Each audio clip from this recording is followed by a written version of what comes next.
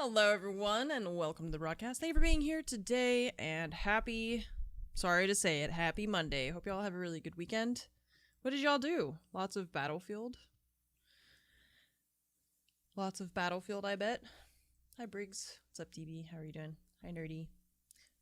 Carrie, also, thank you for the 107-month resub. Miss Battlefield 6 already. I saw you guys on all the time. You got all the challenges done? Cool.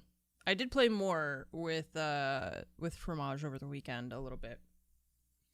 One of the things that really helped, or that really helped me, was, I mentioned it in the Discord, but accurately converting my sensitivity. I was playing on like way too low of a sensitivity. So then when I fixed it, I was like, oh. This feels better. I still like didn't like how small the maps were and everything, you know? But I think that I talked to her about it, and I was like, I think that part of the problem is that my expectation for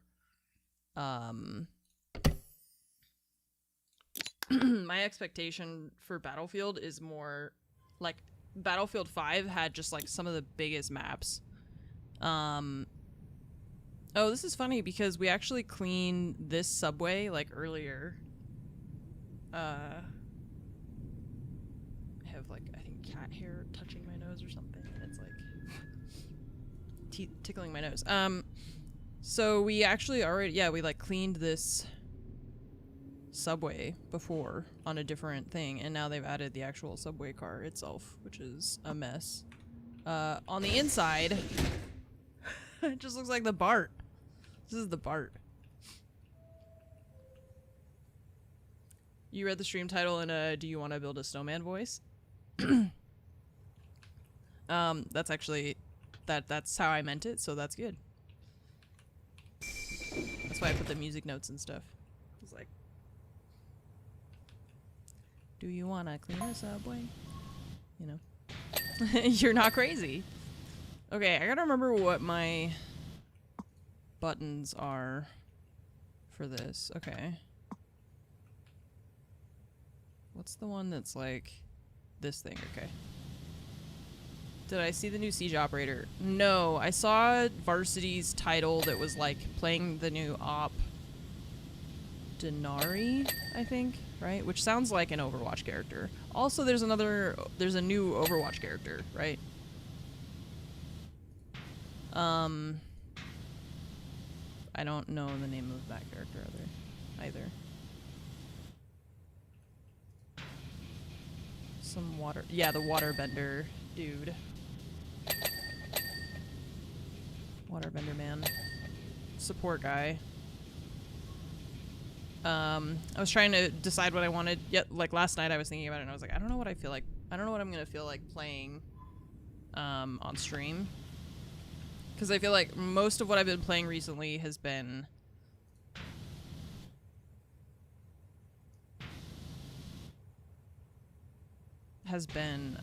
like Siege and Overwatch. I'm just confused why this is called an anti-climber when it looks like a perfect thing to climb on. Like, how do you prevent people from climbing on things? It's Timu Mercy. Timu Mercy. Okay. So he like connects to you with his water line or something? Interesting. Wu Yang. Okay.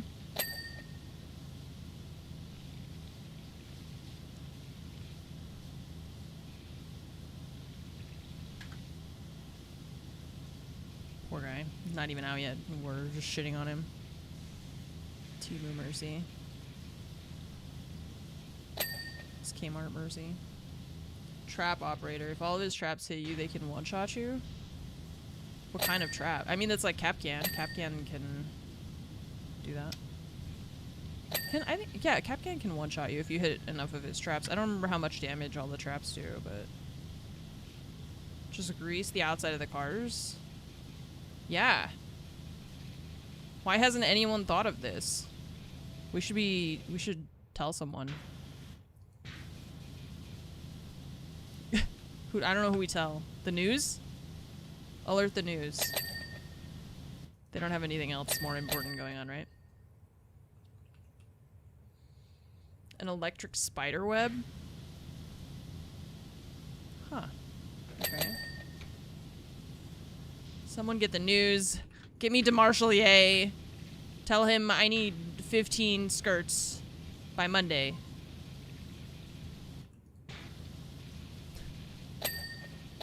The skirts. Purpose is to prevent colliding locomotives from riding. Oh! Anti-climber. Oh. Oh. So it's not for humans to not climb, it's to prevent physics from happening in a way that we don't like. That. It's not about human climbers. That makes a lot more sense. We learned so much when I played PowerWash Simulator, see? It's educational. Does this mean we're allowed to climb the subway? Yes. It does. Yes, it does. What's up, Sandy? Oh yeah, I mean, I was working, which is why I wasn't streaming. I mean, you know. Streaming is also technically working, but it was a different type of working. So.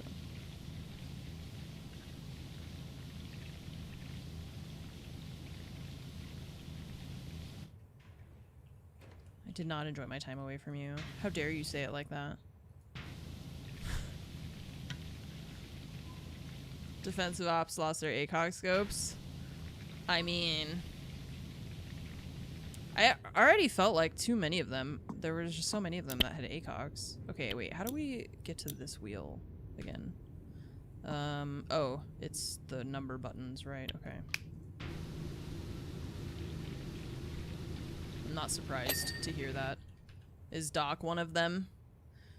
I wonder if he'll be as played or as banned if he doesn't have an ACOG. I wonder if people really like his utility that much, because I feel like they probably don't.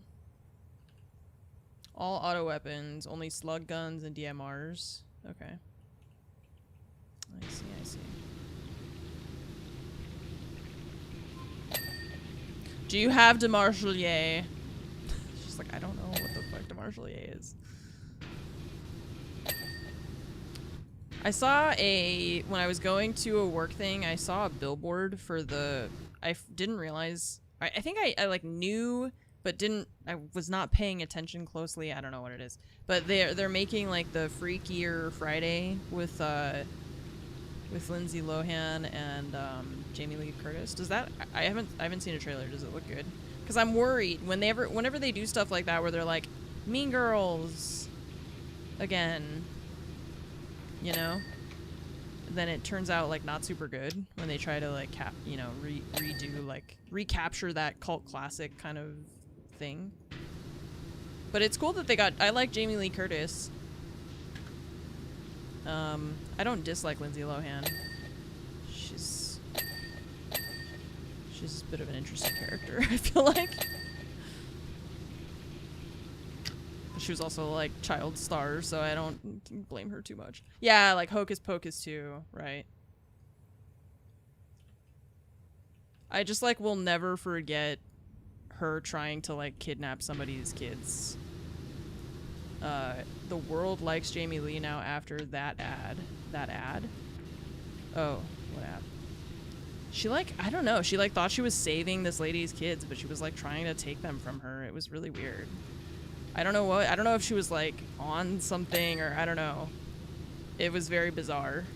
So that's why I'm like, I don't really necessarily have a problem with her. It's just that never in my life have I ever had a moment where I was like, maybe I should take this lady's kids away from her. You know, it's just like, so it's like beyond the scope of my, I don't know. I struggle to have like empathy for that, where I'm just like, I don't know what's wrong with you that you think you would do that.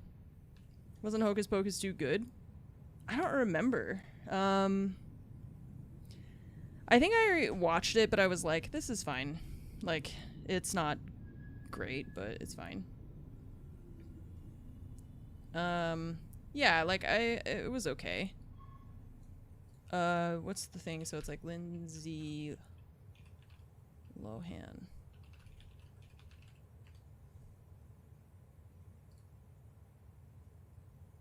Lindsay Lohan responds to the viral video of her chasing a family. Wait, is this what I'm talking about, or is this a different video?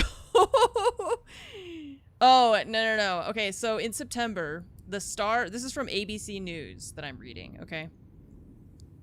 The Star shocked viewers and fans alike when she shared a wild Instagram live video of an interaction that reportedly took place on the streets of Moscow with a Syrian refugee family.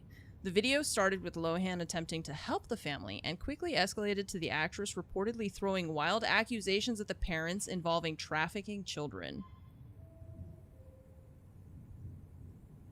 She appears to say, "I won't leave until I take you," in the shocking video. The mother, who appears to attempt to protect her children in the video, responds to Lohan by using physical force. When some interviewer brought up the puzzling incident, the actress admitted that the exchange must be relayed in person in order to better understand the situation. However, at the New York-based shoot for the magazine, Lohan did not make herself available to speak and later only offered a short response on the video. Quote, "I read the situation wrong, I've learned from it, and that's all I have to say." So she did think, she was like having some moment where she was like, "You're trafficking kids. And I won't let you." And they were like, "These are my children." She's like, I don't know. So let's see. When I clicked it, it went to a dead link. So let me see if I can find the video or a video. Let's talk about Lindsay Lohan now. It seemed like, Kelty, things were going pretty well for Lindsay. She's been shooting her new MTV reality show in Greece. Yeah. I can help you. Wanna come to them? What do you need? In a since-deleted Instagram live from Moscow, Lohan, speaking Arabic, Russian, and English with an accent, becomes infuriated when a homeless family refuses her help. The actress trails them, throwing out this allegation. She's like following them down the street. When she tries to grab a child, this woman seemingly makes contact. The scuffle leaving Lindsay in tears. I'm just like so scared. Hey, Lindsay, are you Herbie? Because Is that Ruth Bader Ginsburg? What is that? So I like, that's why I was like, I mean, I know that people go through shit and like, okay, you know, maybe something was going on with her at that time. I don't know. So I'm trying not to be like an asshole about it, but it was weird, right? You're just like, why? Like, why did that happen? You know, why did you do that? You didn't like so it's like the video is like she's actually following, they're like just sitting on the street and she's like following them around and then tries to like grab one of the kids because she says that they're trafficking them. I don't know. It's just weird. Yeah, there was like a lot of different stuff, and that's why I said like I don't want to be like, it's hard because it's like you want to allow for people to like make mistakes, right? But at the same time, it's like I can't excuse everything, right? Like if somebody's like, "Whoops, murdered my wife," I can't. You're just like, you know, there's a point where everyone has to kind of draw a line, and maybe I don't know the full context of what was going on with that situation, but it seems very invasive and like weird that, I don't know, it's just really weird that she did that. So that moment has like not left my mind because it just is very, very weird. It's one of the weirder like celebrity things, you know. I feel like Britney Spears shaving her head got like 1,000 times more attention than that, when like Lindsay Lohan trying to kidnap a homeless family's children is like infinitely more crazy to me, you know? And I feel like not as many people cared or like realized. Probably just because there's so much going on all the time now. The news cycle has to get on whatever the next thing is like immediately, so Disney's making a Cool Runnings 2. That sounds... that sounds worrying. They're making a Cool Runnings 2. I mean, maybe. I don't know. But sometimes it's like it sounds like sometimes that stuff works out. Sometimes it doesn't.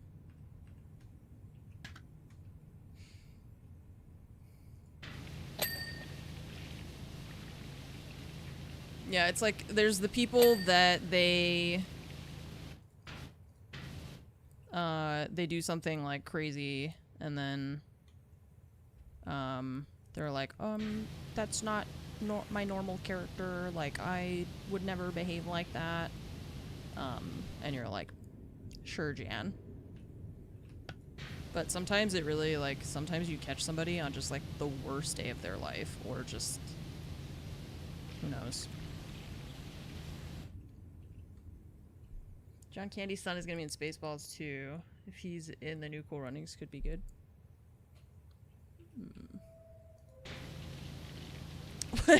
Wait, what is exclamation part allegations? What is that?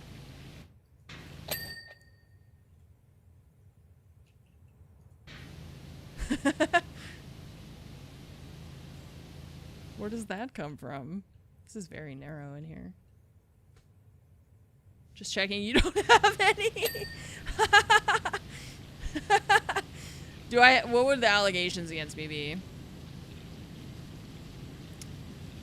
I don't know. There's nothing. I'm too boring. Just not. There's nothing. Just checking you don't have any. That's so funny. Wait, dude, are there streamers who actually have like exclamation mark allegations as like a thing in their chat? Wait. Is that actually... No, people don't do that.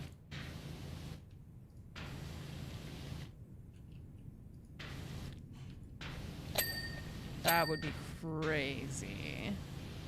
It's like, hey guys, what's up? Welcome to my stream. If you want to know what's going on, just type exclamation mark allegation. You know. Just hit exclamation mark criminal charges. And the stream elements will hit you with all the details. If you want to know when my trial is, it's being live streamed. Oh my god, I hate the future. We gotta go back. Take us back. What happened in the subway car? It's like that, the Holly? The dust color powder festival, only we're colorblind. So it just looks brown to us.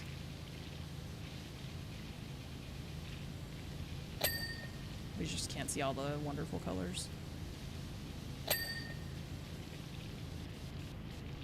Exclamation mark allegations. Exclamation mark civil trial.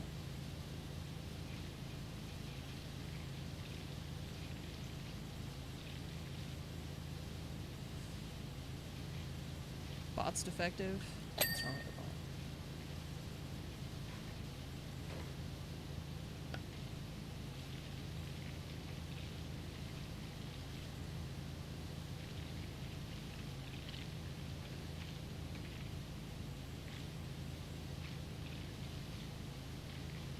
None so far.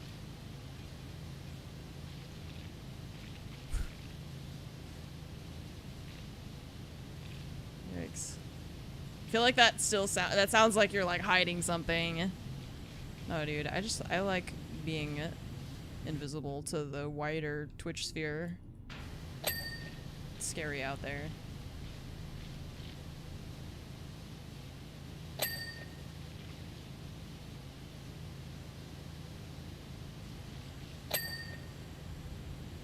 People be crazy. Join Caldera County's UFO Watcher Society. New members night, first Monday of every month.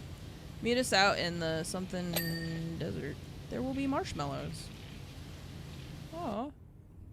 Looking for a feline friend? Contact the Crab Bay Cat Reunification Initiative. Crab Bay. Muckingham Spring Festival. Quizzes, bouncy castle, street food. Meet Freya Pet Rescue. The new mayor. Freya Pet Rescue. The new mayor. You see Ulysses, put on the hat. See Ulysses, put on the hat. Why is it the hat? What do we have to know about this hat? This seems important. There's some details they're not sharing with us about that. It's not just a hat. The hat. Well, yeah, where do we go? We go Muckingham to Pumpton. Detergento. That's hard to say. Power Falls? Fumarole? Washingham? Buckton? Spongely? Lubricity. Suds East. Sparkleton.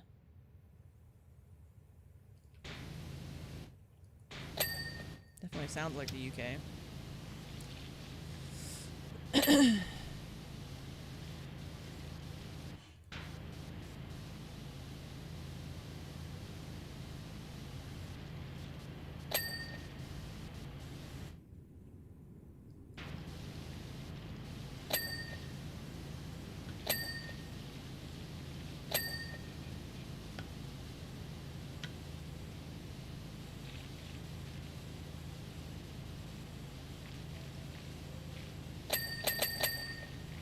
Ding, ding, ding, ding. Oops.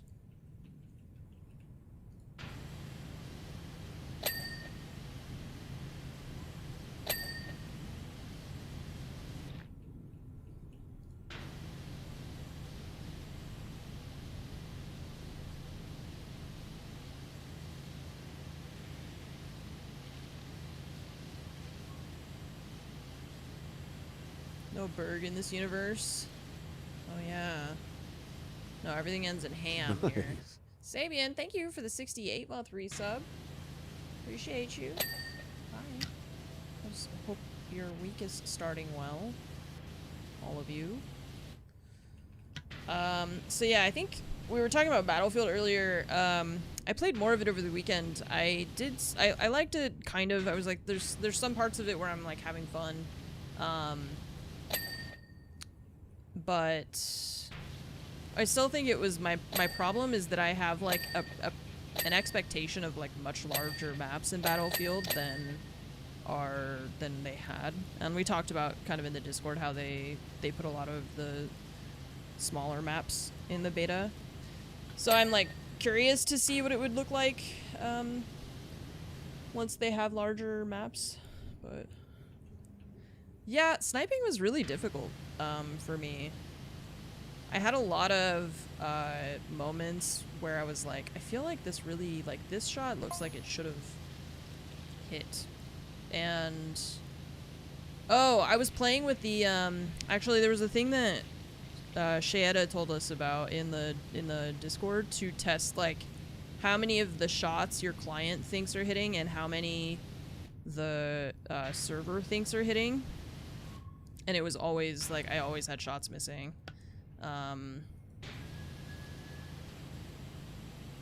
It was like client thinks 11 shots hit, server thinks 9 shots hit. Client thinks 28 shots hit, server thinks 24 shots hit.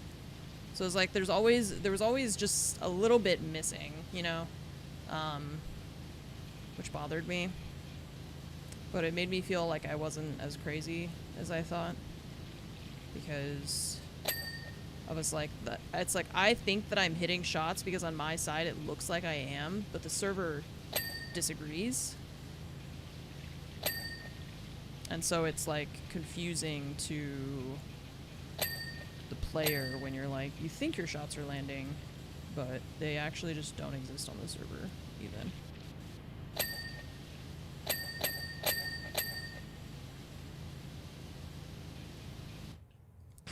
that sucked.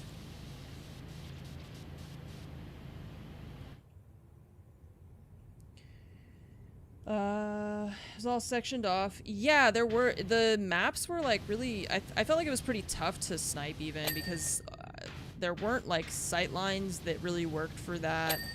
A lot of the maps, it was just too small to be viable.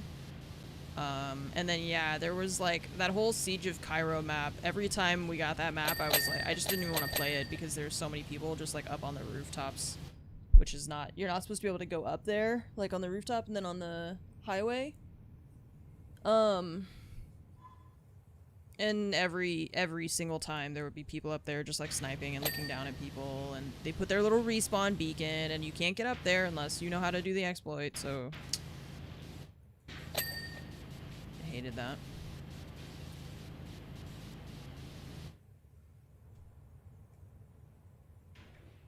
The full game is gonna have ladders to like get up to those places where they were. I mean, that's fine if other people can get up there. It's just that it wasn't like intended to be a place for people to go, I thought, right? At least not during the beta. The other team can't even get up there because the exploit is on the enemy spawn. Oh, interesting. Huh. So it depends on which side of the map that you, like, spawn on, I guess. Yeah, so it sucked. That was, Siege of Cairo. It's the, like, oh god, I don't know, I was gonna say it's like the tan, it's like a tan kind of city thing. But I don't know how else to describe it.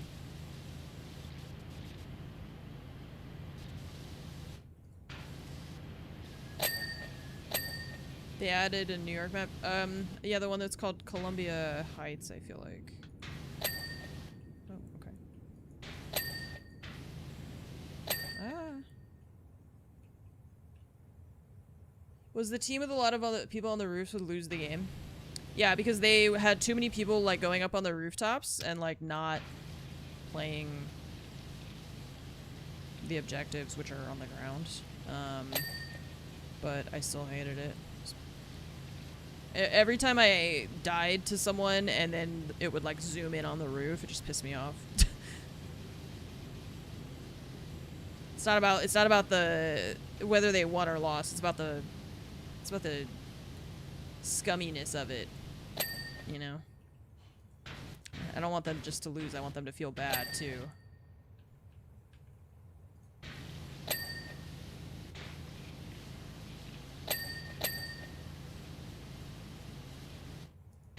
I don't know if anyone in chat knows what you're saying, Jose.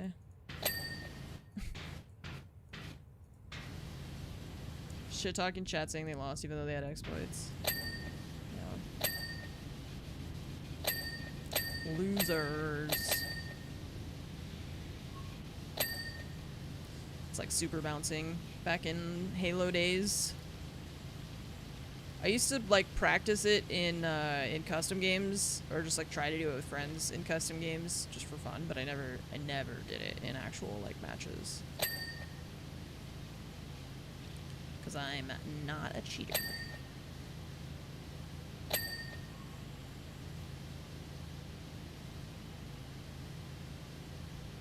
All this dirty water would just be falling in my face right now if this were real life. Cause I'm just looking straight up right now.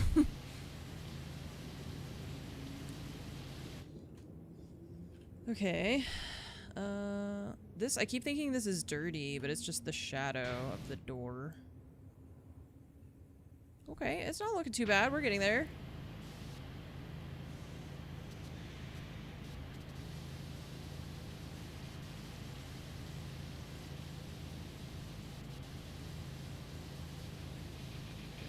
Please keep your gnome off the seats.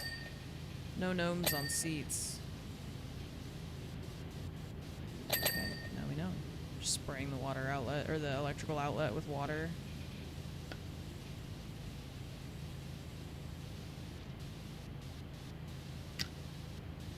That's no mist. I don't know. I don't know what's up with the gnomes in this game. It's just like a little Easter egg they keep hiding everywhere. I don't know what if there's like any lore associated with it.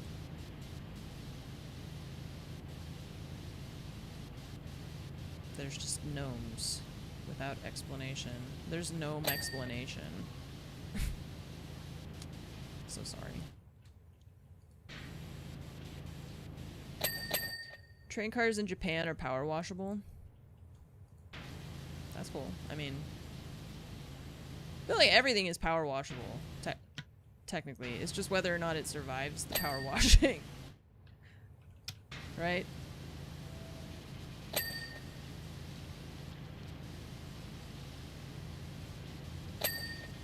Bye, Carrie. Forever. Just kidding.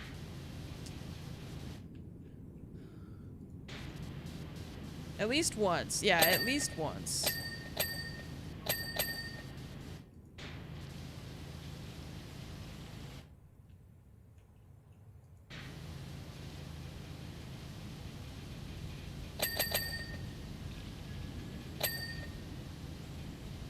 At least one time. Starbuck, have y'all decided if you're gonna go to TwitchCon or just like the vicinity? I'm still deciding if I just like want to go down for... Like I might just go down for a day or something like that just to see people. I don't even really know who's... like among streamers and stuff, I haven't talked to people. I need to like ask who's going.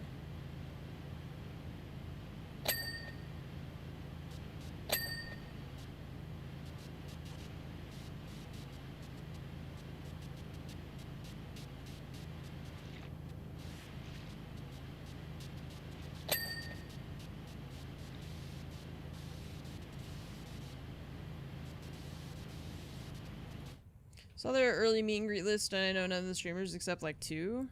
Huh.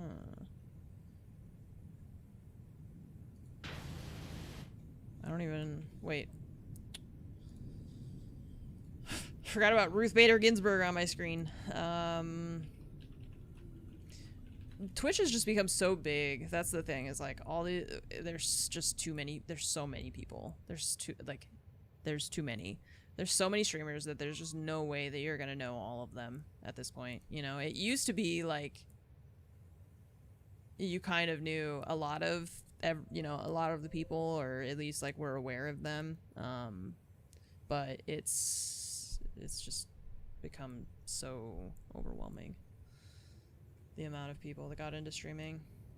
Well, and there's like the who's coming thing. Oh yeah. So featured streamers. I know a couple of them. Oh, you can't like you can't scroll this. Oh, meet and greets. Here we go. Well, there's QT Cinderella. What was that noise? And Sidian.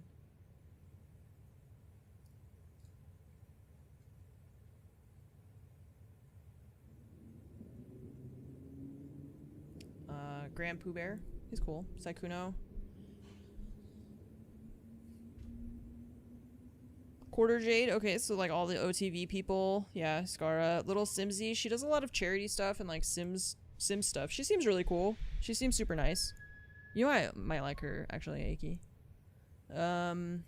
Maya from the Alveus Sanctuary. I really want to say Atreus. Like Atreyu, the band, and Neverending Story.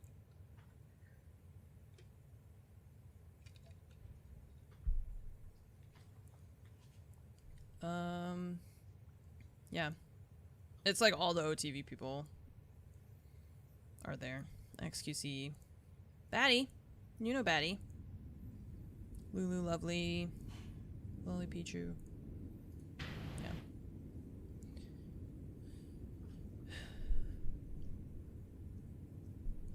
Yeah. May just go Saturday. There's an ACFC game Sunday I'd like to go to. Yeah. Yeah, I don't know. I definitely don't think that I need to be there for the whole 3 days or whatever it is if I do go. Spend more time outside the con this time. Yeah, I like I said, I want to see who else is going, among like just the people that I know, which includes you guys, you know, because if I'm like, if nobody's really going, then I don't know. Even like last time, I kind of had that feeling of, I mean, it was really nice to see you guys and like hang out for a little bit and everything. And there were a couple things that I did like while I was there, but it was kind of just overall like meh.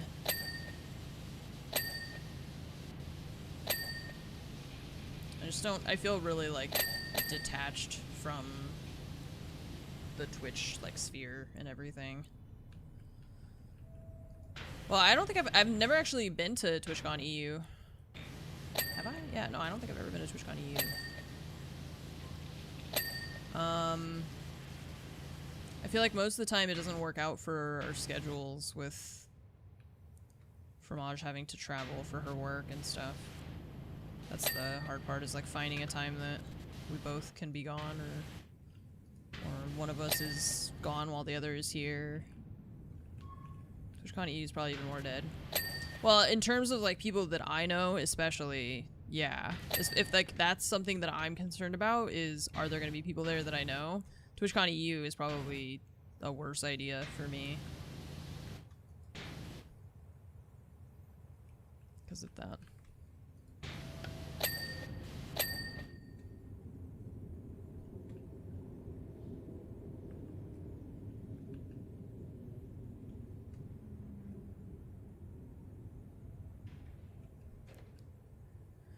And, it's not like, I mean, you know, it's not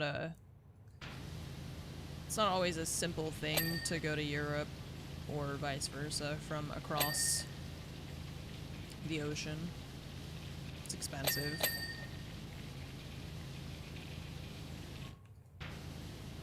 This one I can drive to. Like, that's kind of a no-brainer, you know?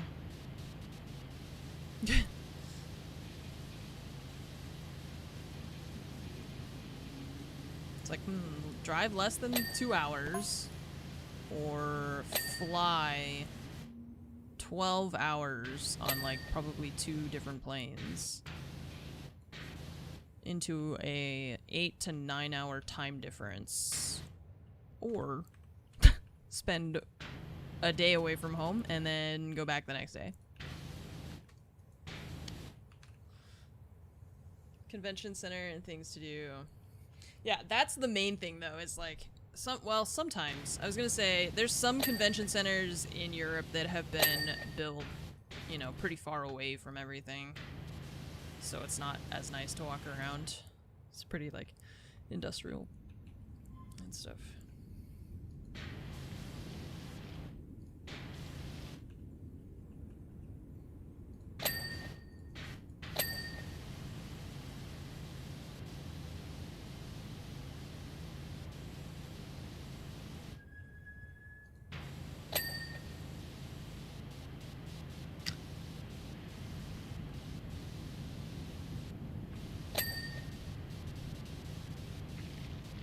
Oh, yeah, you can't drive anymore, huh? Yeah. If only we had trains. Wish we had, like, a train system in the US. I actually looked up directions to go somewhere, like, in and around the LA and, like, greater LA area. Because we have, like, the Amtrak, and it's slow, but it's convenient sometimes when you're, depending on, like, where you're going. But it really depends. And so I was like, do I get an Uber to go there? Or do I use our public transit? I'm always trying to use our public transit. So I was like, okay, let's see. If I take the train, where does it take me? And it was like, let me open Paint. I'm not kidding. I was gonna freak out. It was so much worse. Okay, so, like, let's say we want to go from point A to point B, right? Okay, so I was like, I could take a Uber, right? That'll just, like, take me directly there. Or I could take the train. But the train doesn't leave from my house, right? The Uber leaves from my house. So I would have to drive to the train station or take an Uber. Take the train. But the train doesn't go where that is, right? So I was like, okay, so I've got to take the train. And then the directions on Google Maps, it was like, take the train from here to here. Go from the train to a bus. You have to walk. Hang on. You've got to walk to the bus. And then you take the bus this far. And then you've got to walk to another bus. And then you get there. And then this bus isn't going to take you where you want to go, but it'll take you closer so you can go there. And then you got to walk back to your destination. I was like... And each one of these walks, it wasn't like walk a minute, take a 4-minute bus. It was like walk 7 minutes, take a 15-minute bus, walk another 12 minutes, take a 14-minute bus, walk another 14 minutes to your destination or something. And I was like, this is so much worse. Like, this is infinitely worse. So if in Europe you're wondering why Americans walk so little, it's because we fucking can't. Everything is so far apart. They designed all of our everything is just so far away from everything. God, you gotta walk. It's like walk to the bus, walk to the next bus, walk to the train, walk to your destination. But by the way, that walk, it's not gonna be 20 minutes. It's not gonna be 30 minutes or like, you know, it's gonna be 100 fucking degrees in the center of LA, walking for like an hour and 40 minutes. It sucks so bad. It just sucks so bad. If only. God, if only our cities were designed to be walkable. If only.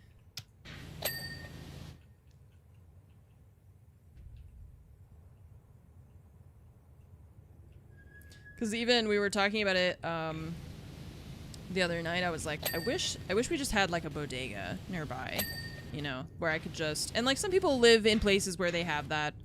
I get that. Not everyone does. And so I was like, I wish that nearby we just had like a little market, you know, where I could just walk to it and just like get a drink or like a soda or something.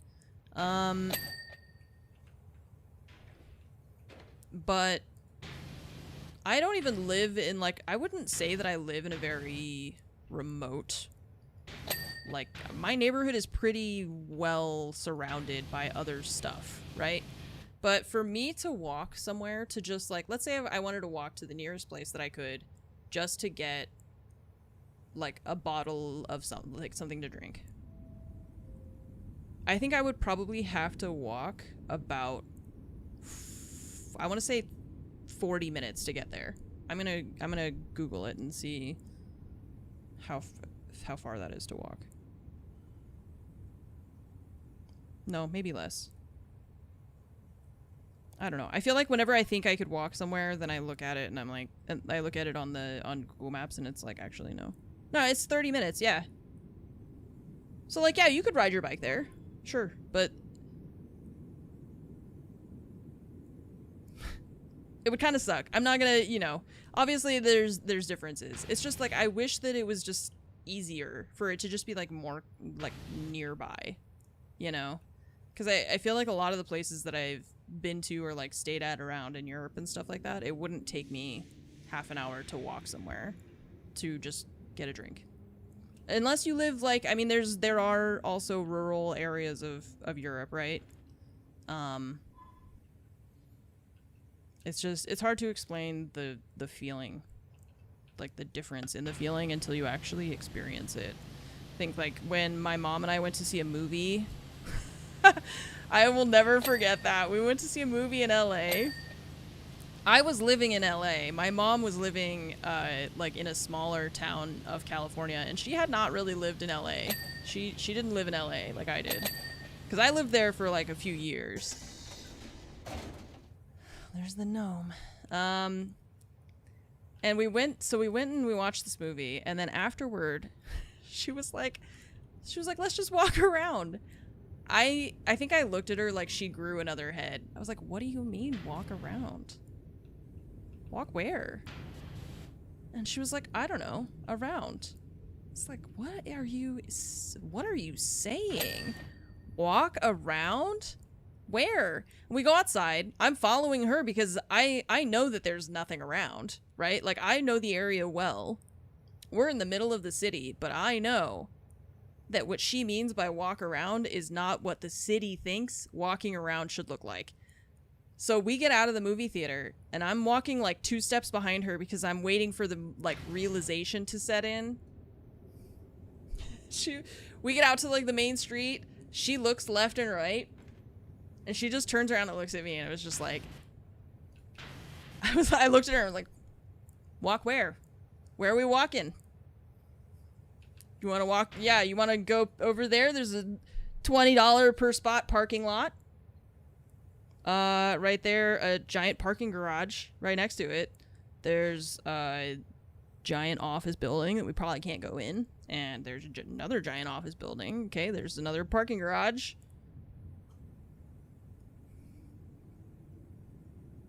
I don't...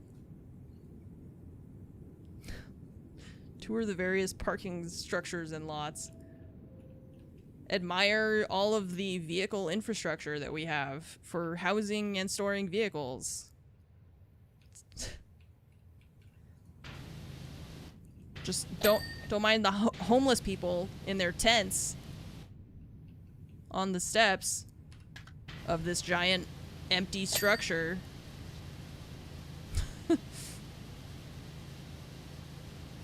It's terrible. It's not good. And it's even worse in Texas. When you go with me, it's like the amount of space that is essentially just like wasted by the way we design things is horrendous. There's so much wasted space. It is just wasted. Like this is a regular occurrence in the US, okay?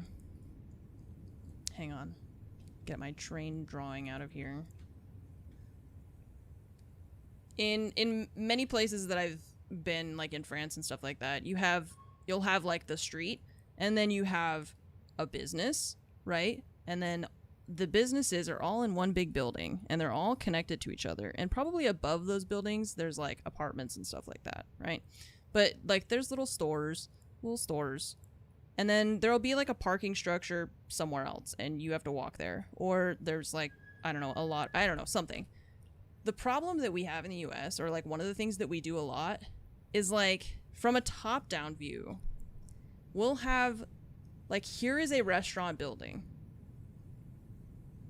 This restaurant, for some reason, has to be surrounded on all sides by its own parking lot. This is the domain of the restaurant. They have their own parking lot where if for some reason 300 people wanted to park here at the same time, they all could.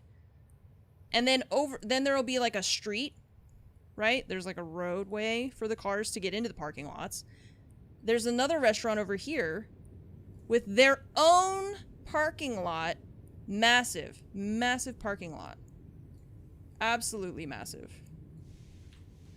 And then, wouldn't you know it, 2 restaurants, not enough. We gotta have 4 restaurants.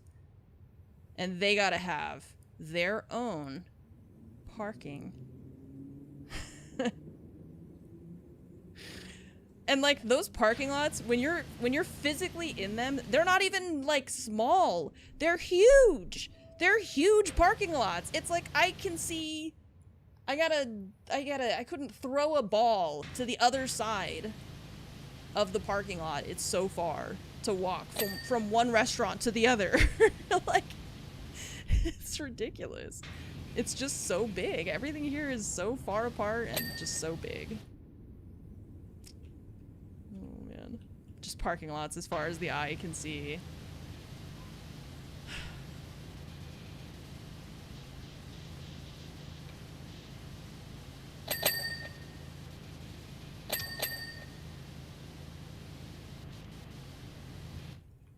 Gotta fit the F-150.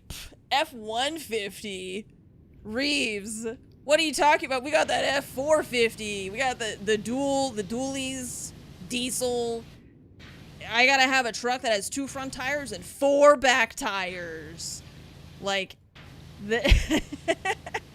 when I'm driving to the Walmart with my 17 kids. Nah, dude, I gotta get my F650 semi CUDA dual wide body ultra cab platinum edition rancher MAGA fuckhead bullshit thing. It's gonna run over every person under the age of 12 because they can't see anything. Fucking giant ass trucks. Sorry, you were saying?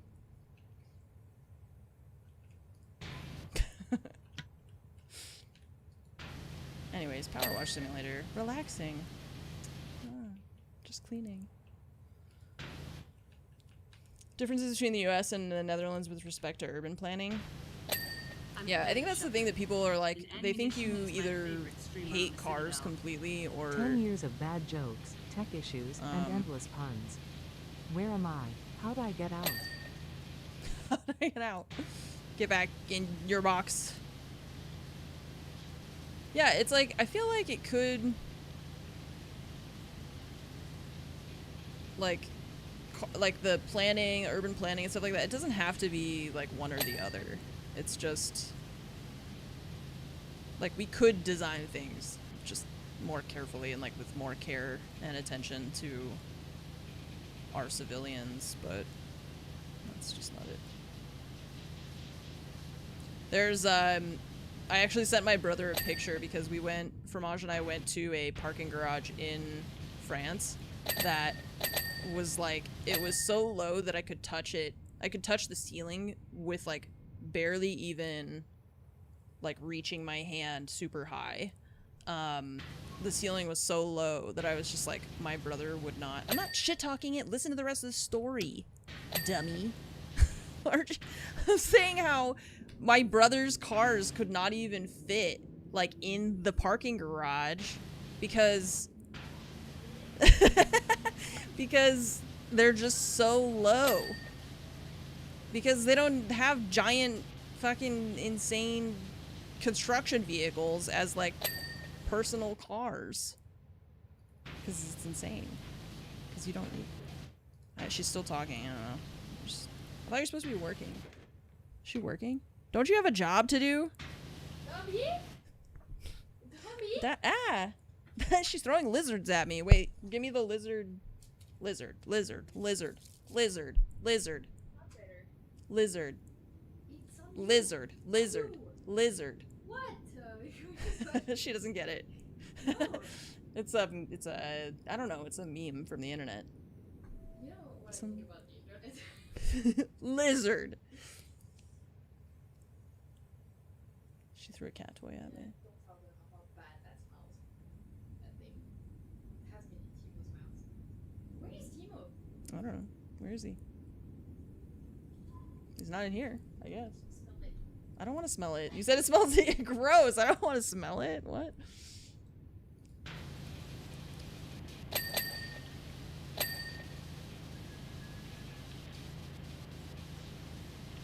They have memes on the internet. Yeah, don't tell Fromage.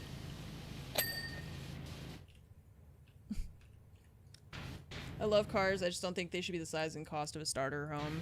Yeah, like that's what I was trying to get at too. Is like there he is.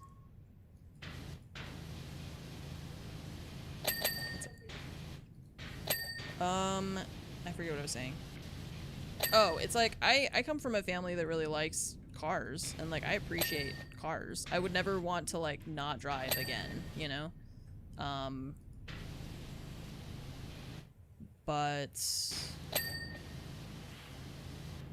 I think that we trade a lot. We give away a lot for like prioritizing car infrastructure that I wish that we didn't. Like I would rather drive less, even though I like to drive.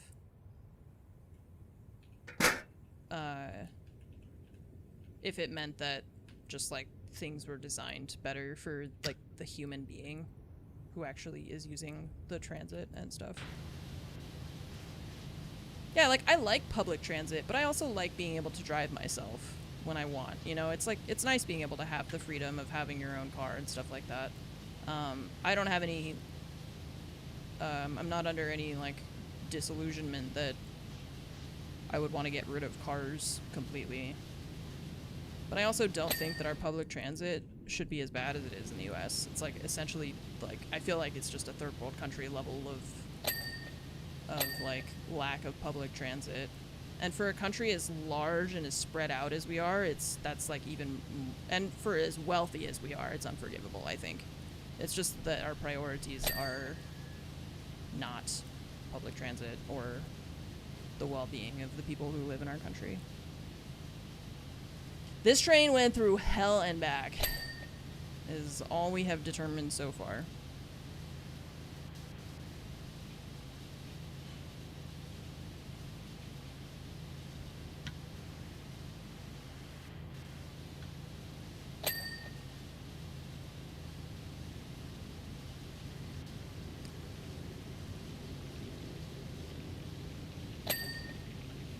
Yeah, I do feel like certain vehicles, you know, like, you have to have a specific type of license to drive big, like, commercial vehicles.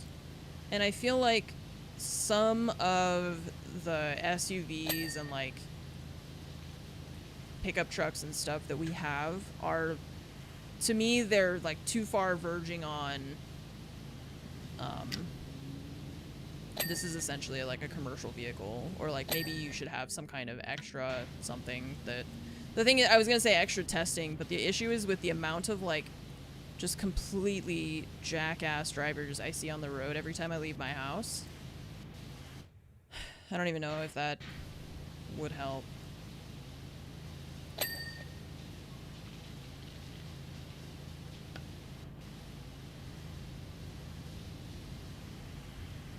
People are just, I feel like every year people get worse at driving. I, like, almost rear-ended somebody because instead of putting on his turn signal to indicate that he was going to turn, he just slammed on his brakes. You know, you can just expect that he's gonna turn. Why not? Certain quantity of items commercially require special lessons. Some random can drive a 20-foot. Yeah, that's what I'm saying. Like, I feel like that is what's confusing to me. Where they're like, you need a special license for this, but then it just feels like anyone can drive just like just an 8-ton pickup truck something, and even if maybe it would just make people like second guess for a moment, like, do I actually need to buy like Dodge Ram Super Duty blah blah blah, or could I get like a more functional vehicle for my family and my needs? And like, if there's people who still want to buy that stuff, then they can, but I feel like it should be a lot less commonplace than it is. Because some people do use their trucks for what they need to be used for. My brother hauls around engine blocks. He's not gonna dump that in the back of his sedan, you know?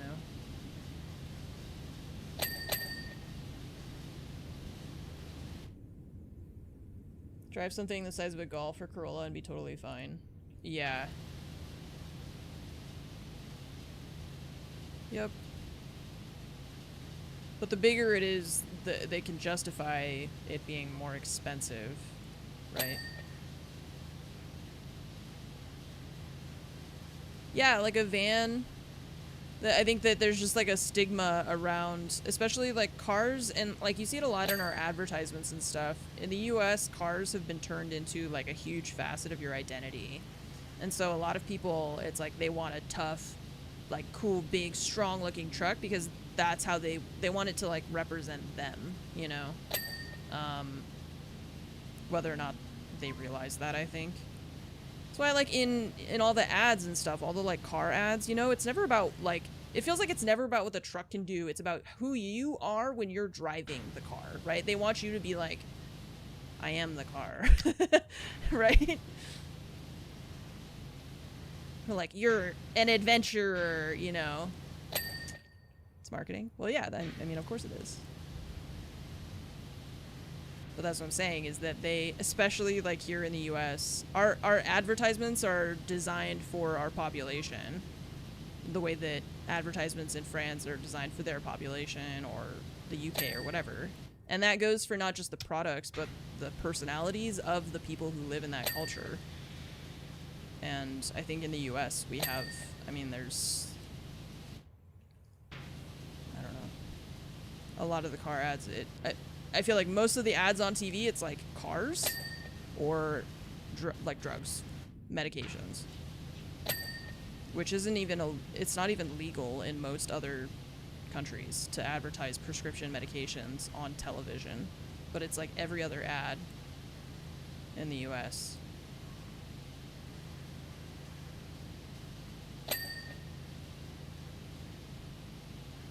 Because they want you to be freaked out.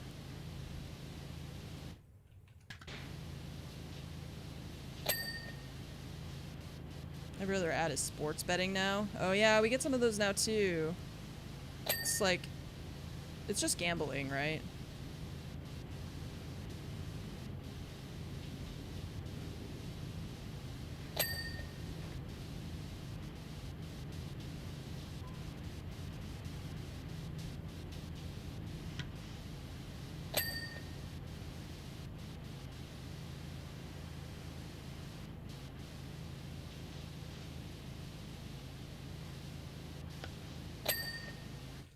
Okay. Looks nice from up here-ish. Getting there. Sounds pretty good.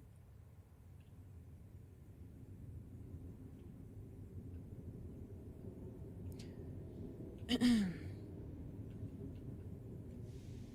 nephew is gambling on Indian cricket matches. Or does he have... Does he care about Indian cricket matches generally, or is it...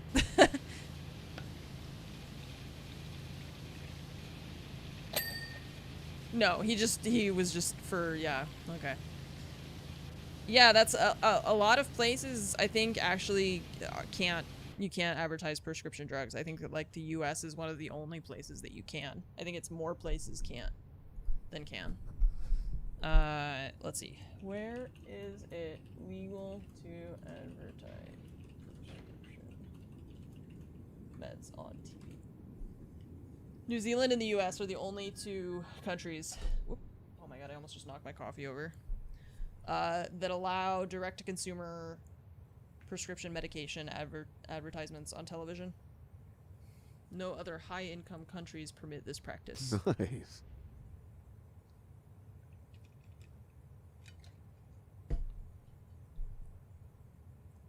Cutie. Timo he has a toy pickle and he carries it around and it's really cute, and he just brought it to my office. Oh, hi. Oh, wow. Can't reach it. This is pretty tired looking pickle, you guys. Says I'm kind of a big dill. It's more green in real life. You guys have filters. Hang on. There's filters on the camera.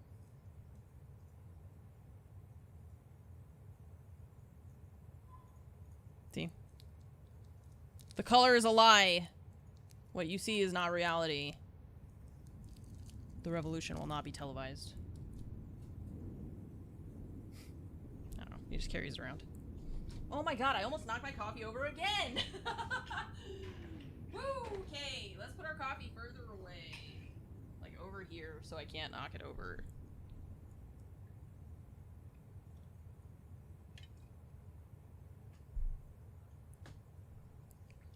Look, twice. Once was a warning. Twice was... It was pure luck that it didn't happen again.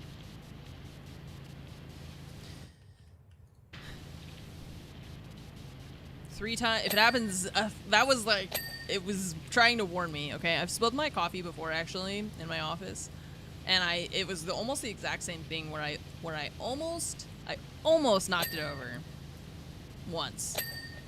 Did not learn my lesson to pay closer attention, and then the second time knocked it over, and I was like, life actually tried to warn me by giving me a test drive on that moment. Like my life was actually like, okay, let's see how she handles this. She's a dumbass. Okay, great. Hit her with a real thing. Oh no.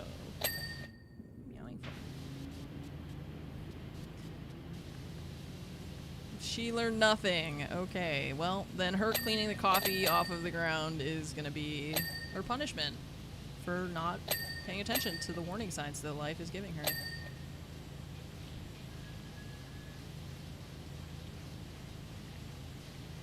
You want to put your coffee out of reach, still manage to knock it over? Don't put that evil on me. I put it so far away, it's like behind my monitor. At least if I knock it over, it's gonna go away from all of my stuff, right? Training my tracking for Overwatch. I know, I need to, so I can play more Tracer. Annoy all the support players.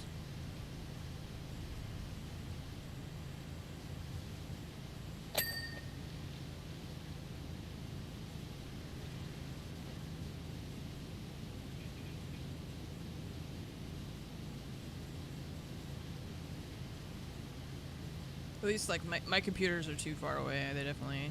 I would have to perform miracles to get my coffee over there.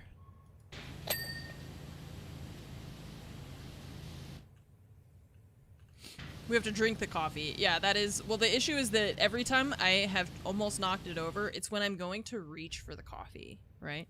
So I need to, like, turn, okay? Acquire your target. Now carefully reach your hand out while paying attention to where it's going. Got it.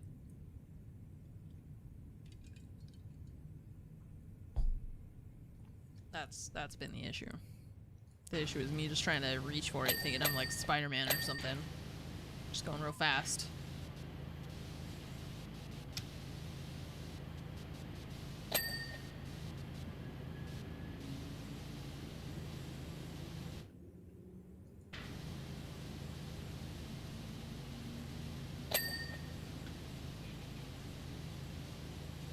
Learn how to abseil.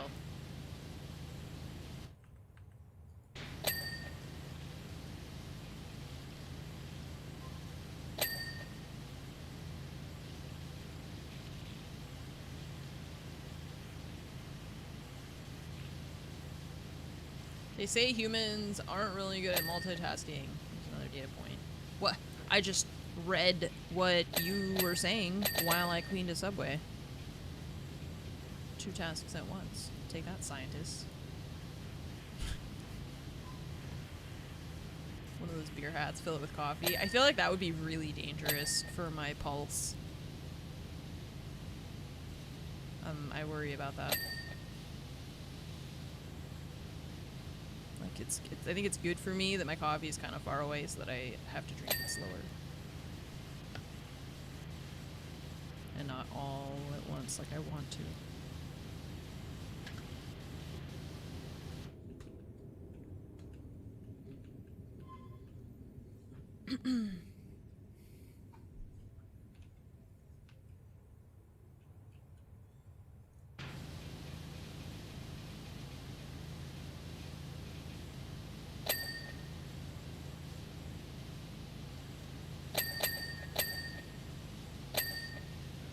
So Battlefield doesn't come out until October. Are they gonna do another beta before, do you think? And when does Arc... I thought Arc Raiders was coming out in October too, as well.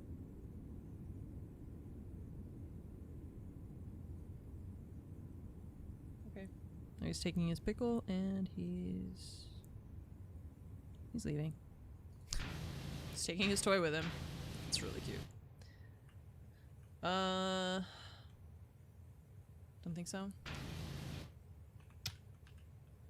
And then the 30th. Okay, so Battlefield, the beginning of October, Arc Raiders, the end.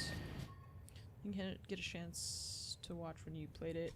I was kind of frustrated. I think I was not expecting such small maps, or I would like the experience that they kind of curated for the beta was more geared toward people who like the faster paced games, which I don't.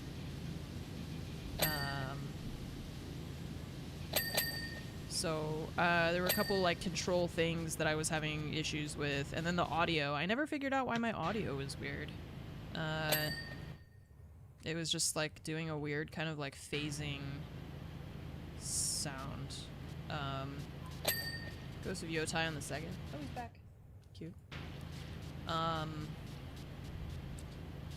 So I was kind of like meh on it. And then I like I said, I played it a little bit more over the weekend, and there were some things that I was like, okay, this isn't too bad. Like, you know, I was kind of overreacting about this part or whatever. But I still wasn't like really impressed with it. I don't like when if I am pushing a button on my mouse and like I'm holding my reticle, like if I was gonna like in Battlefield, I'm shooting at this guy, right? And I know I'm not moving my hand, I'm just like holding my mouse steady. I hate watching my reticle go click, click, click, click, click, click, click, click, click, click, click, click, like back and forth over the person I'm trying to shoot. That pisses me off so bad, and Battlefield is that. So I was just like, man, I'm getting mad. Nice. Did I hit 20? I don't know, I think I was like 18 or something maybe. Battlefield's more long to medium fights. So that's kind of, I think it depends on like which Battlefields you've played more of, right? That you have a different, because that's how I felt. But when I talked to Fromage about it, she mostly played Battlefield 3, which is a lot smaller maps and all. But it's always been like that in Battlefield. Been like that. The small...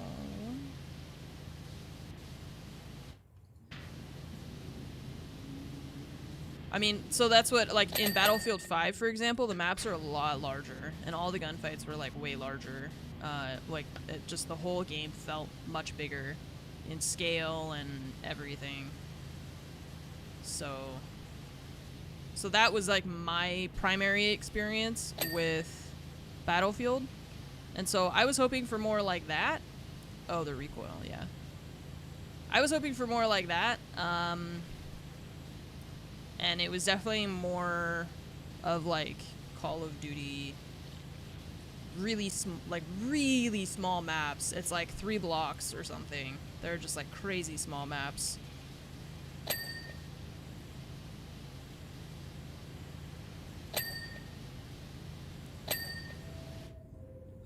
Liberation Peak map, the one in the mountains. Yeah, but even that I didn't think that map was very big. It was like one of the more, it was like medium sized. It was I guess the biggest one they had in the, I don't know, in the, but even that felt small to me.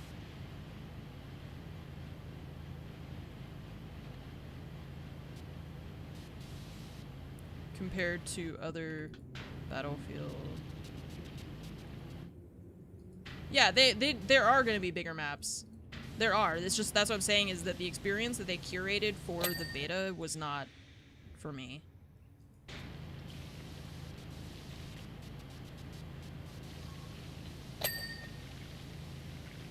Yeah, it was the only map that had aircraft, right?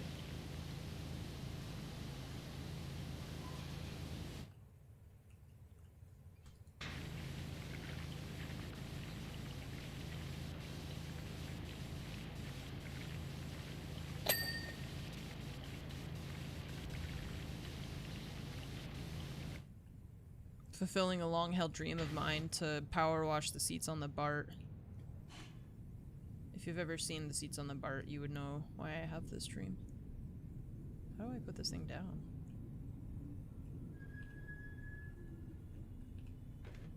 Okay. Yeah, I you know, maybe it's intentional. I just didn't, that's one of the things that I didn't like. Because for me, I expected much bigger maps.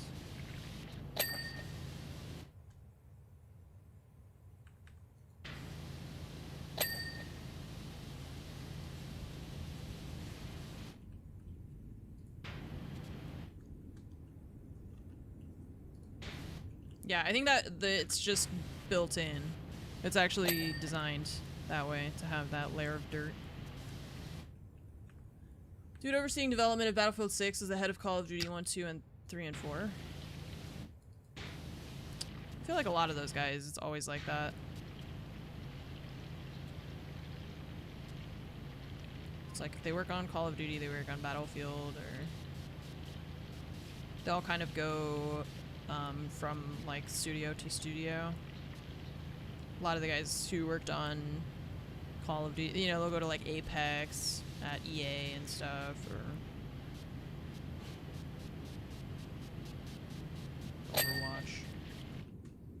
Star Wars is Battlefront. Battlefield is the, like, yeah, is the non-Star Wars one. That's very satisfying. Can't wait for PowerWash Simulator 2. I'm gonna have so many things to PowerWash. Battlefront was also pretty fun. I saw that they had like a big resurgence of players. I kind of thought about maybe I would play it again, but I think it's maybe now it's too late. Like maybe the player count's gone back down. I'm not sure. I don't know if I feel like playing another FPS thing.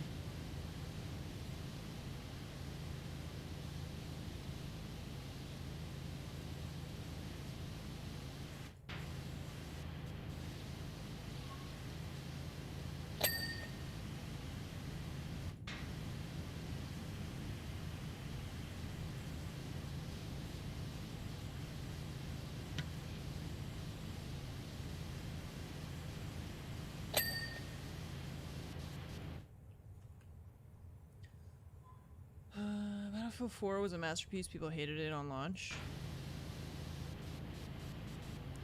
I really struggled to remember which one was 4, which one was Battlefield 1, and which one was Battlefield 5. I know, I love that when you make when you're cleaning a bar and then you just leave like a layer of dirt. Just a perfect shadow.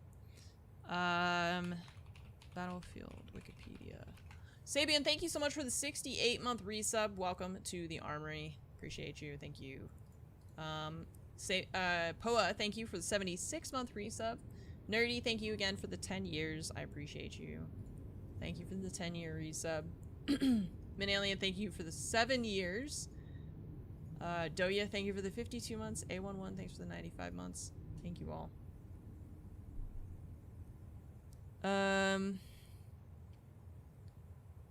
One is World War I, 5 is World War II, 4 was modern.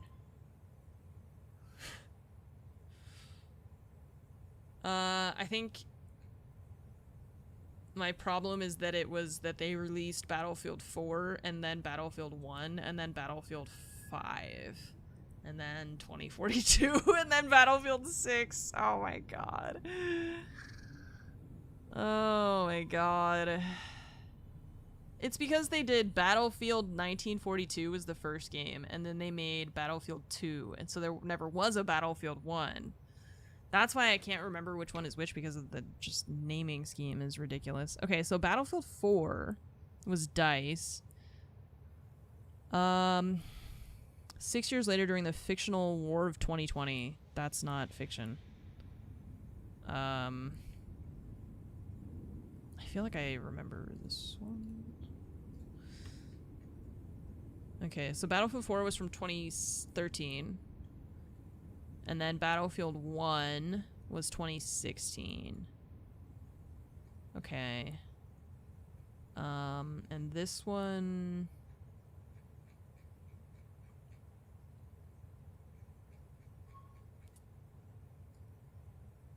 Battlefield 1.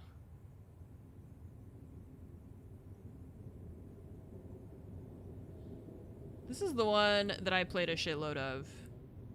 Or no, this one. Oh, right. Yeah, I don't remember. I think I actually didn't play a lot of that one. It was really Battlefield 5 that I played the most. Battlefield 5 was sick.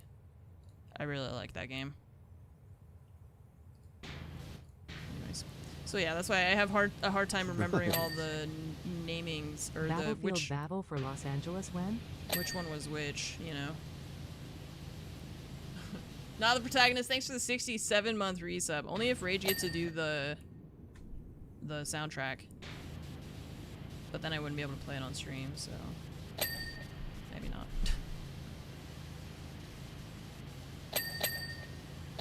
Hi, Timo. You gonna go in your bed? Cute.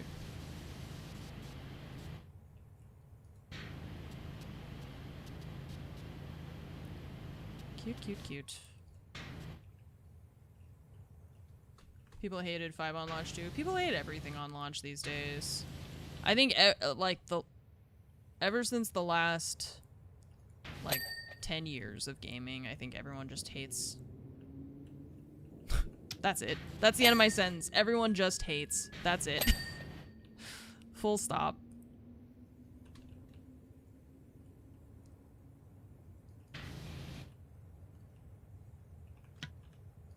Liddy carries around his toy. Yeah, I do too. It's very cute. Ray used to do that sometimes with, like, she'll carry, like, a ball or something when we were on walks. It was always really cute.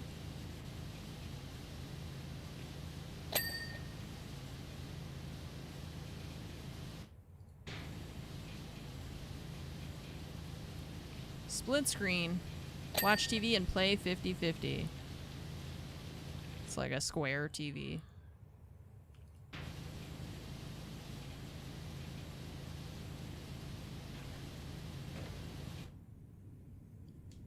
I hearing noises or? Is that Laloon? I think so, yeah. So I was like, what is that I'm hearing?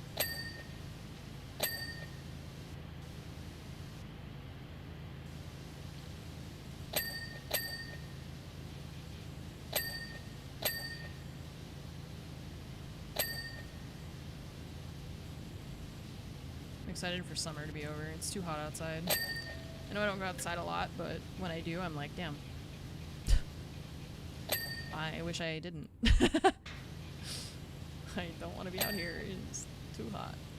Can you co-op this game?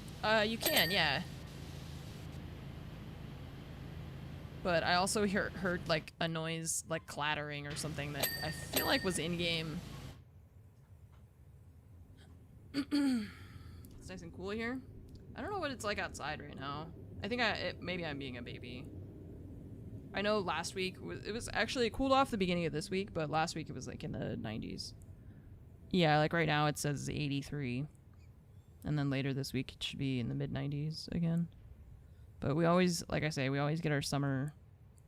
Summers for us is like beginning mid-September. So I'm not looking forward to like the next month.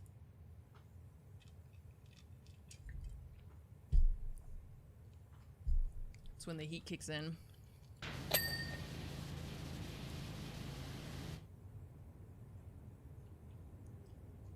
And then it like doesn't cool off at night either, so it just stays hot.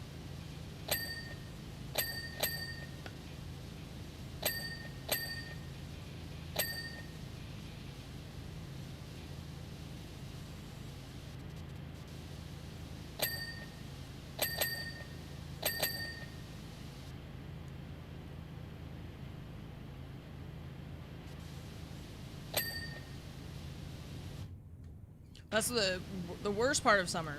When it gets so hot that also during the night it doesn't cool down enough to dissipate any of the heat. So you go outside at like 11 p.m. and it's still like 85 degrees or something. That's such a weird feeling to go outside at night and have it be like the moon is out, there's stars, and it's like a sauna outdoors. I hate that.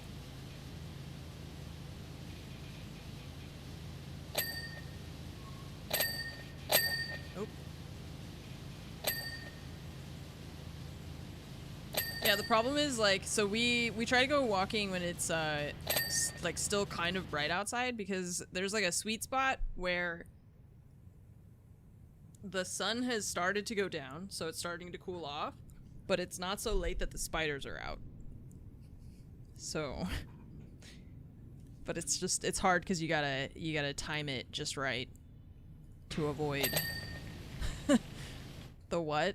The spiders. When we go walking, you know, especially if you go, like, there's spider time. Yeah. So, you know how when you're walking and, like, hang on. Let me get paint again. Okay.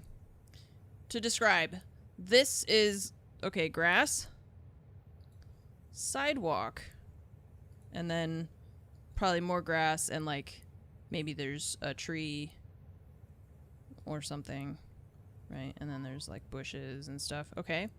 And so you're like, oh, I'll just go for, like, a nice walk. Wouldn't that be nice and good for my mental health? Okay.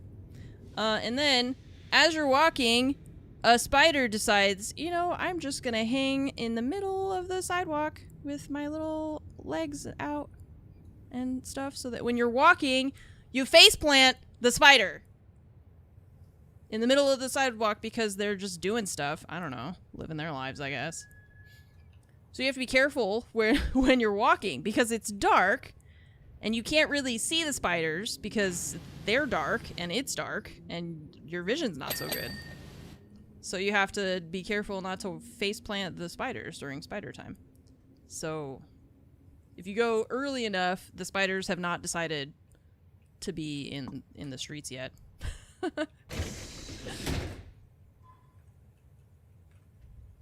Yeah, I have seen the like just full webs everywhere. Australia seems like a place, like a wonderful culture, a very interesting, different type of culture that I would like to experience someday that I never will because of my fear of spiders.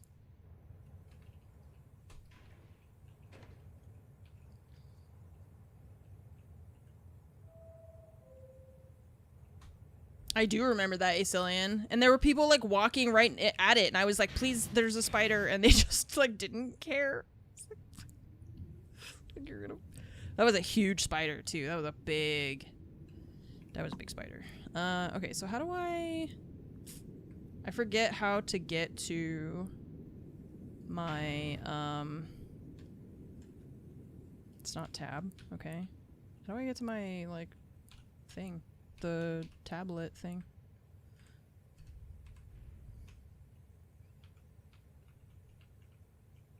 It's none of the buttons that I'm trying. I'm trying all the buttons. Okay. Escape. Oh. Yes, this is what I was looking for. Okay, cool. Ceiling vents. Grab rails. I wish that one quality of life thing that they could do, maybe in PowerWash Simulator 2, is I wish that I could lower the threshold for which it chooses to give you the last items to clean, right? Like, I think it only gives you once you have 3 items left, but like we're at 99% and I have like a bunch of just little things to clean. But I have to go like find all of them. And I can only have it highlight one at a time. So I gotta kind of look around for what it is. So it says inner vestibule door. Window? What is inner vestibule door window? Inner vestibule. Is that where we are? Inner cab door window. Okay.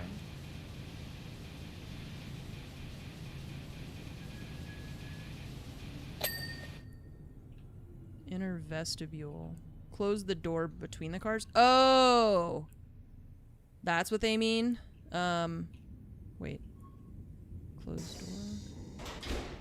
Closed door. Yeah, there we go. Okay, thank you. I was like, what is, where? And I was like trying to get into the little room at the front. I was like, maybe they mean the driver compartment thing?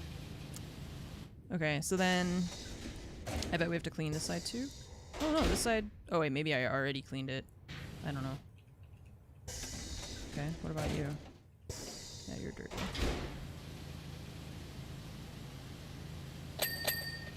Okay. And then that side's wait, okay. Oh, and then this.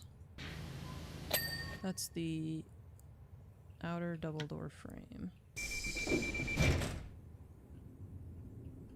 Beep-dee-dee-dee-dee-dee-dee-dee.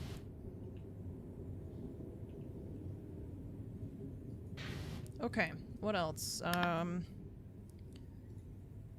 Inner double door grab rails.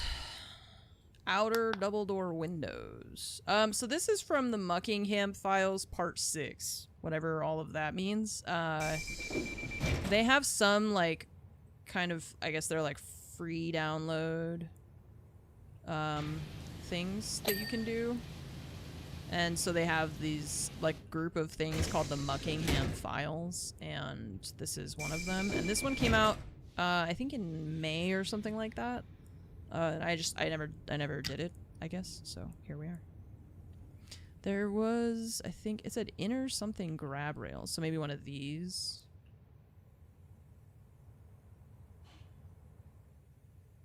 Inner double door grab rail. No? This one? Okay. And what else? Outer vestibule door window, okay. Roof. That's everything for this car. No, grab rails. And ceiling vents. Grab rail and ceiling vent. Grab rails. This one.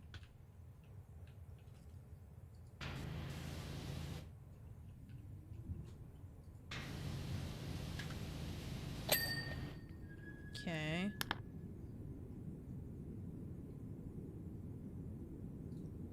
Outer vestibule door window.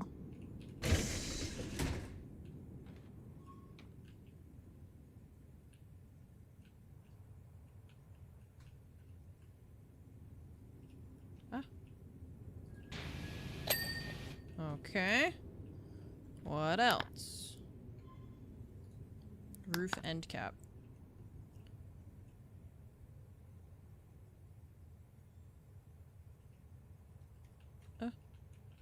Awkward. Okay, what? Hello?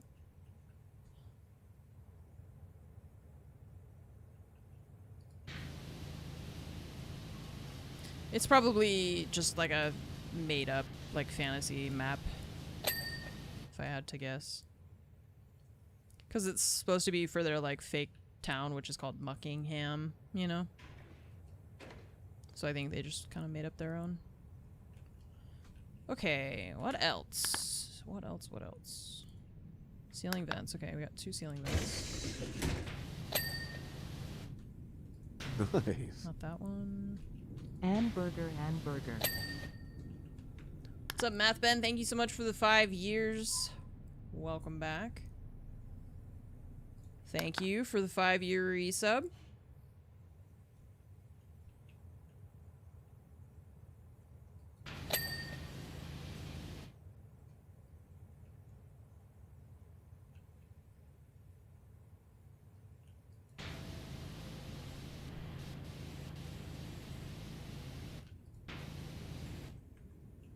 I'm not sure how many maps there are with this group, or this, like, this is, like I said, this is part 6, so I know there's at least 2. I think there might only be 2, because, since these ones are, like, the free updates, I think they only do 2, and then when it's the, paid DLC, that's usually, like, 6 or 7, I think. But it's still, like, I mean, it's cool that they add it for free, and then 2, that it's not a small map, really. God. Inner windows.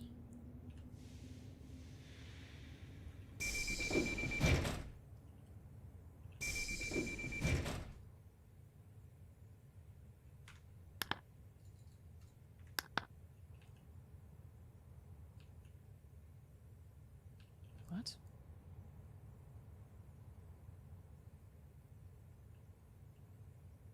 Oh, over here. That's why I couldn't see it.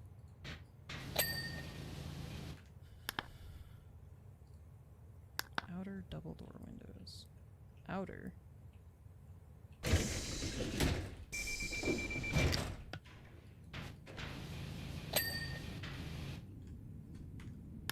So yeah, like, I don't want to be going in and out of the menu all the time. I wish it would just show me all the stuff that I still need to clean earlier. But it waits for that. It waits for you to only have 3 items. But like, we got that whole other side of my screen. You could put like 6 or 7. I think at least that wouldn't be bad. Bench seat dividers. So bench seat divider.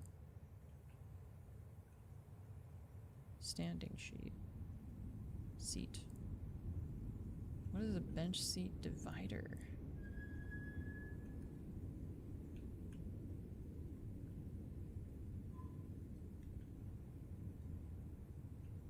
Frame, cushion. None of these look like dividers. Can you please explain to me what that is?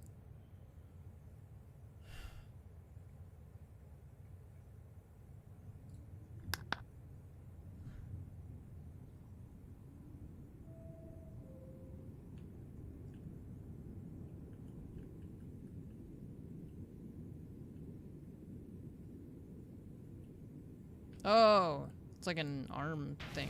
Okay. Sure. Roof vent and then standing seats. So you're a roof vent. You're a roof vent, but you're both clean. What about you? No. This one. Okay. And standing seats. This part. Did you spawn a gnome? No, that was there before you got here. It's just part of the game. Damn. Not the protagonist, thank you so much for the 67-month resub. Welcome back. Thank you for the 67 months. Yeah, see, because it's just that one, then I guess this one probably. A sculpture park. Now when I go to reach for my coffee, I'm like, where is it? Because I put it further away so I don't knock it over. Damn. This place is big.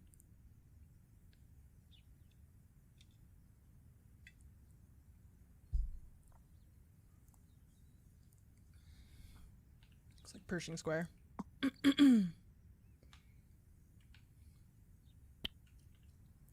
Well.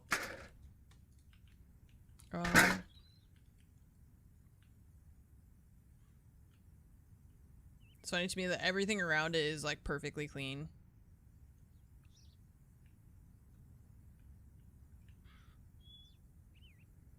Whose van is that? Is it the PowerWash Simulator 2 van? You have come. Yes.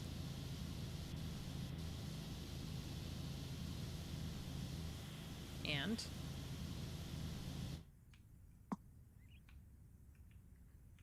How do I change my... yeah, that thing. Purge my work of this dirt. My imposter syndrome made manifest. Oh, so the artist who made it also dirty. I have... yes, you guessed correctly. I have done this to myself. Now I gotta clean up after you? Artists. You want to know what happened to it? They did, apparently. Whoever that is. We don't get paid to ask questions. We just get paid to clean.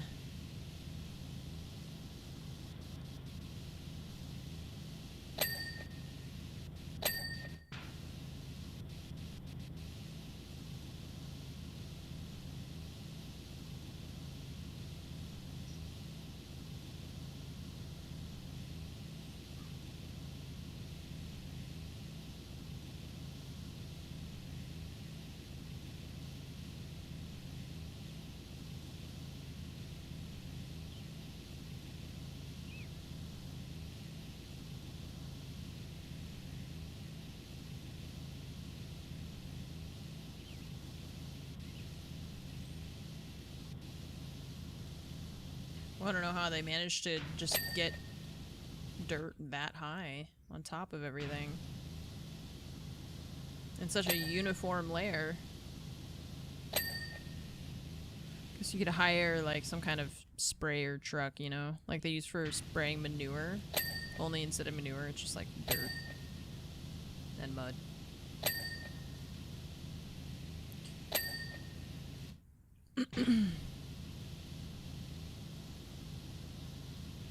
Should just hire somebody to do that, and then I'll go in and get paid to clean it up after.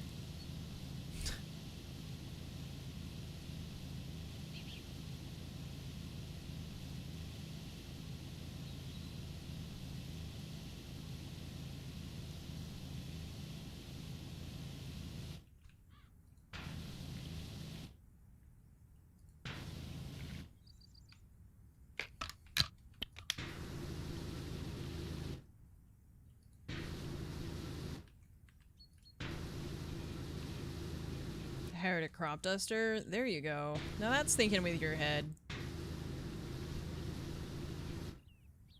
Sculpture light.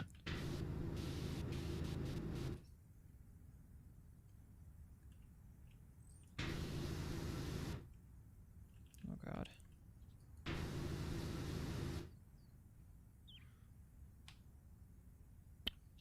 Wait. Oh.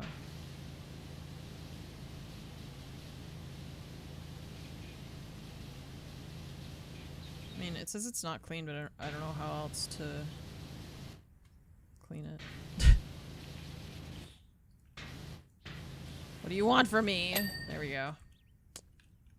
Why no ding? Give ding. Don't I deserve just a little treat for all my hard work?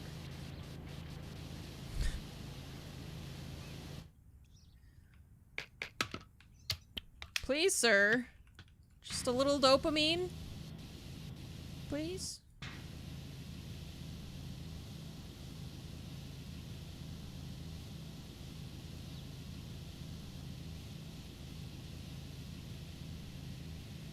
I feel like if you could do that, if you could like hack people to have there be like a satisfying ding noise when they complete a task at home in real life, imagine how much more productive we would be as a species.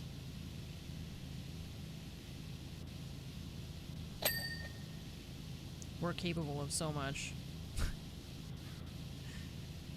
We're not realizing our true potential.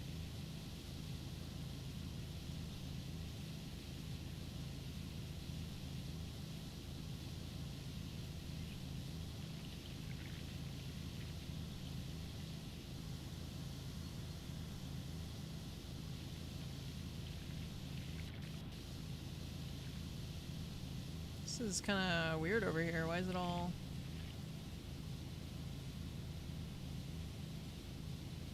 The mind gurgles and bubbles, but where there's bubble, there's trouble. Where there's froth, there's sloth. Then along comes a pop and all is forgiven.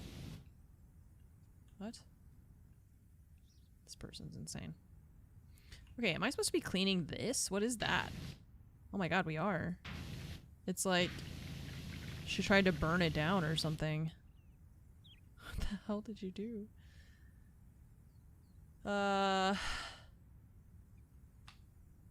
Okay, multi-purpose.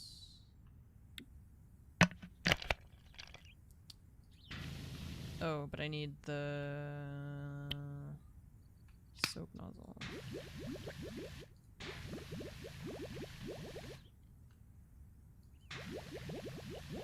Is that from the Scottish play? There's only one. There's only one Scottish play.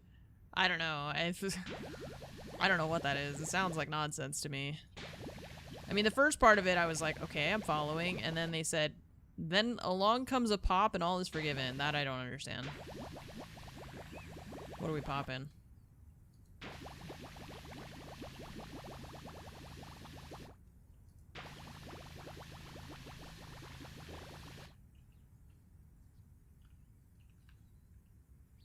There is a play famously known as the Scottish play. Oh, well, you gotta capitalize it then. Because otherwise, it just looks like you're saying, you know, the Scottish play.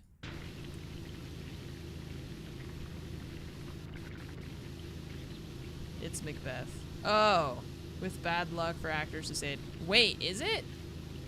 Oh, so they just call it the. It's like he who shall not be named or something. It's like Voldemort, you know? They're like, if I say it, it'll curse me, I guess.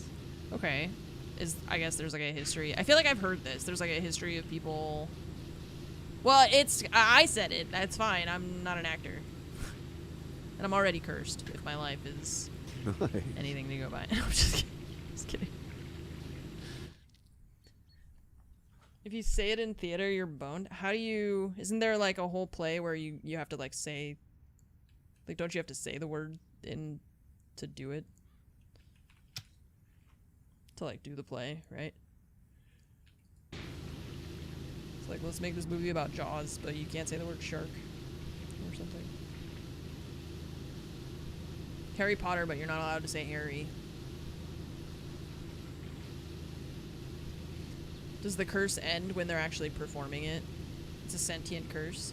The curse is aware of when it's being performed or not.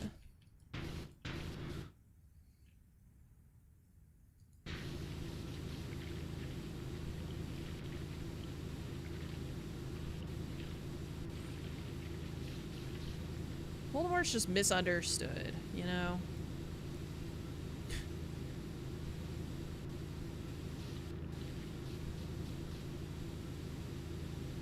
Saying the play's name inside a theater, outside of a performance, will bring bad luck or disaster to the production. Huh. So I knew about the, like, bad luck thing. I didn't know about the Scottish play thing. Like, I didn't realize it was that in depth.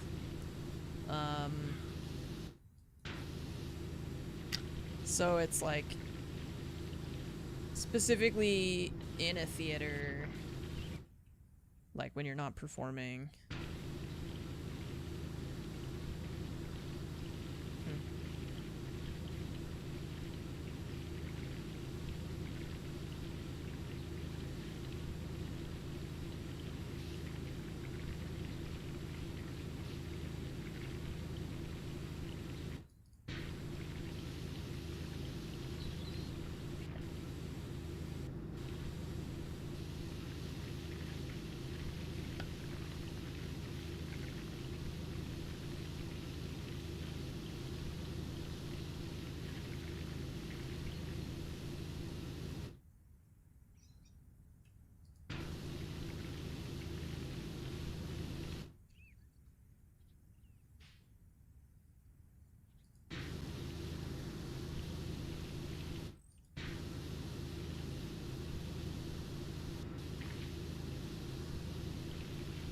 Nice.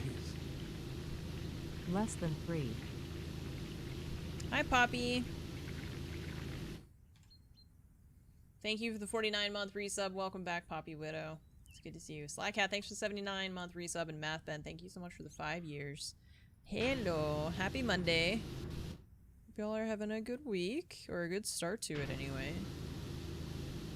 Soon it will be September. We were talking about games coming out in October. Is there anything interesting in September, or are we kind of treading water until October?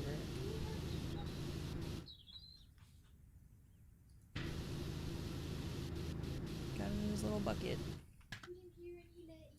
Oh, cute.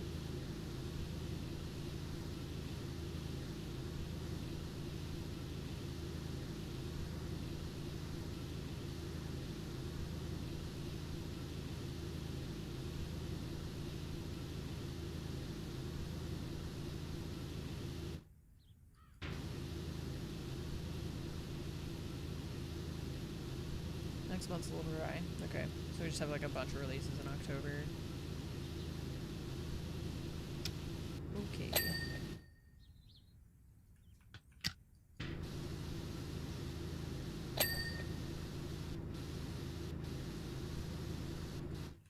Gotta wait a whole month. Oh, so sad. What you gonna do?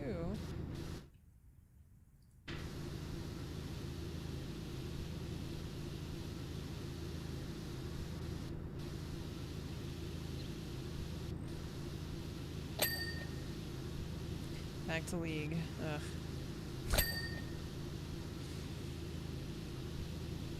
What a surprise.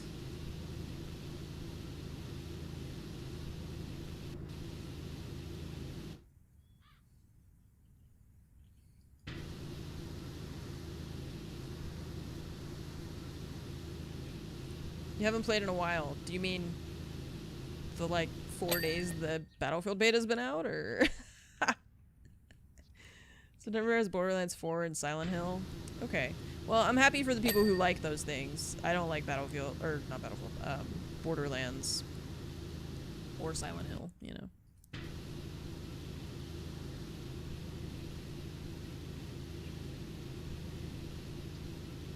So that's not for me, but for someone else, I guess.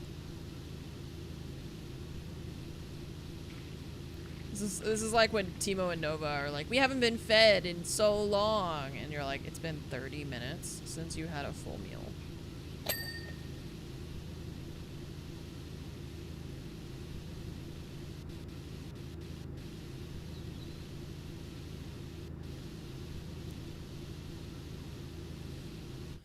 It's been 3 months since you played. That's a pretty long while, man.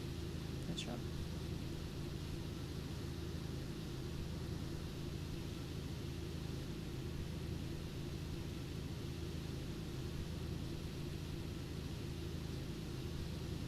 $30 is forever in cat time, yeah.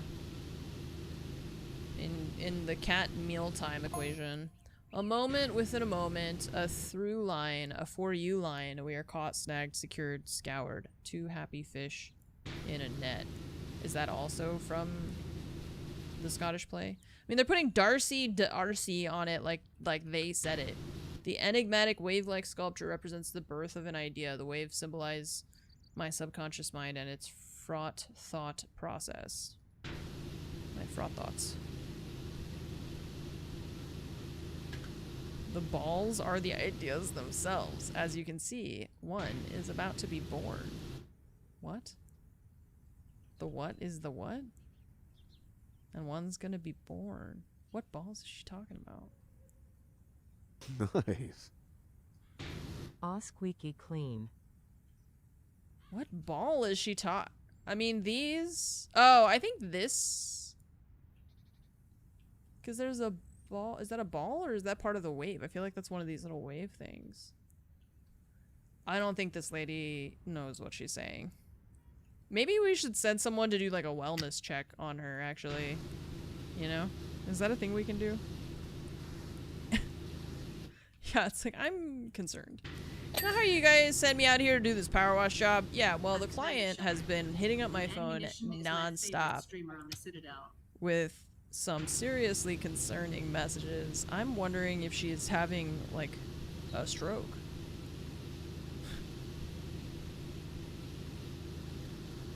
We need to send somebody to her house to make sure she's okay.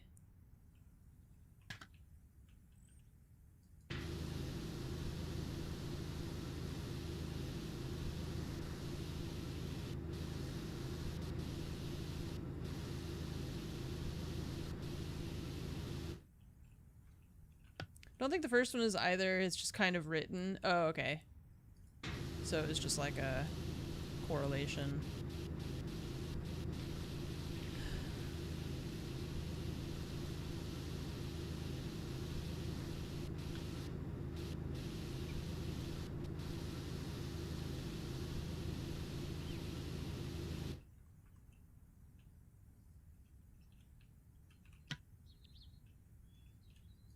This is a cry for help.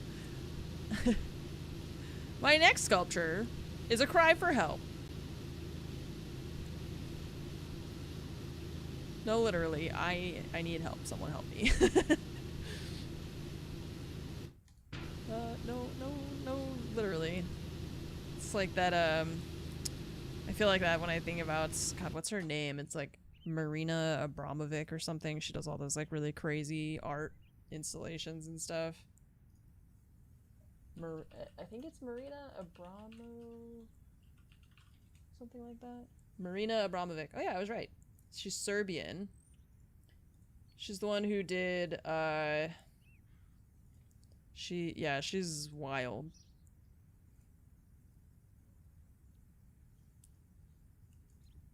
Her work explores body art, endurance art, the relationship between the performer and audience, limits of the body, etc. Refers to herself as the grandmother of performance art.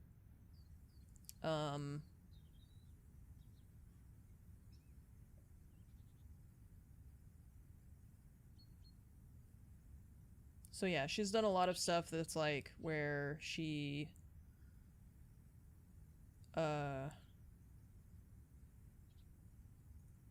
just does weird shit. I don't know. She just does weird shit sometimes. Like this one, she performed at a gallery in Milan. She knelt alone and naked in a room with a high-powered industrial fan. She approached the fan slowly, attempting to breathe in as much air as possible to push the limits of her lungs. Soon after, she lost consciousness. Yeah. She and her partner at the time walked the length of the Great Wall of China from opposite ends to get divorced.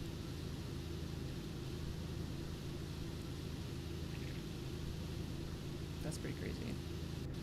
Art. Some of it is like pretty cool and like thought-provoking, and some of it I'm just like, man, okay. Alright.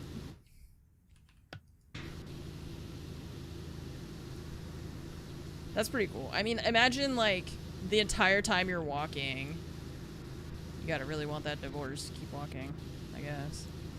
Or vice versa. Someone drew a ghost in the dirt. Was it me? No, I can't draw a ghost with this. Maybe if I had a...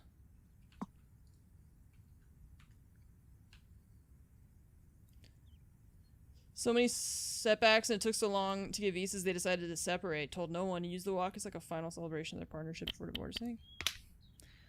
Hey, you know, people will do weirder shit, so...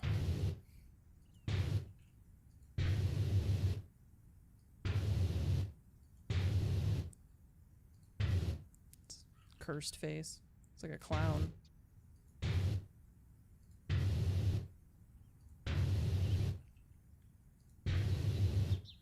Does look like a clown.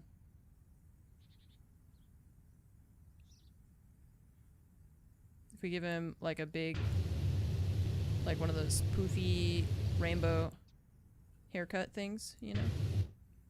And give him like a clown nose.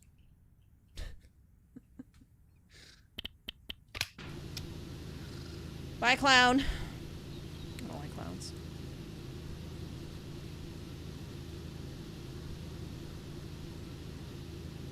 Oh yeah, I was supposed to draw a ghost. Why did I draw a clown? Oh, because I was just drawing a face, and then I was like, it kind of looks like a clown.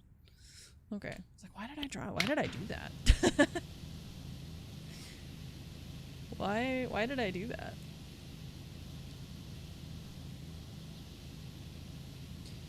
It's hard for me with like fine art because there's sometimes where it's like, I feel like there's so much fine art where I don't get it.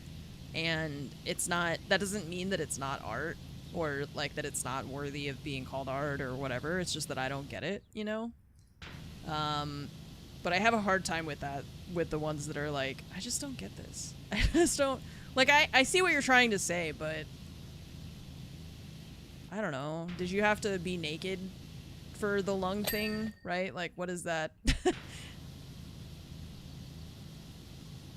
Like you're trying to test the limits of how much oxygen your body can accept. Could you just wear a robe or something? I don't know. I'm sure that that's like important to your message and stuff, but is it?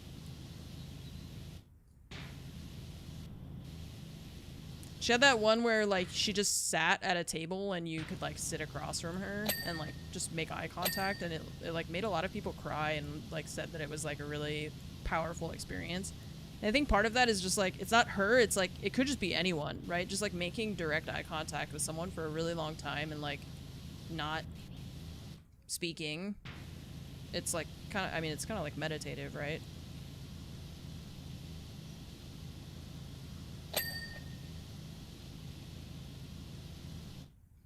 Really beautiful moment. Oh yeah, I remember that her former partner showed up. That was like one of the few moments where she showed like really a lot of emotion. I feel like you can see how it affected her. So yeah, I have respect for her as like, and she's a very creative individual for sure. There's definitely some parts of it that I don't get, but like I said, that doesn't make it any less valid. It's just I'm not really, I don't know. I think I don't appreciate some of the art. Especially when it's performance art or like found art. I had a big time, a difficult time with when I was in art school, and I'm like, that's not art. You didn't do anything. You're just like, here, I found a ceramic toilet and it becomes art. That's not anything. That's some bullshit.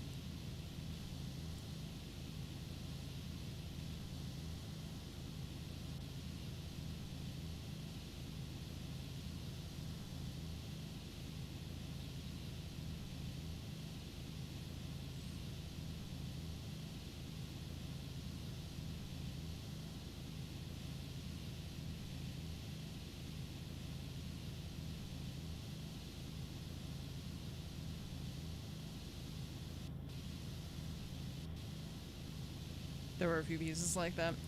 Yeah, and like I don't know. I still, like I said, I still like some of it, but there's some things where I'm like, I feel like you're getting away with a lot here, you know? I feel like you're really just, we're stretching the boundary of what we're gonna call art with this one.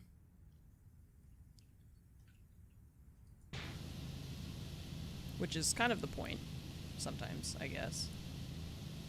It's just hard to differentiate sometimes between like who's actually doing something that's unique and different and requires creative thought process versus who's trying to bullshit that this is art. Because I feel like there's just a lot of bullshitting. That's one of the reasons that I stopped focusing more on traditional art. If others like it, nice, but I think it should not be the main focus. Well, maybe. I don't know. It's hard because, like, art is also, when you just say art, it could mean anything. So when I was talking specifically about, like, performance art and, like, found art are things that I struggle with as, like, a subset of the creative field of art.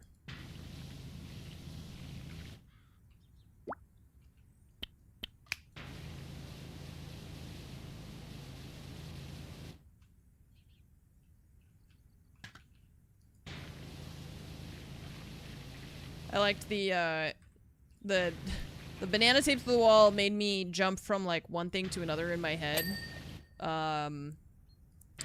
And that reminded me of the painting that Banksy sold at an auction that had like a built-in shredder so that as soon as it was sold, as soon as someone purchased it, it shredded itself.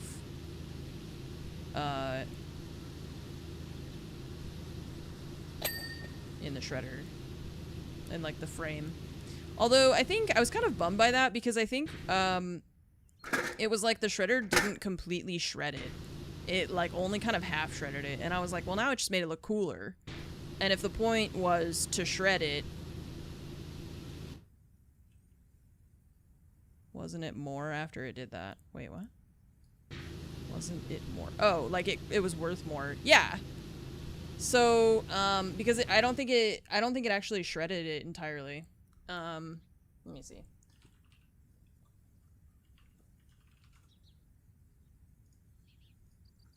Shredded painting. After being shredded. Let's see.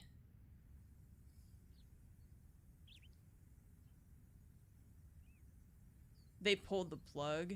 Yeah. So I wish that it had just shredded the entire thing. And that, because now it's like they're reselling it, you know? And being like, oh, look, it's...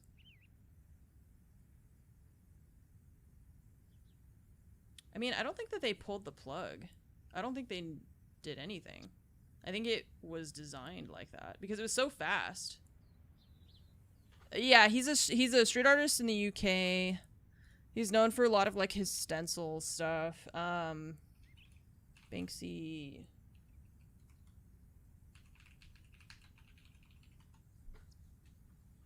Love is in the Bin, a 2018 art intervention. First artwork to have been created live during an auction. His 2006 painting of Girl with a Balloon unexpectedly self-destructed immediately after it was sold. The damaged painting was later renamed Love is in the Bin. It has been on permanent loan at the Staatsgalerie in Stuttgart since March.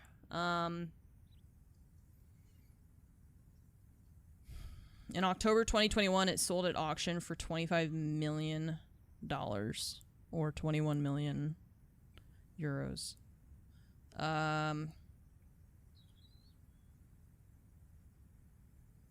Banksy said he prepared the self-destruct mechanism.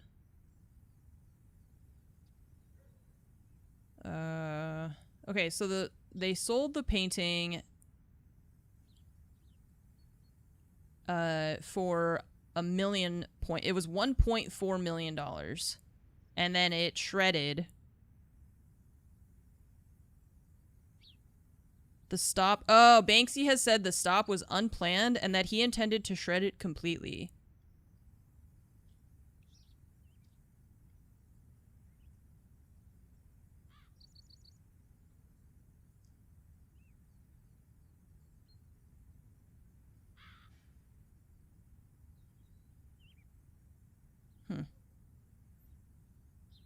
I kind of feel like that's bullshit. Maybe it jammed. I kind of feel like it's bullshit. I don't know. I feel... Maybe I'm just too much of a cynic. I kind of feel like... if you design something to shred and then, whoopsie, it jams halfway through and now it's resold for... Instead of $1.4 million, $25 million. That's, I don't know, just a happy $23 million accident. I don't know. I kind of feel like that was designed to fail halfway through. Yeah. I don't know. I mean, maybe. I don't know. It seems convenient that it was sold for 1.4 million and then does something audacious at an art auction when it's a person who's known for being a street artist, doing audacious things, and now it suddenly becomes a one-of-a-kind, never before seen type of, like, don't know.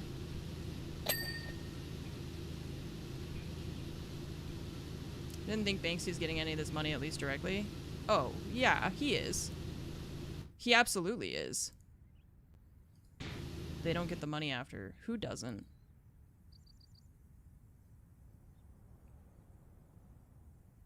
You don't think the guy selling his paintings is getting the money from selling his paintings? Yes, he is. Not from, like, when he puts up, like, a random graffiti on the street. No, he's not getting paid for that. But he's leveraged that into a brand. And is now, like, I mean, like that. He sold a painting for $25 million at Sotheby's. Like, you know, the reason, like, Picasso and them don't get any of the money from their paintings is because they're fucking dead. Like, he's getting paid for it. Even in the Wikipedia article I was reading, they were saying that it was, like, a record high amount of money and stuff for him. So... Wait, I actually don't... Is Picasso dead? Picasso's not dead, isn't he? I feel like he's one of those ones where I'm like, oh my god, he's only in his 70s or something. Am I crazy? Wait. No, he died. He died in 73. What am I thinking? I feel like I for a moment I was like, what if I just said someone was dead who's, like, definitely not dead?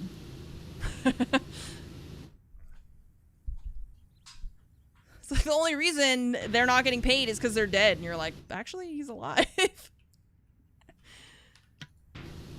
No. He is dead. I think I said 70s because he died in the 70s.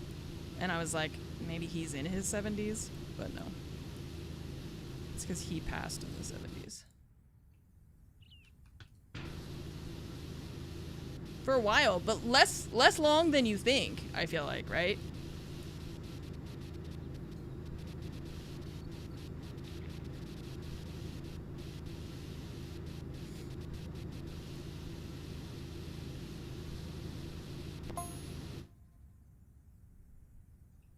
My spirit animal Seymour. This one?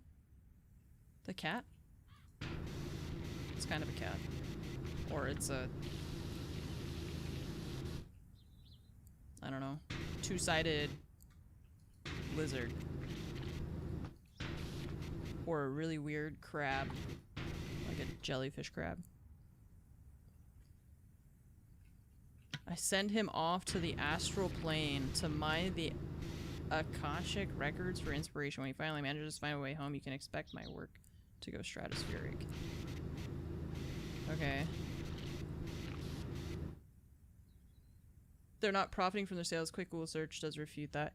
Yeah, it's like he's not like known to the public, but I'm sure that there's like intermediaries that he does business through and stuff like that where he sells paintings and yeah, but you're right that like he's not known, like, I mean, that's what I was saying, like he could go and do like some graffiti in the street of London and he's not necessarily gonna get paid for that specific piece of art.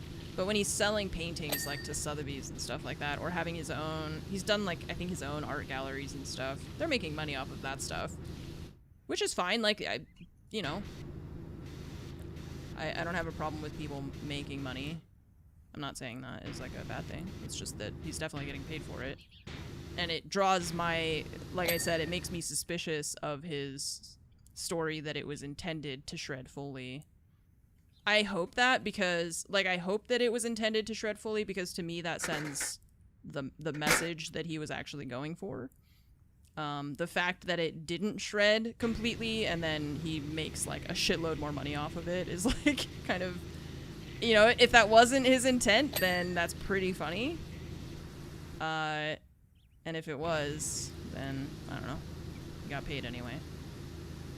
I'm just not sure if I believe that it was an accident, but it doesn't really matter because it just doesn't matter.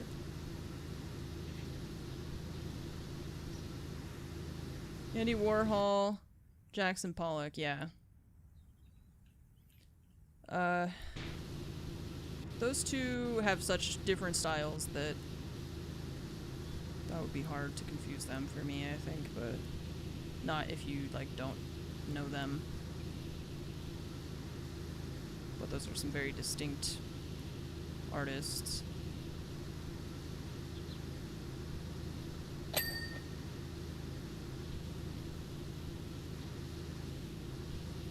Andy Warhol's one that I struggle to understand too, right? Where it's like, here's a soup can 4 times. Like, all right. Is there anything else? Nope. Just that's it. Okay. All right, that's it. That's all there is. Some soup cans. But they're different colors, so you know he's serious about it. The soup cans.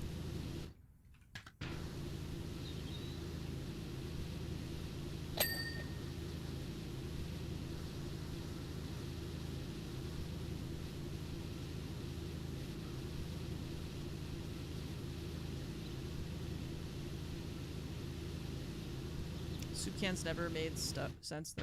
You always loved his stuff, but they never made sense. Yeah, but I like don't. What do you like? What else does he do besides that? Is my question. Let's see, Andy Warhol. Because that's all I know is like him making the same picture 14 times in different colors. Yeah, that's all he does. Marilyn Manson in 17 different colors.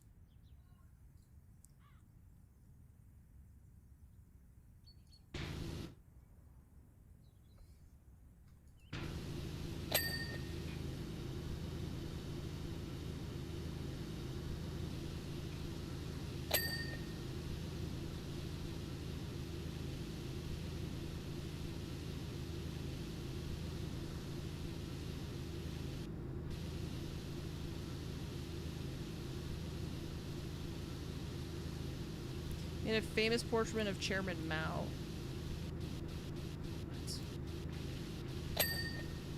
Okay.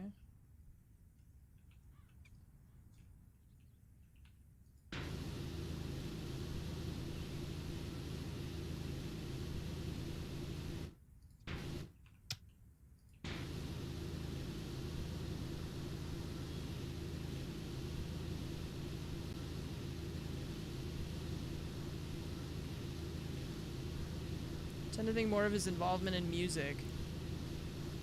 Andy Warhol, famed musician.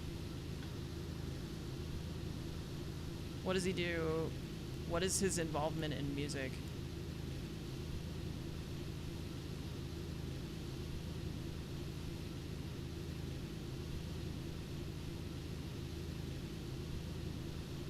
He's the Campbell Soup guy. Yeah, I mean, that's how everyone... I mean, that's how most people know him. Not Nanny Moose. Nanny Moose knows something else. Is he secretly the singer for Sleep Token? I knew it.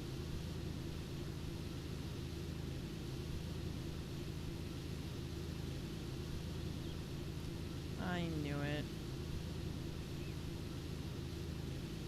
He produced The Velvet Underground.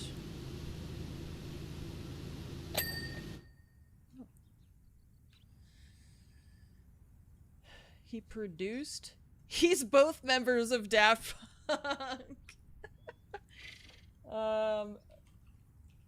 Okay. He produced The Velvet Underground. Interesting. Like one of their albums or multiple of their albums? Film director and producer.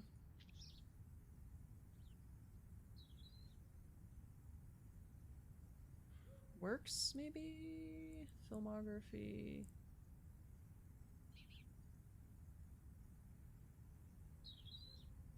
Batman, Dracula.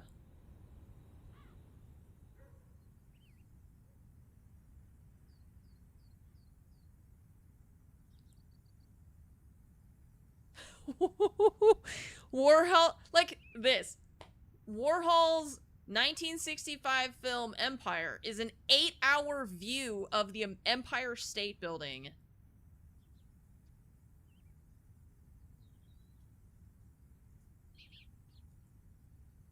It consists of 8 hours and 5 minutes of slow motion, black and white footage of an unchanging view of New York City's Empire State Building.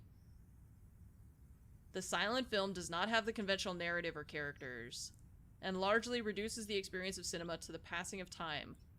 Warhol stated that the purpose of the film was to see time go by. See, like that. Come on, man. Come on. I could go outside. I could sit in a chair and watch time go by. What are you talking about? You had to... Let's say it's an 8-hour and 5-minute video of a building. Jesus Christ. Art. In slow motion, in black and white, with no sound, like, silent. That's like videos to sleep to, is what that is. Okay, so, where's music? Oh, in 1965, he adopted the band The Velvet Underground. That's nice of him. 5 orphans with their father. Andy Warhol.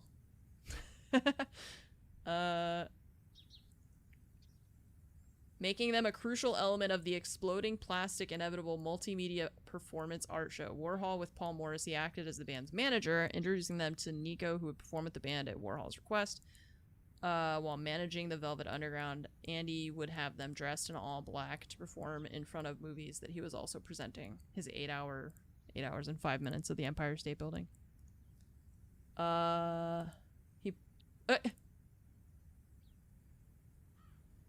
Okay, I'm sorry, but I'm gonna ruin this for you. On Wikipedia, it says in 1966 he produced. Okay, the air quotes are not air quotes. They are in the Wikipedia. He produced their first album, The Velvet Underground and Nico, as well as providing its album art. His actual participation in the album's production amounted to simply paying for the studio time. So I don't know if he actually did anything with music. After the band's first album, the band leader Lou Reed and Warhol started to disagree more about the direction the band should take, and he was fired in 1967. So he only worked with them for 2 years, and he didn't actually produce their music.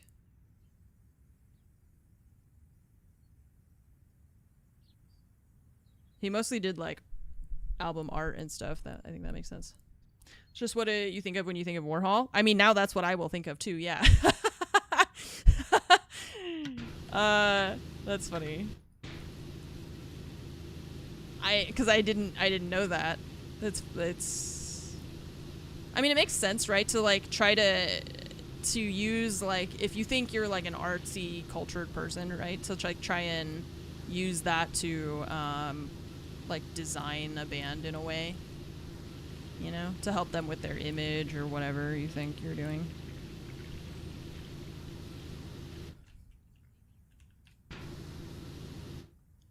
It makes sense that they would have some kind of like image consultant, and that back, you know, in the 60s he would think maybe that he could do that. Doesn't surprise me.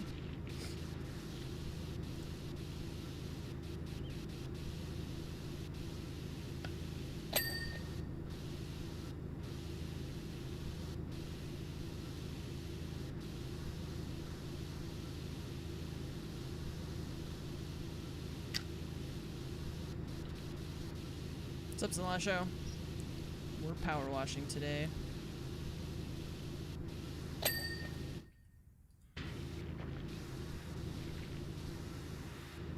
Can't. I really hate trying to clean like thin things in this game. The like little pipes and stuff. Because the reticle gets all freaked out, and I'm just gonna try and do it like quickly, I guess.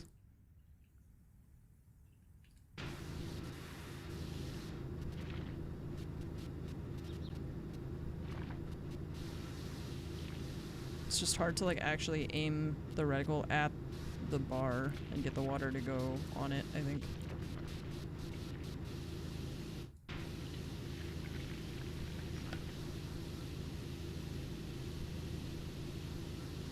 McFarlane did album art for the Ice Earth album Dark Saga because they used a picture of the character Spawn that he created. Yeah, or like a lot of times you see in movies, you know, it'll be like executive producer, famous actor who's in the movie. Because that's like, it's more like politics. I know sometimes it's because they're doing stuff, right? But sometimes it's like just like a title where it's like, you contributed, you know? You contributed and you gave us money, so you're gonna be an executive producer or something like that.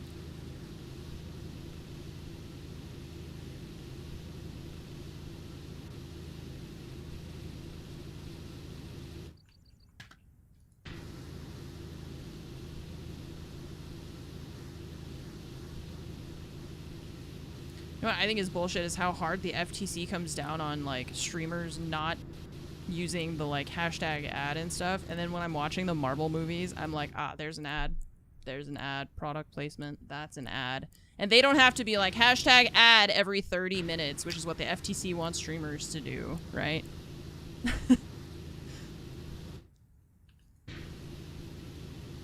Meanwhile, in every Marvel movie, they're like, okay, get us a slow motion zoom up of Cap on his iPad with the Apple logo front and center for us.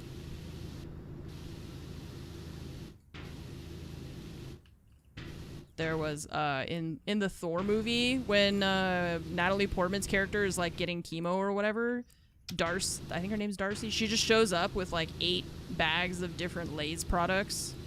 I was like, she's in the hospital getting chemo, and you brought her 8 bags of chips. You're like, here's some Cheetos, some Ruffles, some Sun Chips, something else. Like, are you good? So we watched Black Panther Wakanda Forever last night. I think we got a little bit out of order, and also we didn't watch Quantum Mania because we don't like Ant-Man and the Wasp character. So Thor 4 is heinous. Thor 4. Is it 4 or is it 3? Love and Thunder? Or no, 3 is Ragnarok. So it's Thor, Thor the Dark World, Ragnarok, and then Love and Thunder is the most recent. Where's like the newer one, right? I liked Love and Thunder. I thought parts of it were kind of a little bit too campy.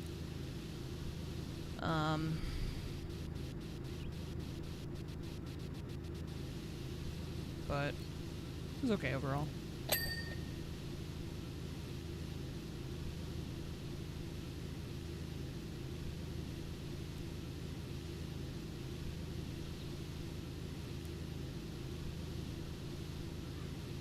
There were definitely some parts that felt like just meh. But I still enjoyed it.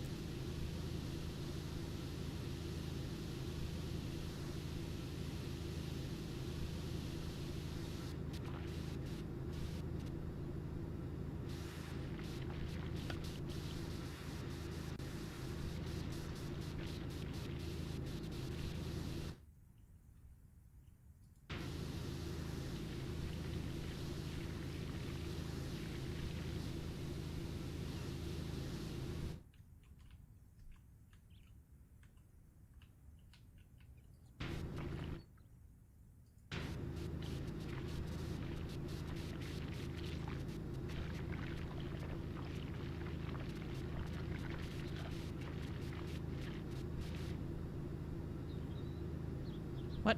Not hitting it? See, this is what I don't like about these stupid bars. I don't get it. I don't know how to clean it. 'Cause I can't even touch it.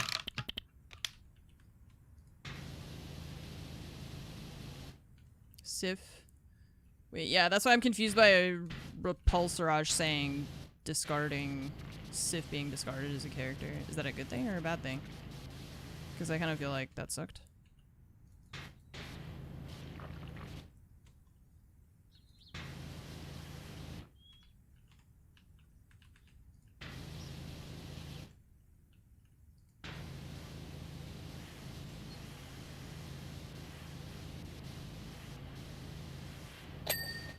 Okay.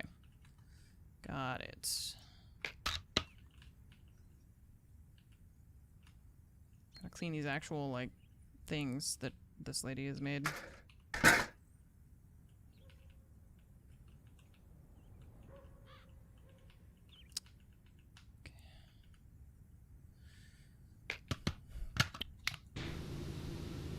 Just characters that are... No, I know, but... You said Russell Crowe was good in it. Sif being discarded as a character, which is like not a full, like that is what happened, kind of, right? But what do you? I don't know what you're saying about it. Is what I mean, because it sounded like you were putting that in the like column of things that were good, just on the way you typed it. Which is your opinion? I'm just wondering because I didn't understand it. I know who she is. Just...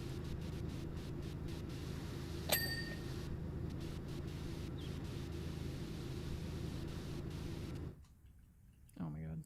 The ladders, dude. You were alternating. Oh, okay.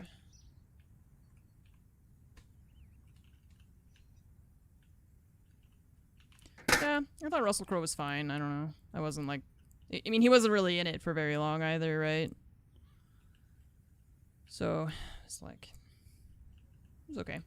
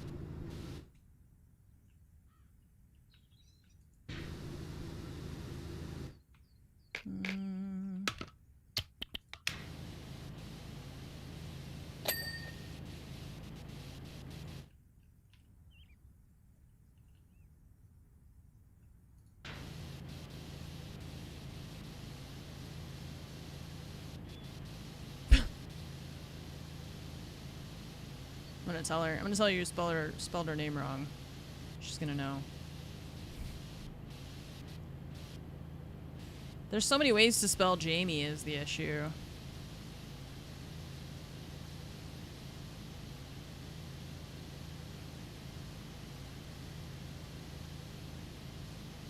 I had a friend in high school. Her name was like Jaymi.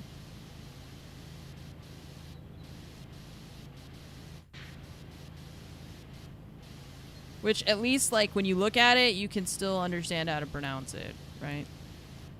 Sometimes I see like names of kids on like Reddit and stuff that should be illegal, I think.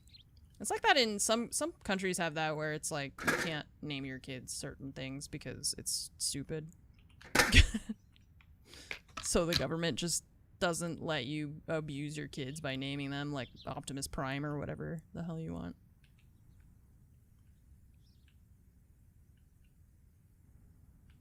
Okay, I was looking. Oh yeah, I was like, I wanted just a stool because the ladder's kind of in my way for this one.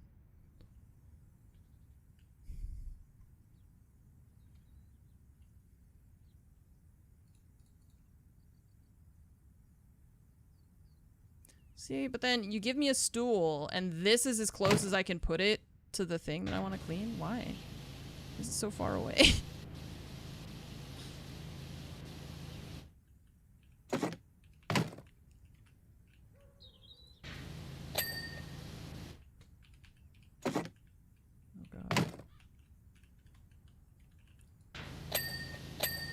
Okay, I think this thing is all done.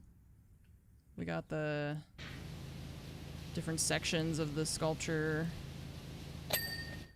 We do not begin our journey as a gray and dull tabula rasa, but as a glowing crystal of light, primed for a life of pure brilliance. Oh, so true, bestie.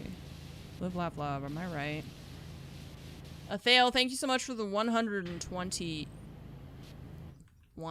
resub. Welcome back. Thank you so much for the 121 months. Narrows, 50 months. Thank you for the 50-month resub. Pendu, thank you for the 125. Always good to see you. And MCAT, thanks for the 82-month resub. Welcome back. Thank you so much, everybody. Good to see you on a nice, clear Monday. We got, what, Labor Day is coming up soon. You guys should have Labor Day off, right?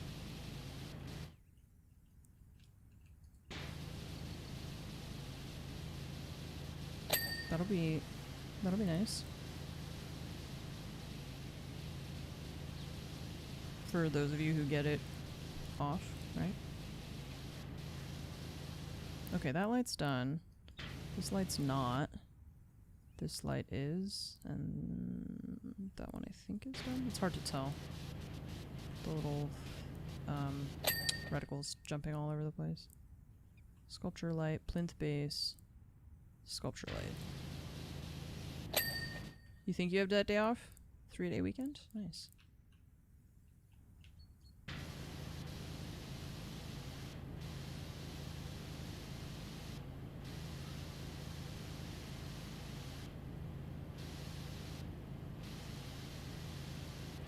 Summer bank holiday next Monday. Summer bank holiday. Okay.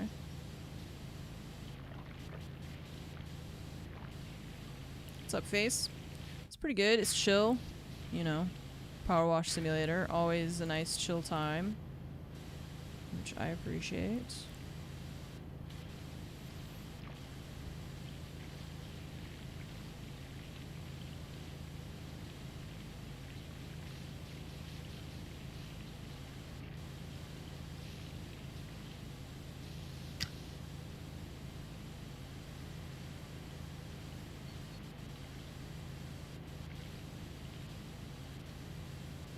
I think I have my last PT appointment this week also for my shoulder, or my neck. Well, neck and shoulder. I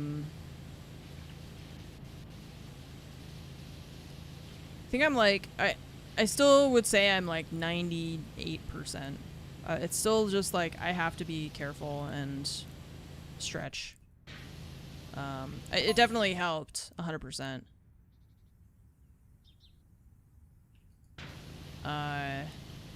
Because I went from having a like splitting headache almost every single day to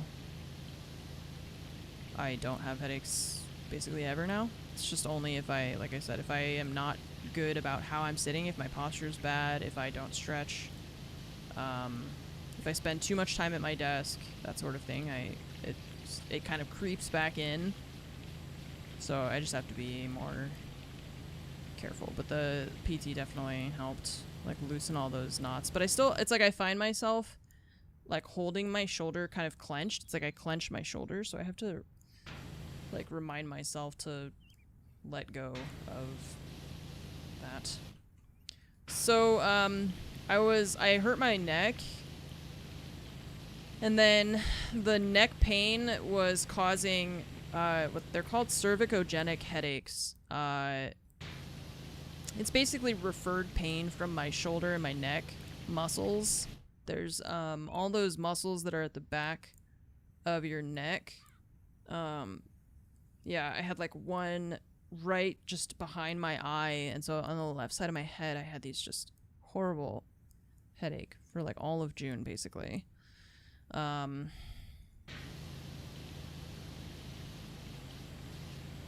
Yeah, it started with me sleeping wrong, and then my posture sent it over the edge, and then it just wouldn't get better, so I had to go to PT, and it was pretty bad.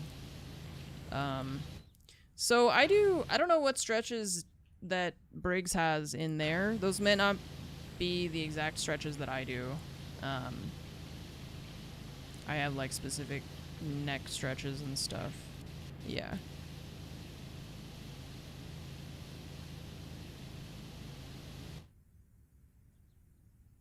Okay, well, so if you get the same kind of, I can tell you, I don't know what they're called. I have a paper. Hang on. Okay, I need to use the restroom. And then they gave me a paper, and I think it has the names of the exercises, and it's right here. So I'm gonna grab it, and maybe you can, like, write it down and see if it helps you. Because I don't think I can show you the paper. It might have my name on it or something. But I'm gonna use the restroom, and I will be right back. Thank you.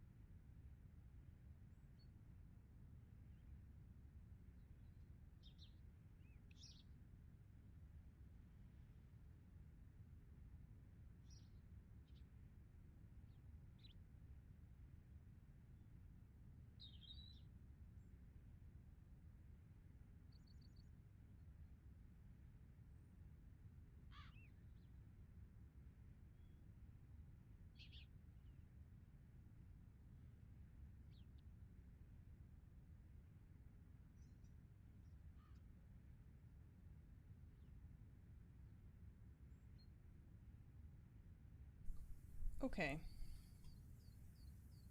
So there's a couple different ones. The first one they say is shoulder self-mobilization, but really what that is just you just sit in your chair and then you're leaning your head like just to the side, right? And then usually what they do is they have me do 2 sets for 30 seconds. So you just hold it for 30 seconds just on each side, right? And you don't have to do a lot, just back and forth. The other one is called levator scapula stretch. So it's almost the same, but it's basically like you're looking towards your armpit, right? So levator. A lot of that, like the pain in your head, it actually comes from what they were. This is the way they explained it to me. I'm not a doctor. This is what they were telling me. So a lot of these muscles here, and a lot of these bigger muscles that need to be supporting the smaller muscles, and those smaller muscles are the ones that are like giving you that referred pain up here in your. Well, that's how it was for me with my neck. And so I needed to like stretch and like strengthen. It's weird because it's like you have these muscles here in your like in your I don't know, in your collarbone and stuff, and like these need to be worked on and stuff like that. So so the levator one is where you turn and then look down. Pectoral stretch in doorway, you just put your arms up in the door and you like lean into through the door to stretch these muscles out. Chin tuck is it's kind of like a chin tuck, you know, you're kind of, it's but less like looking down. I think of it more like trying to pull the back of my neck up, right? So like it's like the back of my head goes up rather than trying to push my chin down, you know? It's like more trying to think about straightening the top of your head. There's the next one is called scapular retraction. This one you lay, it's like that emote from the Discord. I always laugh when I see it now because it's basically that. You're laying like face down. You could put like just like a small towel or something on your forehead, and then you like raise your arms up behind you like that and just hold it for a little bit, and it like, but you want to feel it in your like shoulder blades, you know, not in here so much. It's like you're pulling your shoulder blades like together at the back. Okay. And then the last thing is one of my favorite things to do, and I do this all the time. Just like, I don't know, all the time. Yeah, the Angani one. It's exactly like that. You do that. You can also do the one with your arms up is like it actually it's surprisingly difficult, right? But you can also do it. We did one where I had my arms out in like a T pose, and then you like put your thumbs like up, and so like imagine my position if I were laying face down on like a table or something, right? And it's like surprisingly difficult, but yeah, so you're like trying to target those. It's difficult because you're trying to target those small muscles that you don't use very often, that are weak, and their weakness is what leads to a kind of a cascade of everything falling apart. So that one, and then the one that I like to do all the time that I mentioned is if you get like a foam roller or whatever they have that's like that big around basically, and you just roll on your back, you put your hands behind your head to support, and then you just like kind of lean back on the like circle thing. Here, I can show you the picture. Just make sure I don't show my name on here. Yeah. Foam rollers. It feels real good, yeah. So it's like that thing. But you can see you like just lean back. Oh, that feels so good. That feels really good. So I highly recommend one of those things.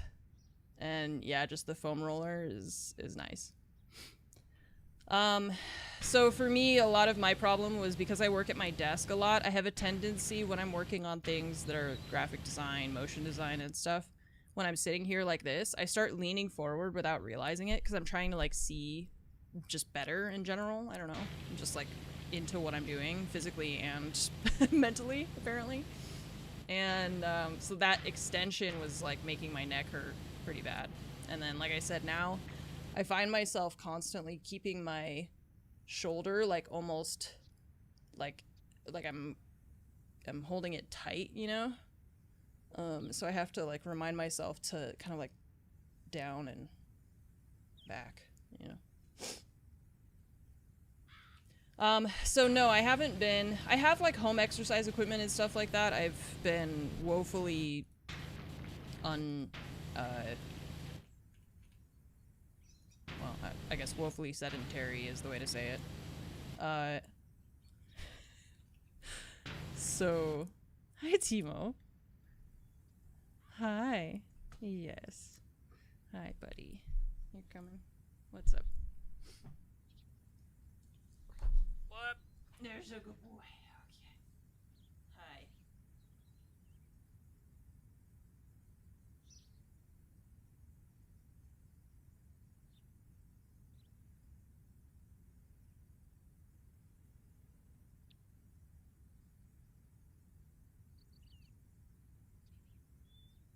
You're a good boy. Yeah. Oh.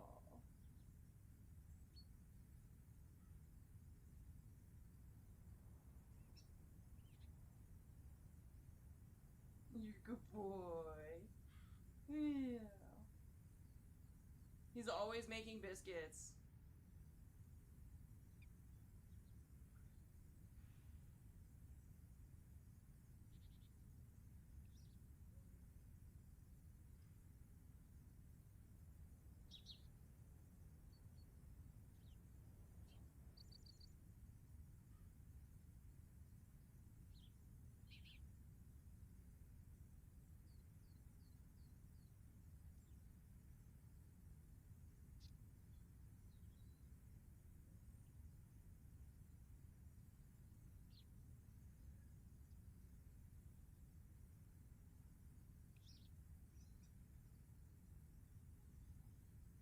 What about me? What am I supposed to do?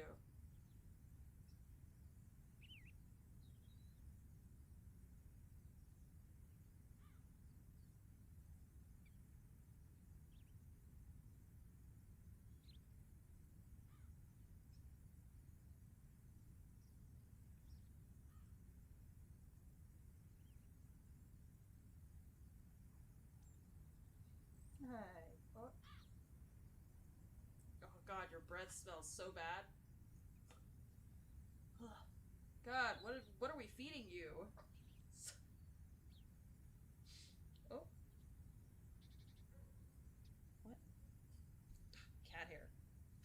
So much cat hair. Hi. Now what? Are you gonna roll? Is that what you wanted? Look, he does this. He puts his head down and then he does that where he. Yep.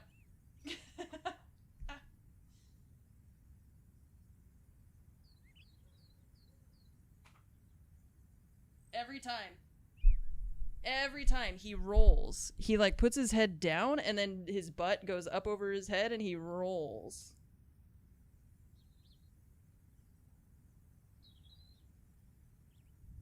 Oh, buddy. You're a good boy. Sometimes you just want attention, huh? Yeah. Yes. Sometimes he just wants attention. He just wants to be pet.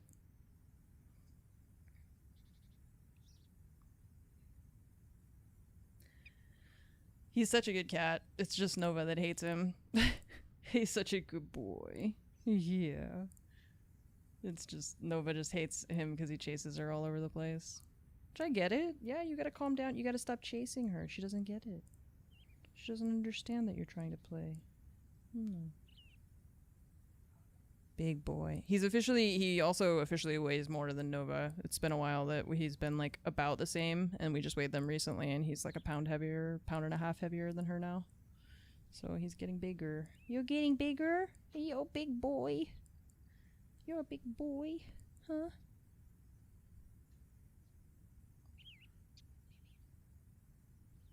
Can't hear it, but he's also purring like crazy. He purrs so much. Yes, you're a big boy. You're a big dubber. Yeah.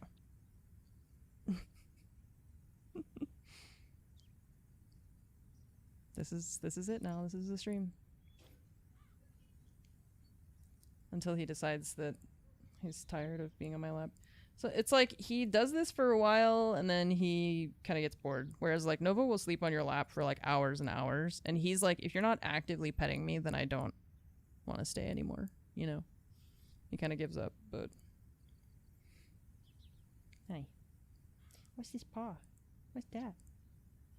What's that? Huh? What's that? What is this? Timo.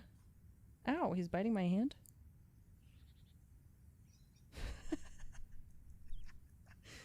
What's up? You're so comfy. He's so comfortable. Are you good?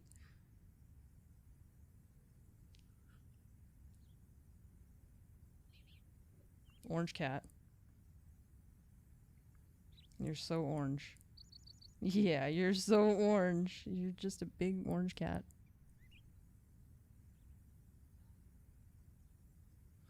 What a silly boy you are.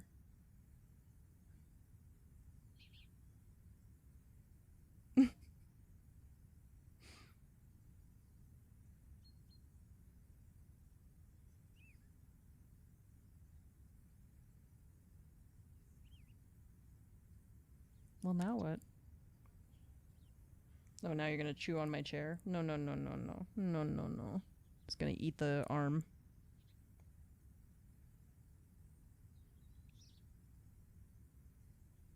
Do they get at the plants at all? Ouch.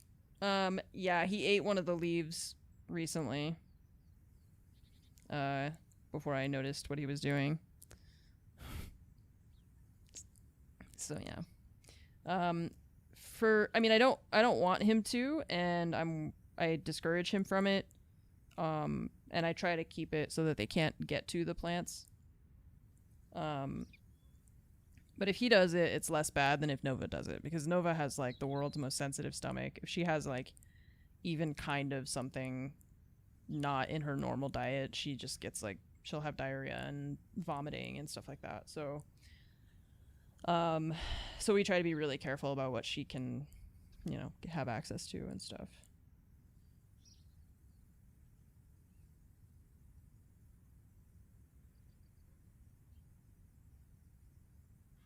Hey.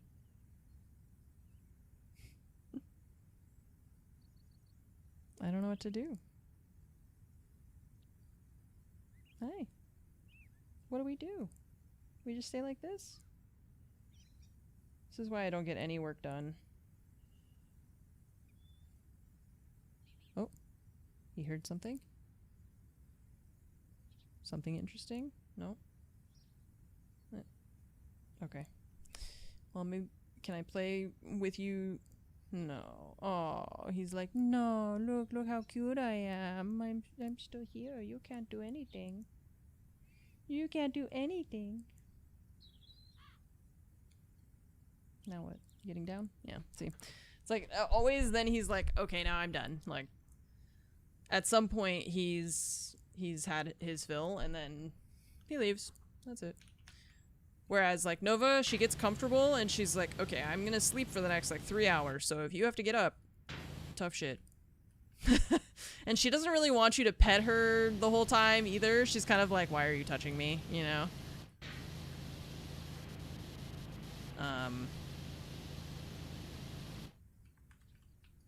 They're just they have very different ways of showing their love and affection.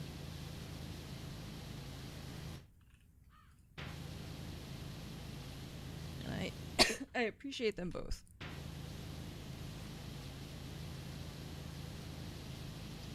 Timo's got a groom now. I touched him with my dirty human hands. So sorry. King. He's the prince. He's the little prince of the house. Nova's the queen. She gets what she wants. He's not quite the king yet. Nova doesn't accept that. He's got to be. Power wash my hands. Are they dirty from petting him?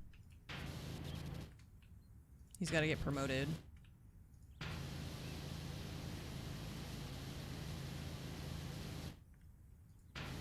he at least a Viscount? If I knew what that was, then maybe I could answer your question. This feels like one of those Crusader Kings things where I'm just like, I don't get it. My eyes glaze over. Oh, you know what? Something else I noticed in some of the more recent Marvel movies, especially in the Ant-Man movies and the Wakanda Forever movie. One second.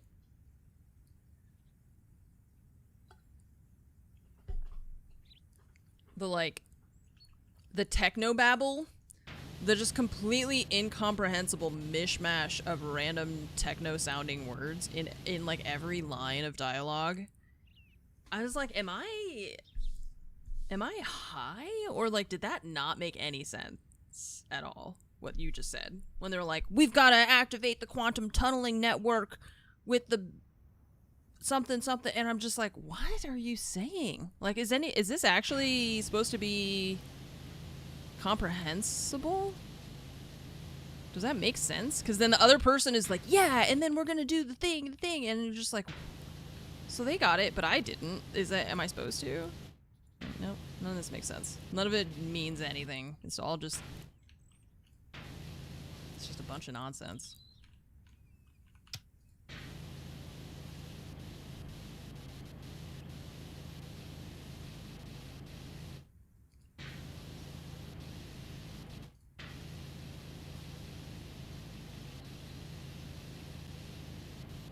Again,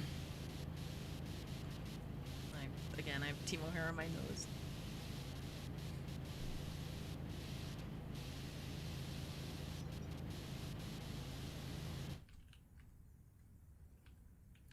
What about the quantum amplification modules overheating? No, that's okay because I downclocked them by 3 centijoules.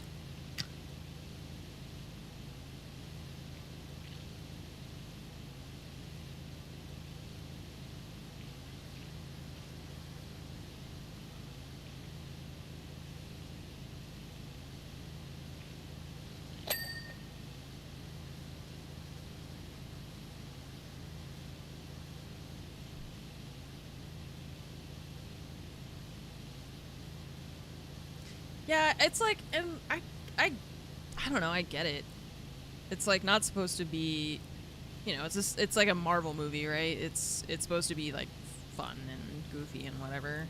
But I was just realizing, I think, more the amount of that increased because I watched all those movies like back to back to back, basically, which is, you know, several decades worth of movies. It's not just like recently, and so the contrast between the earlier movies and then the more recent ones is, I think, more noticeable. How it went from like reasonably understandable blockbuster movie scenarios to like the nanomachines can turn Natalie Portman into a Thor-esque kind of god who can wield a hammer like Thor. I don't know. I don't really know it. And then it gave her cancer, but she already had cancer. I don't know. Something. I didn't understand what was going on with that whole thing. So, I don't know. I feel like they just had to... It's like in comics when there's just not... things just don't really make sense anyways. It's hard to have logical... like... I don't know, like things that should logically happen or logically not happen when nothing is logical from the start, you know? Yeah, like it's a world of gods and witches, exactly. Jane was Thor in the comics. Right, but that's what I don't understand how she can just be Thor, right? Because she's just like a human. So how... I don't know if the movie explained it. It was like she just got the hammer and was Thor. But then they, like, the previous movies were like, no one else can use the hammer except for Thor, but she got the hammer to become Thor. I don't know.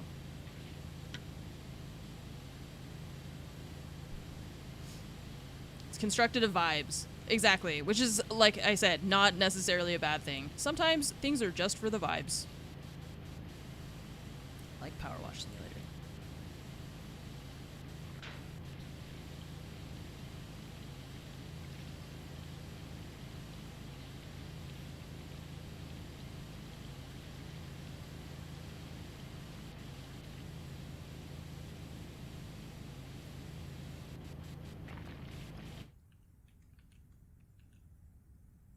She-Hulk got like sneezed on by Bruce. Ay, ay, ay. It's also like Christian Bale's character, what was his name? Is it Gore or something like that? Okay, spoilers if you haven't seen Thor Love and Thunder, right? It's like this kid who his child dies or something, right? And then is brought back to life through magic. The child that they chose to do the acting for that, she looked like she first had, like, she didn't give a shit that she died at all. I guess maybe she like didn't know or whatever. Then she like sees her dad again, ostensibly. He's very changed looking. He looks like a freaking monster now. And he like revives her by using the space magic infinity person, right? Eternity, I think the name was. And she just like stares at him. He's like, my daughter. And she's just like, for so long. She doesn't say anything. It was killing me. I was like, what is this child doing? She doesn't care. She's just fine. But I was like, Natalie Portman's character is dying, right? And she volunteers. She's like, Christian Bale's like, I don't want my daughter to be alone. And Natalie Portman's like, she won't be. And she looks up at Thor and is like, you're going to adopt this guy's kid, right? Because I'm dying, so it can't be me. And I was like, first of all, why can't they just be like, my wish is for you to bring back my daughter and for me also not to die? Like, why does the dad has to die? I mean, why he can't wish for more than one thing? Maybe like he can't wish for his daughter to come back and to keep Natalie Portman from dying of cancer, I guess. I know she just gets volunteered to take care of this like murderer's kid. It's like a serial killer too.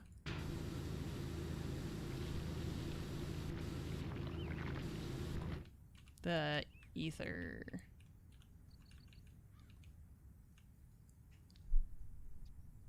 It had something to do with her having been in contact with. Oh yeah, right. It was like the ether thing that she was. I didn't.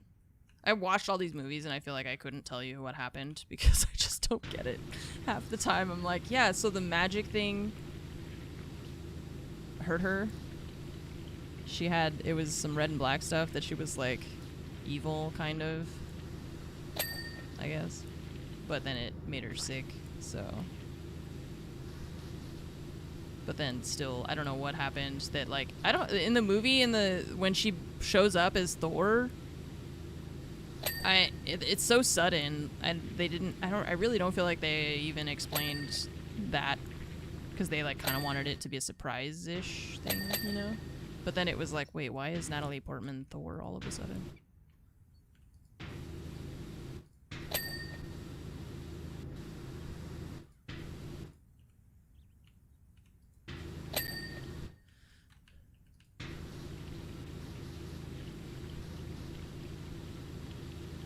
And then she destroys his hammer in the end too. Doesn't she like it gets scrambled with the evil sword that can kill gods and like explodes. So she steals his hammer and then she fucking breaks it. Damn. Women, am I right? You only get one wish from the magic wishing stone. Yeah.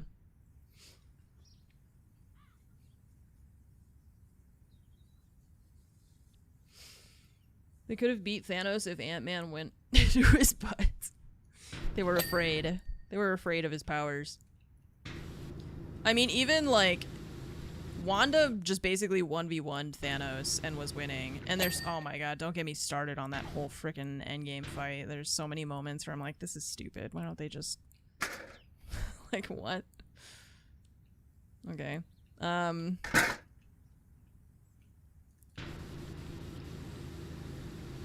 But yeah, the fact Wanda was like basically killing him on her own. I think maybe the most painful scene to watch for me in the entire MCU at this point has to be Spider-Man, Iron Man, and like someone else struggling to like pull the gauntlet off of Thanos' arm while he like goads Chris Pratt's character. That I think has to be like the most painful like 8 minutes of any of the movies. Was like, are you guys kidding me? The number of times that we see Doctor Strange make a portal and cut somebody in half, and that wasn't the first thing you did with his arm. Cut his fucking arm off. Cut his arm off. What are you doing? You guys are like trying to pull it off and like struggling in the background and stuff, and it was just not, it's not believable. Like, how is Iron Man not capable of pulling a glove off of somebody's hand with Spider-Man helping him?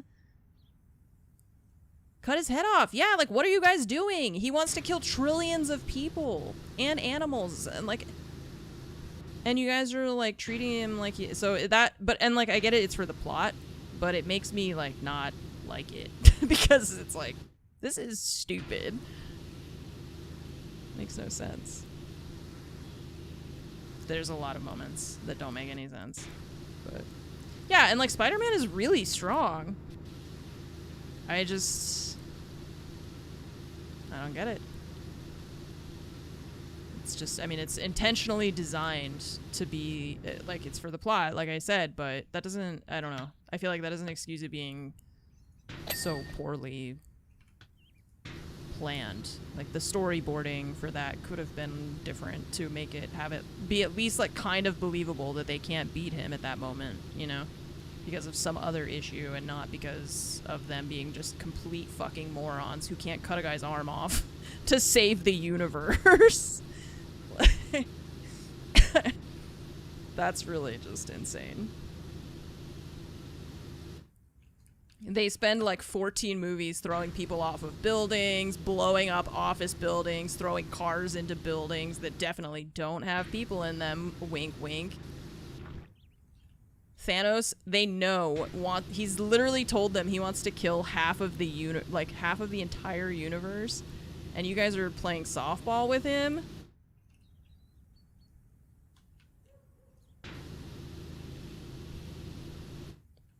Imagine. Couldn't be me.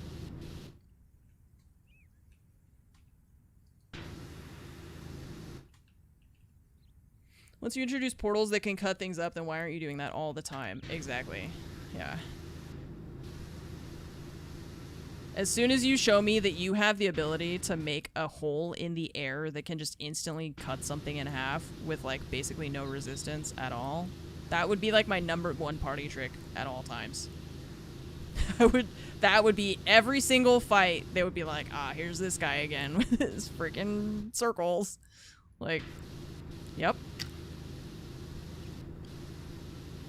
It's easy, it's efficient, it's very low effort. I can do it from a distance without endangering myself. Why wouldn't I do that every single time? Why doesn't Doctor Strange do that every single time? He's an idiot. They're all idiots.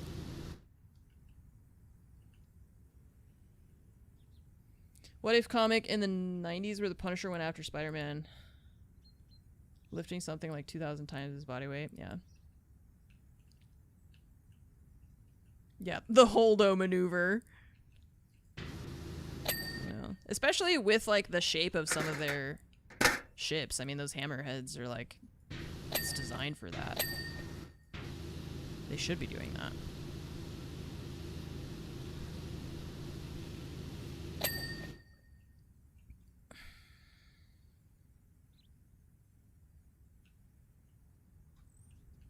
Okay. Tunnel sculpture. Seems mostly done.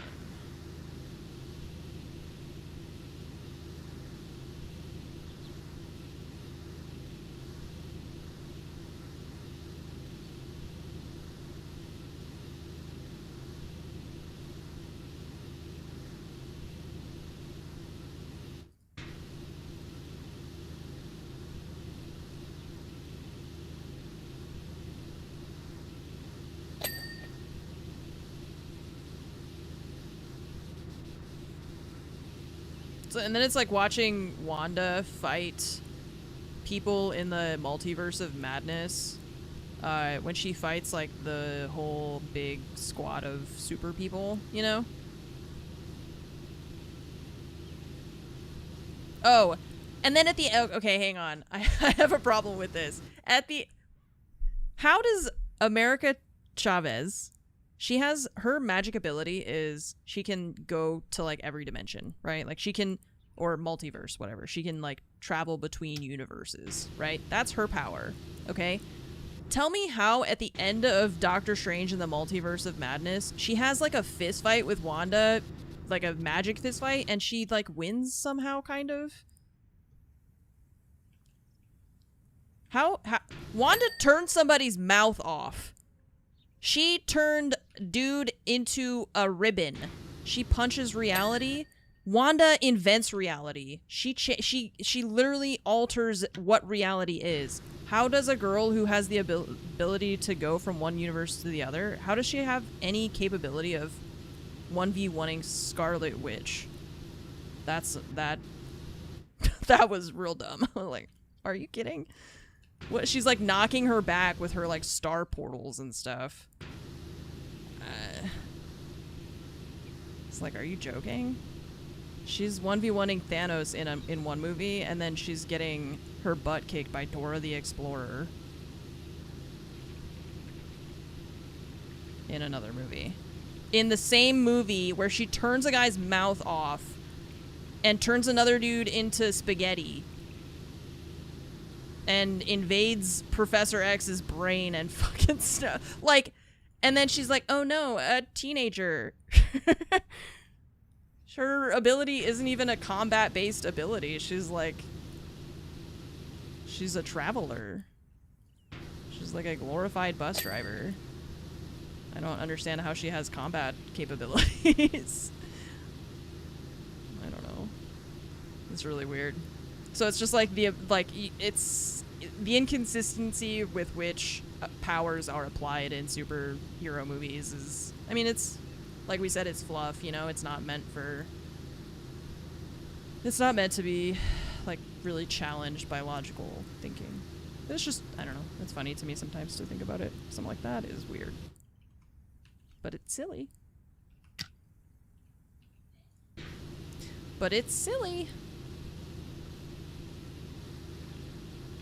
Well, I don't know if it's like she had better mental powers or just that she used them in a way that he was not expecting or something like that, you know? I don't know.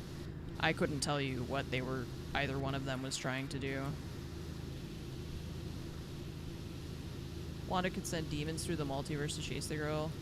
She wants her power to travel the multiverse. You just sent demons there? Just send yourself there. I also like her whole thing is that she's sad about her like kids not having her kids. She just made up her kids. Why doesn't she just do that again? Why is she so mad for? Like, her kids are a manifestation of her grief and her trauma, right? So they're not, like, they're not real kids. She could just make them up. That would be like me blowing up the universe because I can't play Satisfactory anymore when it's like, just buy another copy of it, right? Or something like that. You hate how he was explaining her ability. She just deletes his mouth. I thought that was hilarious, actually. I mean, he was an idiot for then freaking out about it. But also, like, that whole sequence was, like, pretty... I was really surprised to see that much kind of, like, dark violence in a Marvel movie. Yeah, her personality change... Well, the thing is, the personality change is supposed to be... The way that they were, like, explaining it is that it's not her, right? It's, like, the Darkhold, I guess. But again, it's like, literally, why don't you just have America find a universe where your kids who are fake exist and don't have a mom for some reason or something. Like, I feel like we could come up with a solution, you know? This is why everybody was saying defund the police. It's not because we don't need police, it's because we need better mental health services. We need to be able to reason with Wanda. None of these idiots thought, hey, what if we just find her a universe with her kids that doesn't have a mom in it? Because there's like an infinite multiverse, right? So there's got to be at least one. Why don't we just send her there? She could just live there. But then she's like, I want to be able to get all the illnesses and like I want to be able to cure all the illnesses that they could ever have to deal with. But then like just be friends with America and she'll help you. Nah, better kill her. I guess. But again, like it was supposed to be like, oh, she's corrupted by the Darkhold or something.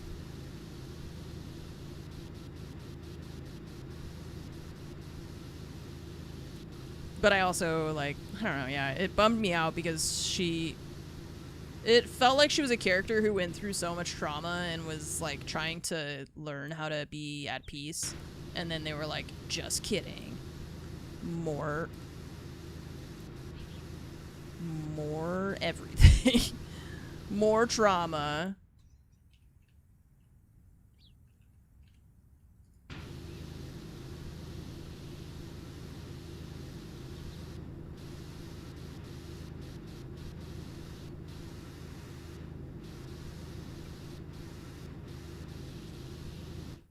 Forgot 90% of all the stuff in those movies. See, that's what I'm saying, is that even though I've watched them all, and like now we've watched most of them like recently, I still feel like I would struggle to relay most of what happened, besides like the big points, you know?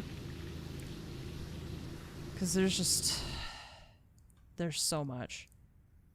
So this is stone. And there's so many movies. Like, overwhelmed by how many movies there are. Glass, metal, plastic, stone. Okay. Oh, wait. Soap.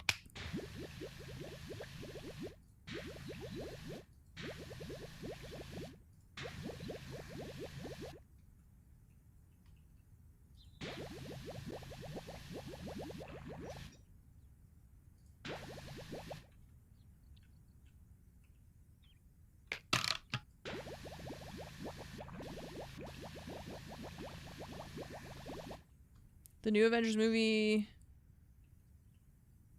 Oh, I didn't watch that. Or I didn't watch the Fantastic Four movie, is what I meant to say. I don't know what's next for us. Like I said, we got kind of out of order, because we didn't want to watch Quantum Mania. We watched Wakanda Forever. We need to watch... I don't know if we're gonna watch the Eternals.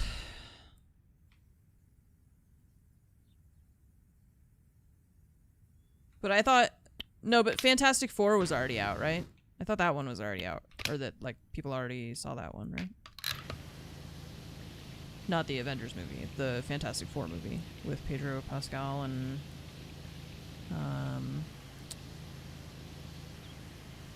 Yeah, okay. Eternals is probably your favorite.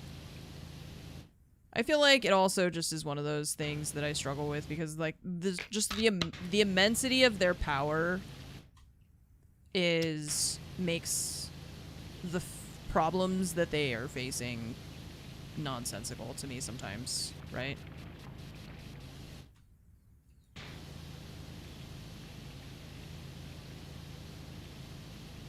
And we've both already seen it, so if we decide we don't feel like watching it, then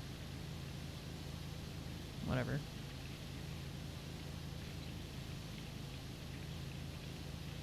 Why didn't they help fight Thanos? Busy. I don't know. I don't remember. Why didn't they?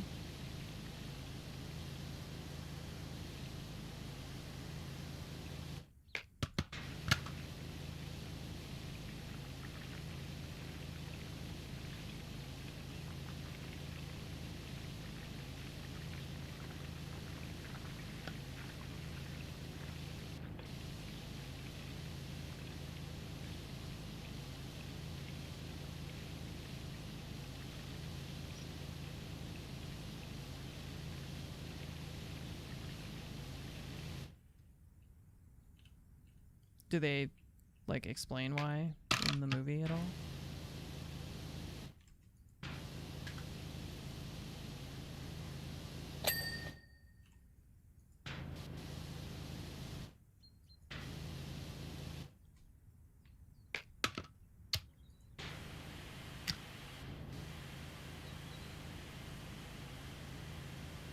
They're just supposed to protect the Earth crop, so Thanos isn't their concern. We're ignoring that Thanos is going to kill half of the Earth crop.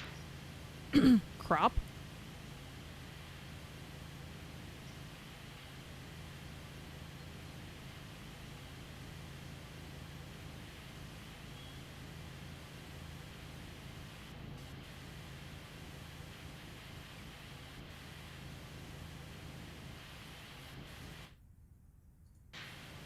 Oh yeah, it's space robots.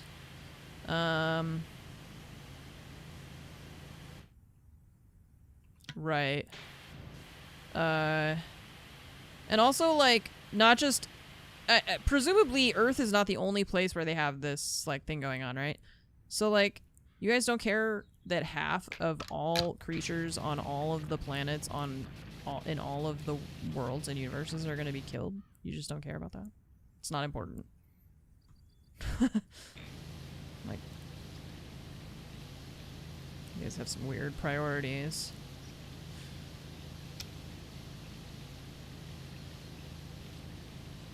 They were instructed not to interfere with human conflicts. Unless it involved the deviants. Okay. Through one's own toil, the home and homemaker become one. Okay.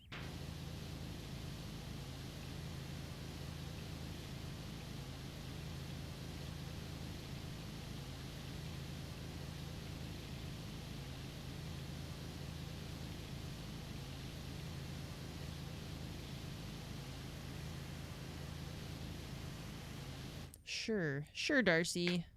Whatever you say.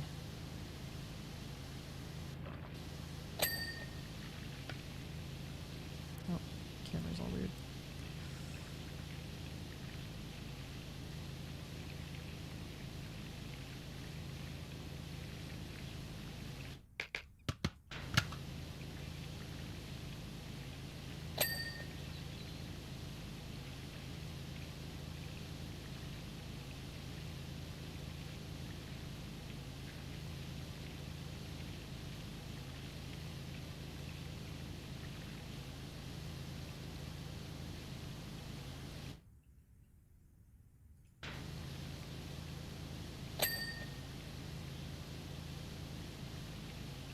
Also, are like... Wait, so what are the Eternals? Are they just like immune from the Thanos snap? Then?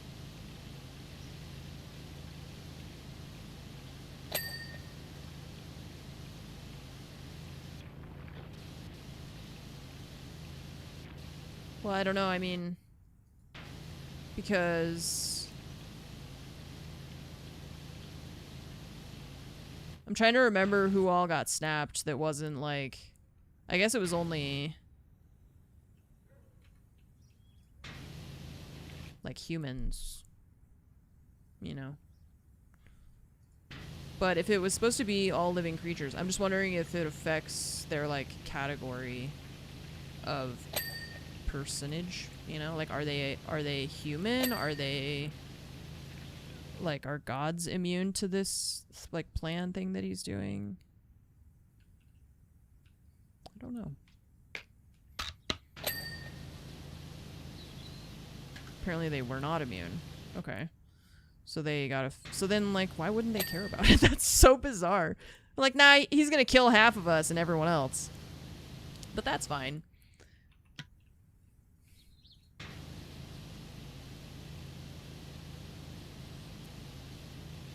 We're not gonna interfere because of reasons.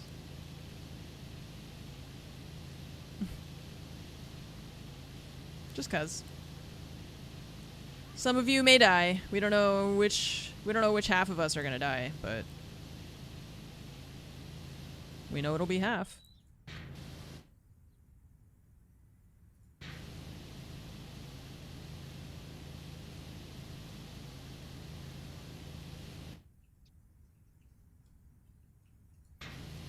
Well, the movie came out after Endgame, but presumably they would have been alive during the events of Endgame.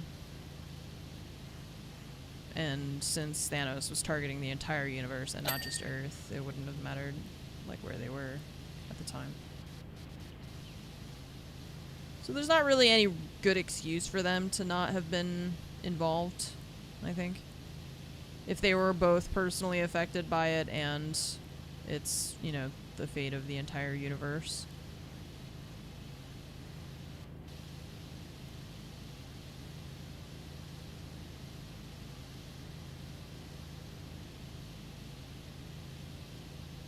I don't remember any of those, all that stuff. I'm not gonna remember. I don't even remember the names of the people that are in the Eternals. Like the actual people. Don't know.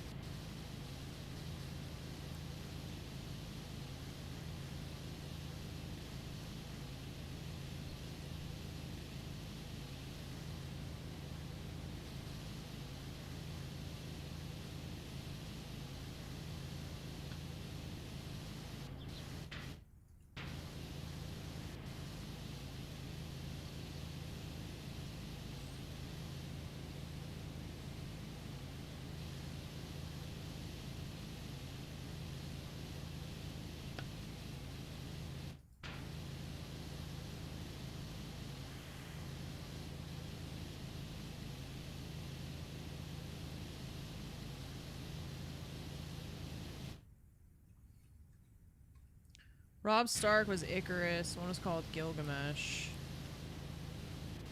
Yeah. I remember that he was in it. I remember that Angelina Jolie was in it.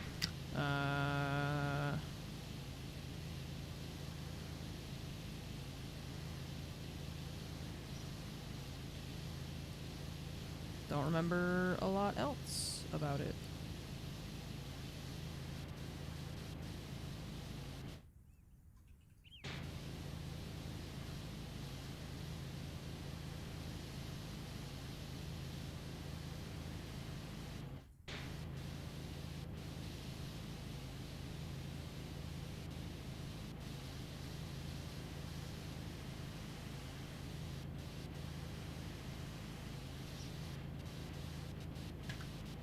Athena, something like that. Your guess is as good as mine. Or maybe even your guess is better than mine because I have no idea. I could not tell you. You could tell me that I could answer that question correctly for $1 million and I wouldn't be able to. Before you said the word Athena, I wouldn't have been able to tell you. I don't know. I have no idea. I watched it and it went out of my brain forever, I think. And that's not like a commentary on the movie itself. I feel like my brain does that a lot with a lot of stuff. Just, it's gone.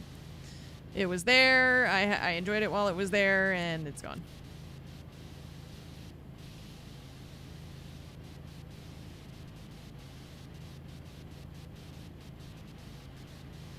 But I don't remember all the characters' names and stuff like that.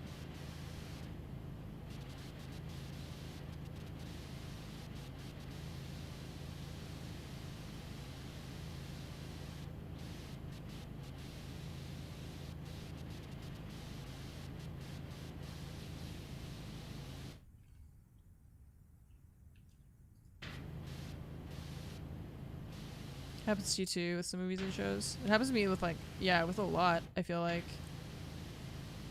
I'm just not... I don't commit that stuff to my memory very well. Which is also, I think, fine, because it's like, not big stuff. They're just movies. And when they're ones that I really enjoy, I remember a lot about them, you know?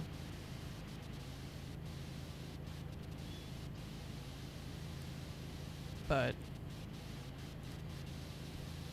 I definitely did not pay close attention to Eternals.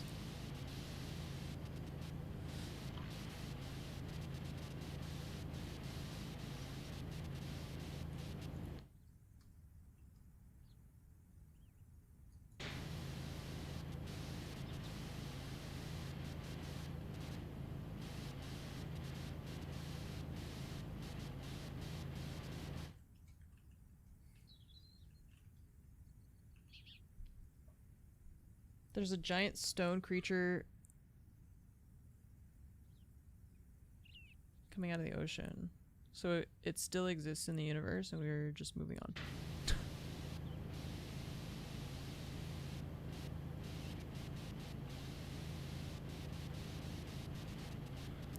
Love shows that are easy watches, don't require full attention. Yeah. Yeah.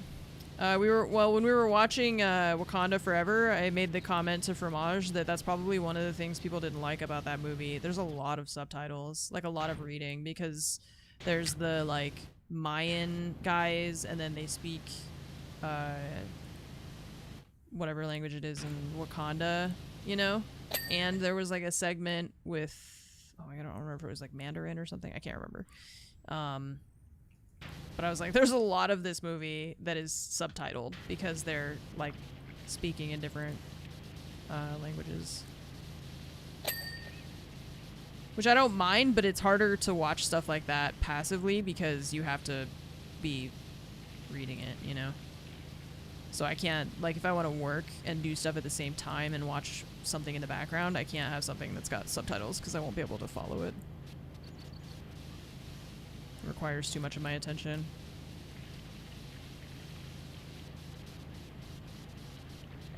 Even though I don't mind, like, I like having subtitles for stuff, but it's like stuff that I already know is just much easier to put on in the background.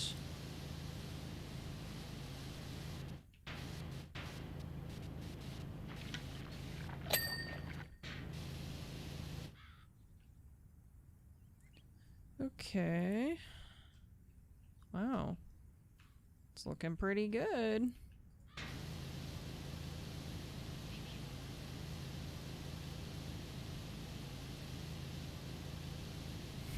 See, my problem is I don't like the voice acting in anime or watching it with subtitles, so it'll never happen.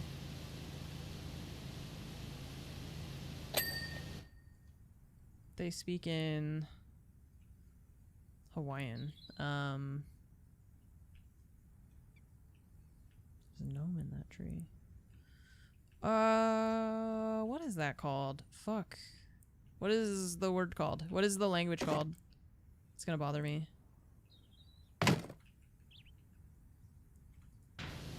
Ah, it's like right on the tip of my tongue.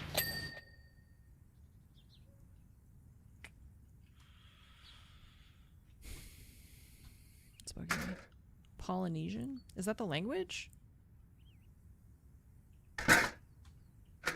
It's sound... Tagalog.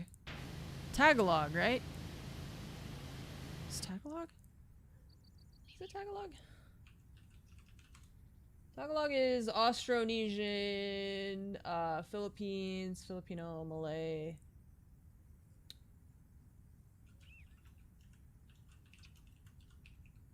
What language do Hawaiians speak? It's just Hawaiian, right? Hawaiian. Hawaiian Pidgin. There's like different names for dialects or English. Okay. So I think I was thinking of Tagalog, but they don't speak Tagalog in... That's more like I said, like Polynesian, or sorry, like Philippines, stuff like that. But Hawaii, it's just Hawaiian. I think I was thinking of that. Or the word Polynesian, but they're not, that's not their language. It's just...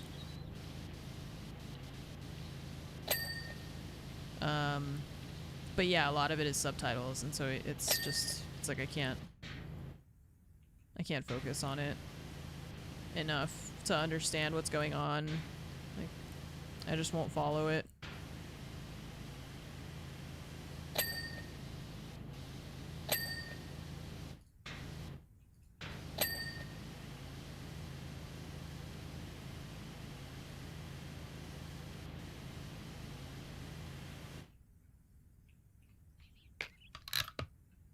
Madden is Icarus, but the legend of Icarus is based on him because he can fly. And Jolie's character was Athena, who was inspiration for Athena to the Greeks. Okay.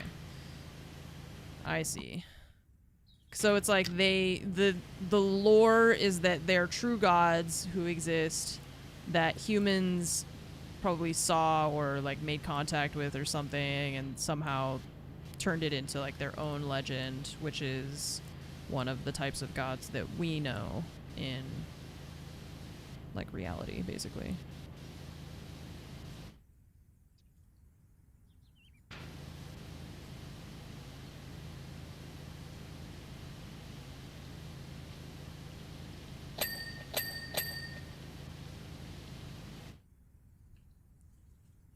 Which is interesting because then they're like, well, Athena is a made-up god that was from the inspiration of, and then, but like Thor is real, and they know Thor is real because they live in like Iceland or something, don't they? They like moved to Iceland. So like, they're some gods are fake, but some are real.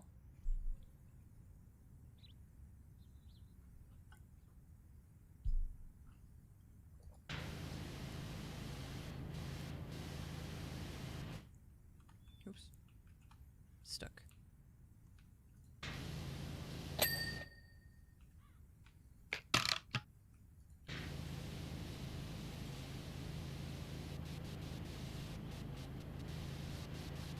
Zeus was there? Where wasn't Zeus, honestly? That guy's everywhere.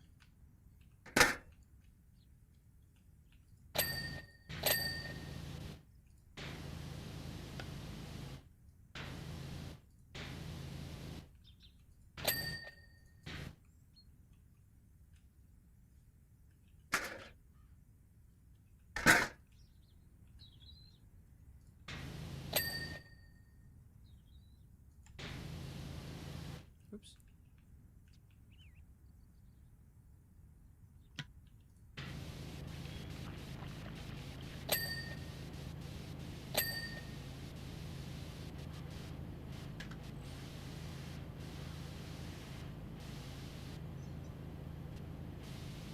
Ah.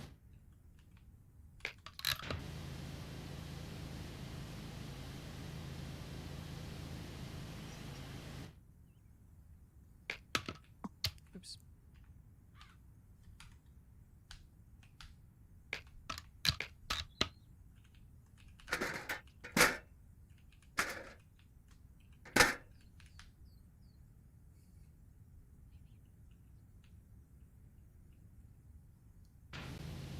Wait, the face is done. The ear is behind. Okay. The hat is on this side.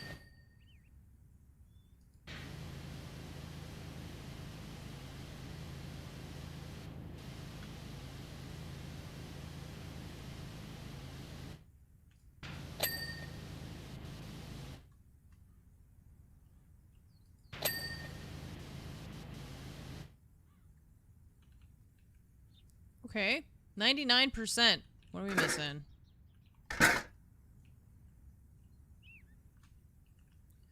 Curved bench seat.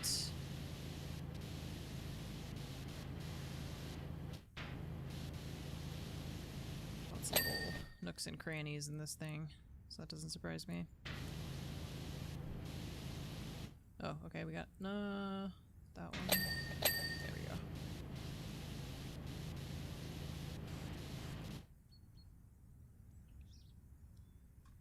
Okay.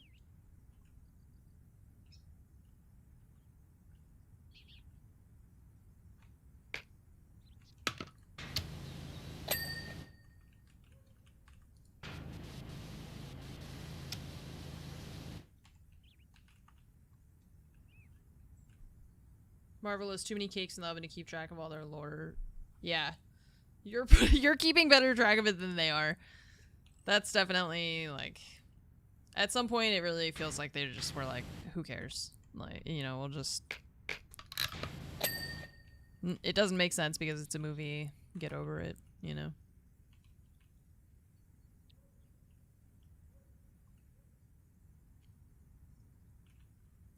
Okay, platform, ramp, bench, lights, this thing, plaque, okay.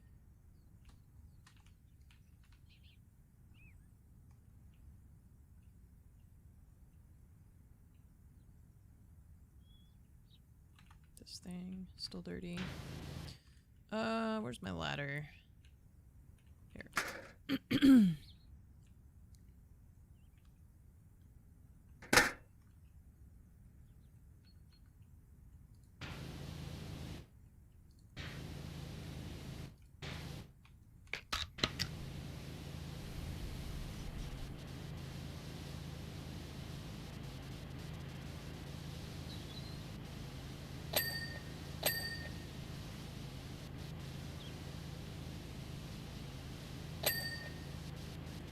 Oh.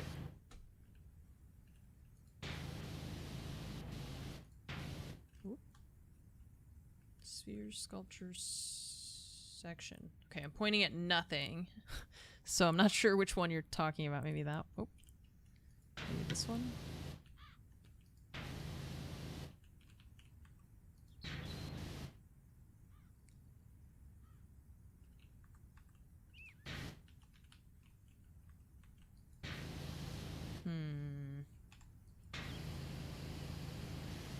But where? Ah, over here. Okay, still no. Well, down there some.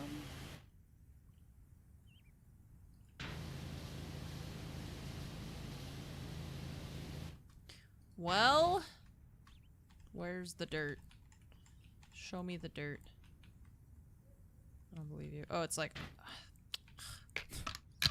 Come on, man. Come on.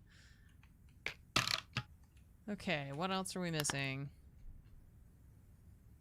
Animal sculpture, plaque, block sculpture. This one. Okay, this animal sculpture, plinth base? Plinth? Oh, the plaque? Okay. Come home, Seymour. You flew high. Namor? Is it supposed to be Seymour? All the way to... Why can't I read this one? Why are the other ones... Why have I never seen you since? You who now know all I made you and gave you to something better return to me? I don't know. I can't read it. That one for some reason is like blurry. Oh, wall sculpture section. This one. I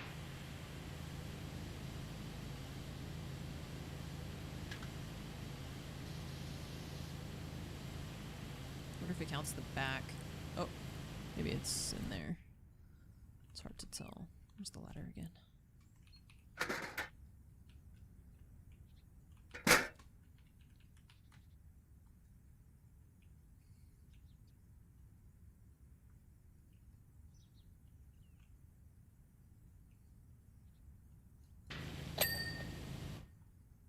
Oh.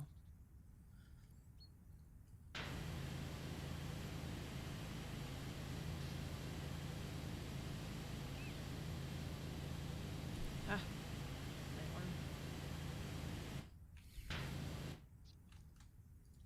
No, I'm so confused.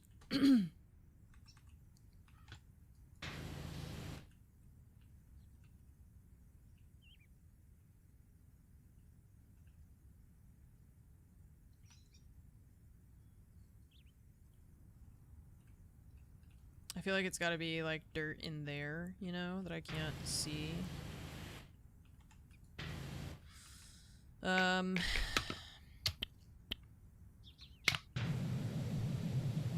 this one works.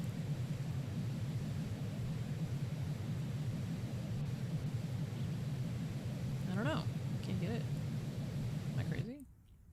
Wave sculpture section. But when I go in the back, it doesn't highlight, so I think it's the blue one. But I can't... There's no... dirt? Maybe it's like... Oh, it's here. It's because it's like on the under back side.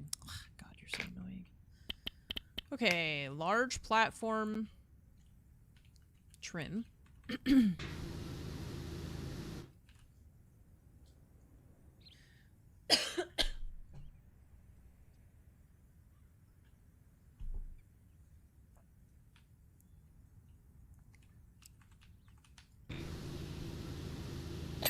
Okay.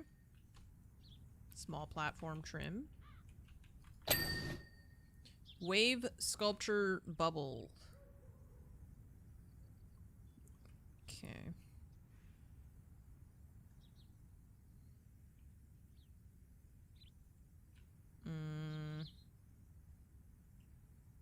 Bubble. Bubble? Aha! Nice. Okay. Done. What's next? I don't know if there's anything next is the issue.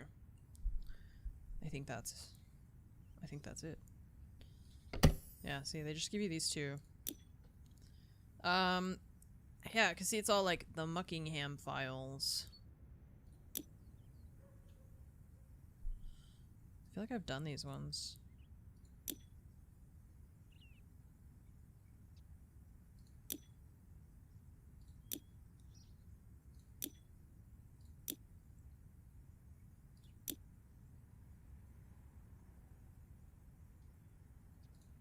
Wait, where are my, like, DLC ones? There's, like, the Back to the Future one and stuff. Career? Not challenge mode.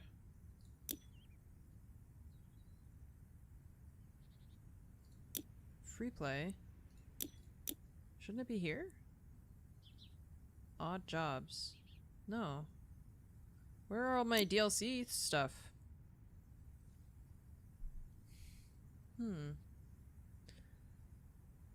Any resolution on the artist story and their psychotic break? Oh.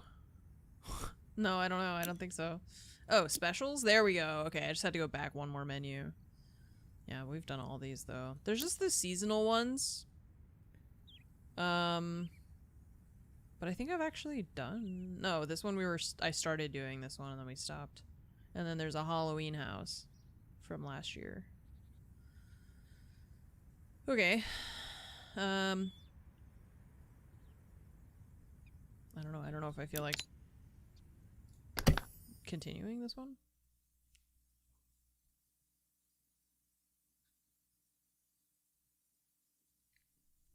Santa's workshop.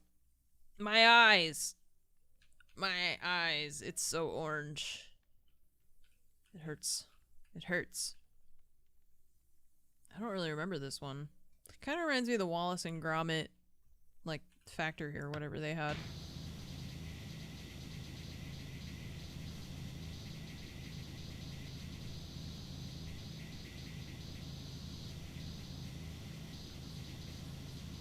Almost as orange as Timo. Almost. Not quite.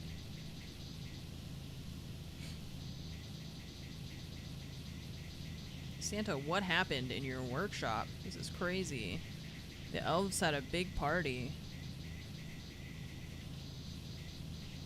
Or something.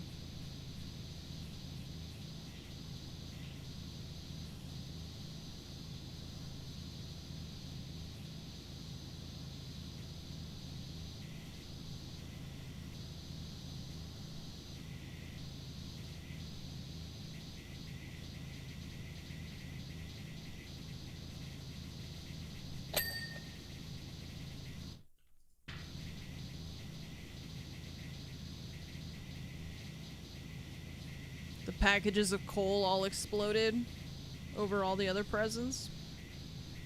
Labor disputes.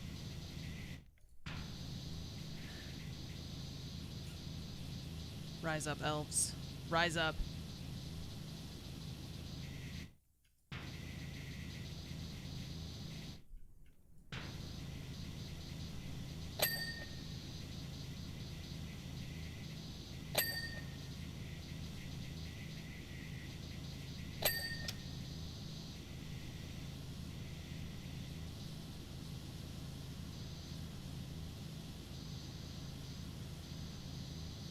Reminds me of the Harry Potter movies.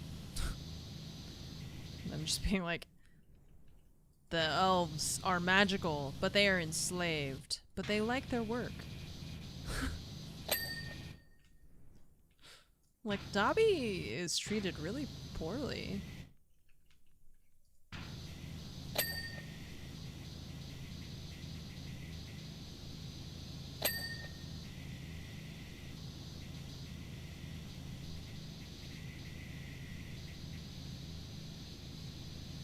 he's treated like really poorly.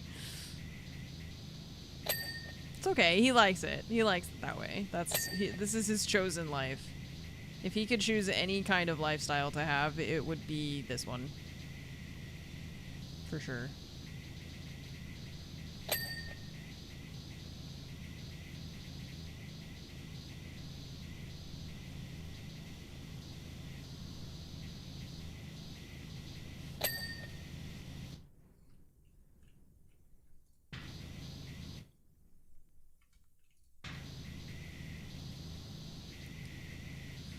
Some sturdy presents. Just soaking them in water. Just jumping on them.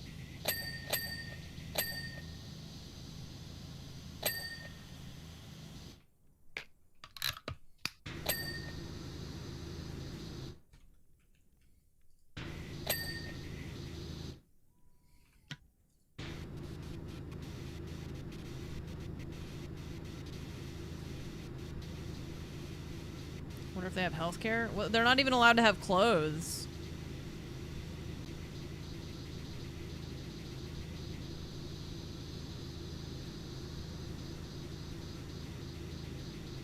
I don't think they have free anything.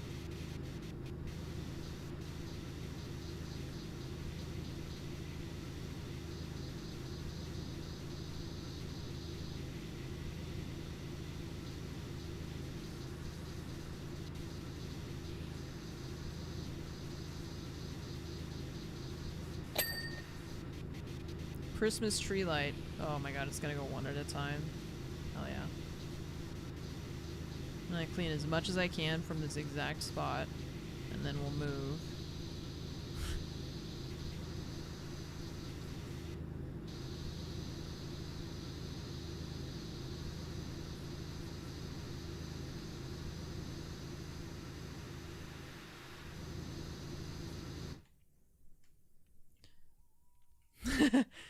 You can see all the shadows of everything. Oh, it's so weird.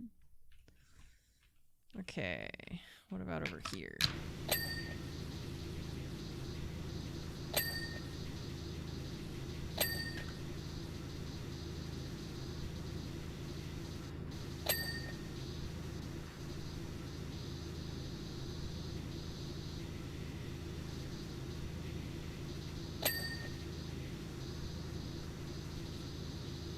A video game that explored the legacy of Hogwarts and its position on equal rights of different races.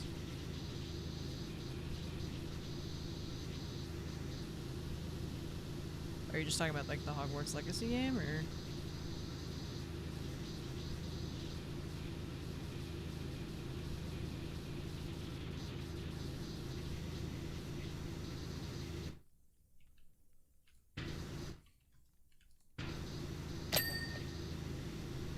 I never ended up playing that game, so I don't know anything about that. Or like what was in it or anything. So I just never played it.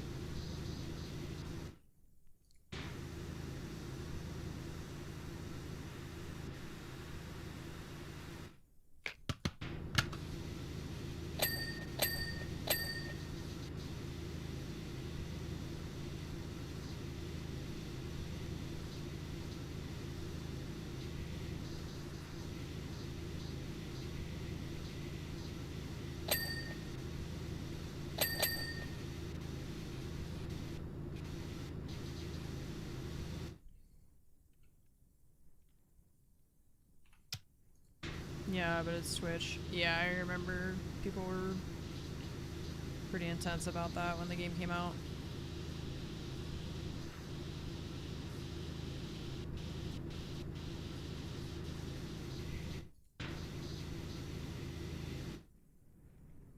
I feel like a lot of the explosiveness from that specific topic has died down. And also, like, my chat is generally not super argumentative with people about stuff just for the sake of arguing, you know?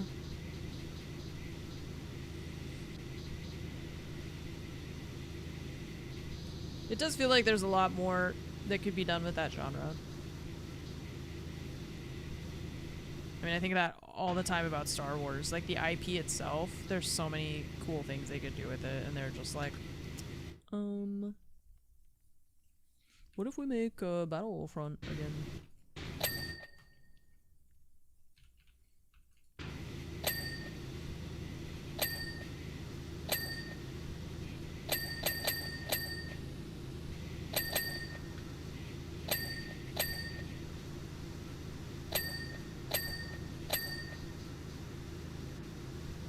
Just to test the claim?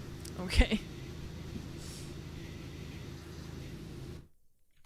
I love pineapple on pizza.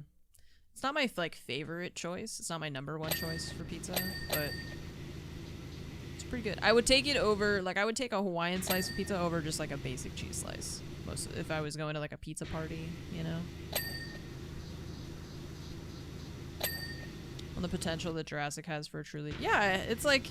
it's frustrating when you can see the potential in something and it's just... meh.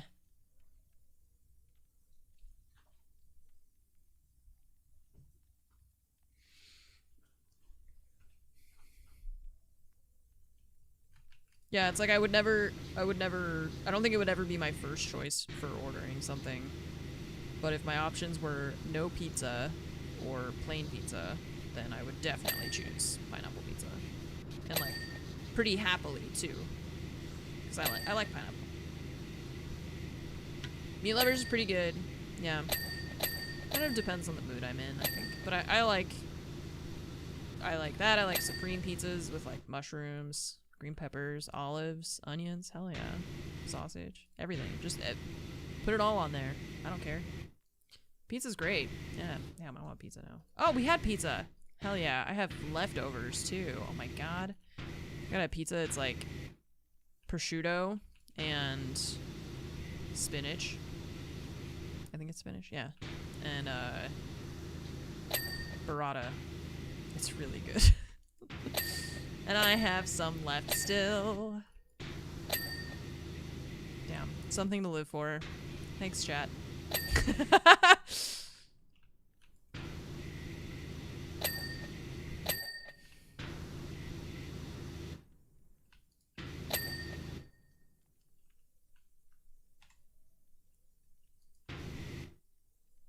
Okay, I feel like it's probably gonna be like 14 Christmas lights that we...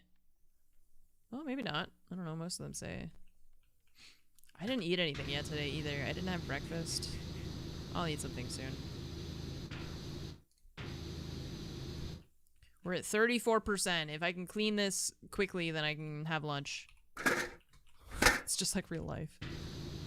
Better. I gotta clean Santa's workshop so I can have my first meal of the day.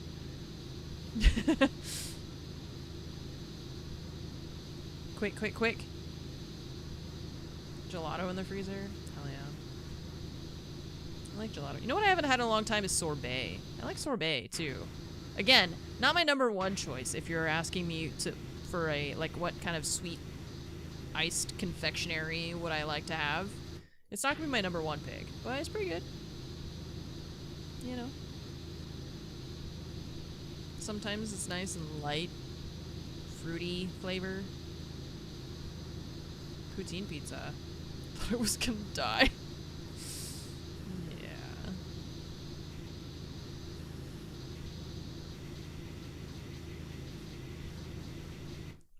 I want to clean this from above. It's gonna be very satisfying to me. These little tables. At least for some of it. Could start from above. Get all those fun little angles done. You love the little ice cream cups with the wooden spoon. Yeah, why not?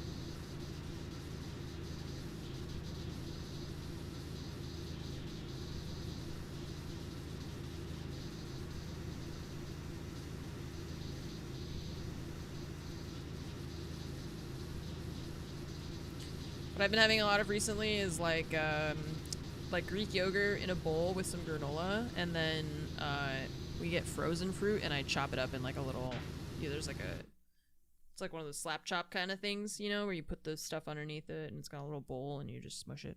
So it's like frozen fruit with granola and yogurt. It's pretty good. And then if you want a little dessert, you can put it on some ice cream instead of putting it on granola or yogurt. Also pretty good. And it's nice to... An interesting combo. Yogurt and fruit and granola. I feel like that's like a very... That's like mac and cheese, you know? At least from my perspective. Never had frozen fruit on yogurt. Oh, but like fresh fruit on yogurt, right? It's just that frozen fruit lasts longer and is cheaper and is easier to keep for like long periods of time, and then it's easy to chop it up and stuff like that, you know?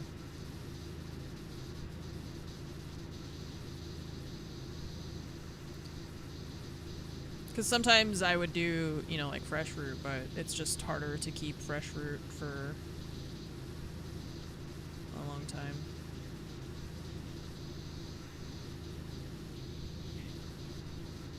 Especially these days. These days I feel like they're selling us the fruit that's been on the cart for like, or on the truck for a little bit too long.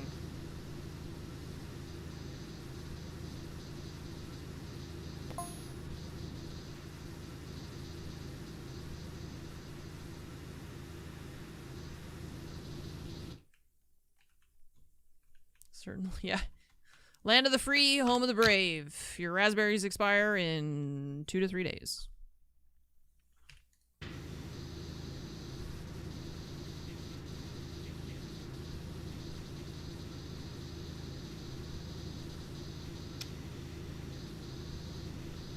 Just disintegrates the day after the purchase. Yeah, sometimes that's what it feels like. For some of my produce and stuff, I'm like, damn. I'm like looking at the tomatoes and trying to pick ones to buy that aren't already like soft and wrinkly.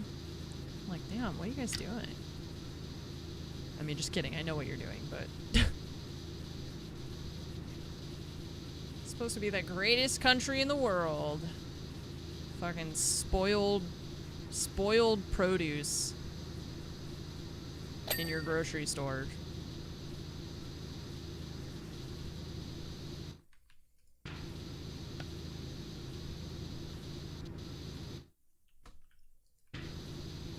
It's the little things, you know.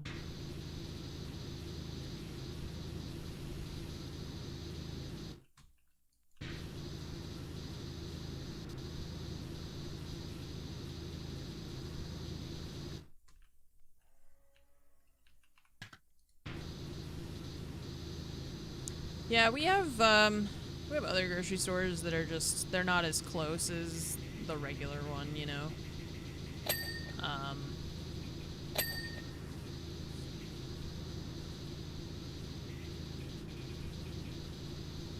And it's not always like that. I feel like it's sometimes, but I feel like it's probably gonna get worse. It's my fear. Because that's all things do anymore. There was like for a while there was that whole campaign say it was like hashtag it gets better. And now I'm here and I'm like, everything keeps getting worse. Does anyone else feel like everything's just getting worse all the time, or?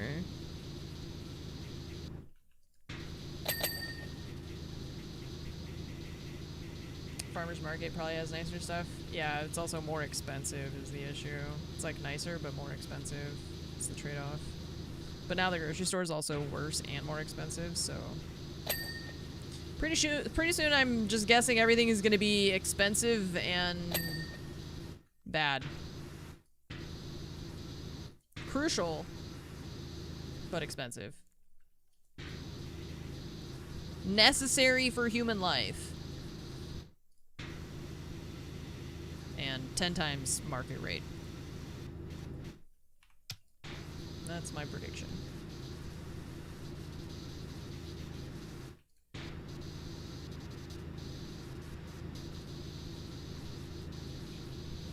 That's my expectation. Frozen is usually more nutritious. Just gotta work with the texture. I mean, it's just when it's in yogurt, it's not Bleed more, don't stop growing ever, yeah. Line must go up. Line go up. Ding.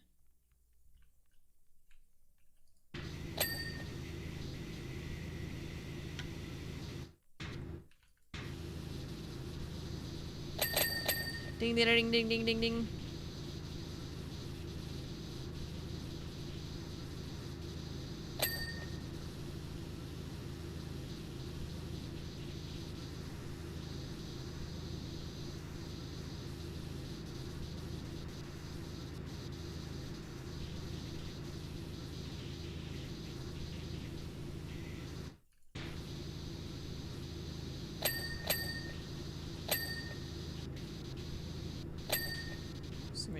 With like all the little pieces of the desks and stuff.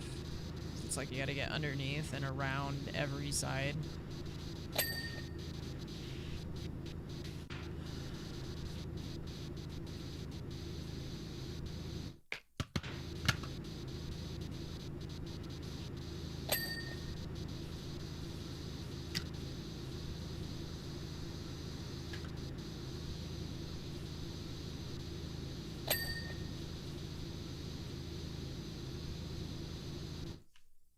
Yeah, there's like the thing where Mark Zuckerberg he bought like 11 houses in Palo Alto to like make his own like house compound thing, which is like the third one that he has or something. But he can't pay taxes. Poor guy wouldn't be able to have a third 11 house compound to his name.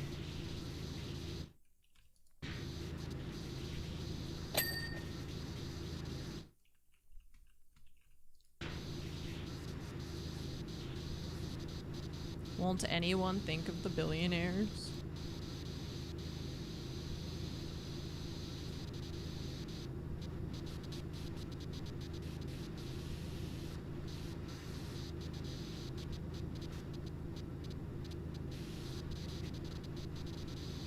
I mean, I kind of get it. Like, I watched that 100-foot wave video, and it's about this guy. He's a surfer. His name's Garrett McNamara. And he and his family for a time, they live in Hawaii, and they live in what looks like kind of, you know, like a family compound kind of thing, where they've got like kind of services, I guess, or like they like help educate and take care of each other's children. And so it's kind of like this community thing. So like that kind of thing sounds very cool. And like that's what a city is supposed to be, basically, right? Like, we're supposed to be a community, but it's kind of gotten monetized out of our culture, I feel like. And I mean, like, that doesn't like necessarily inherently make it like a cult thing, right? Because I understand the like desire to have like a safe place for your kids that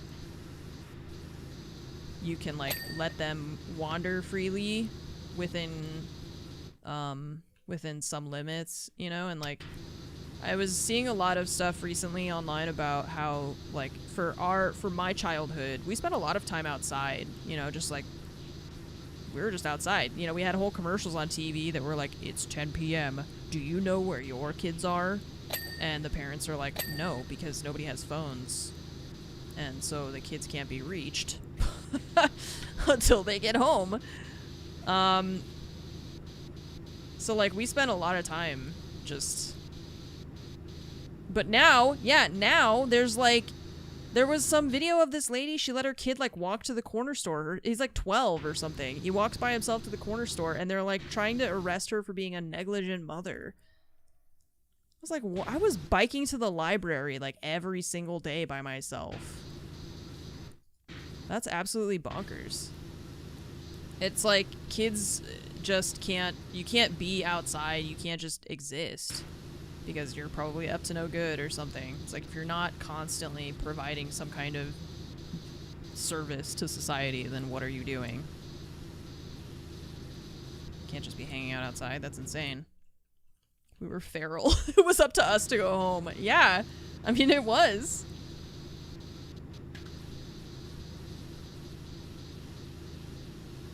Yeah, like I was biking all over the place. I wasn't telling my mom where I was all the time. I mean, she was aware of where we were, but like, but it wasn't a big deal. And it's weird to me. I don't know how that happened, I guess. Like, I don't know what changed that now we're like way more strict with kids being outdoors. I feel like we're free range. I mean, yeah. I really just like spent a lot more time just being outside and everything. And our parents weren't considered bad parents for letting us be outside. So I don't know what changed that like now you're a bad parent if your kid is like outside of your field of view for more than 4 seconds. It's just like, I don't know if it's just the kind of, if it's like the mentality of kids can't be trusted, you know? Or the world, yeah, like the world can't be trusted because they could get abducted or murdered or something, I guess. But then, like, why would you arrest the mom for, like, endangerment, neglect? Well, I don't know.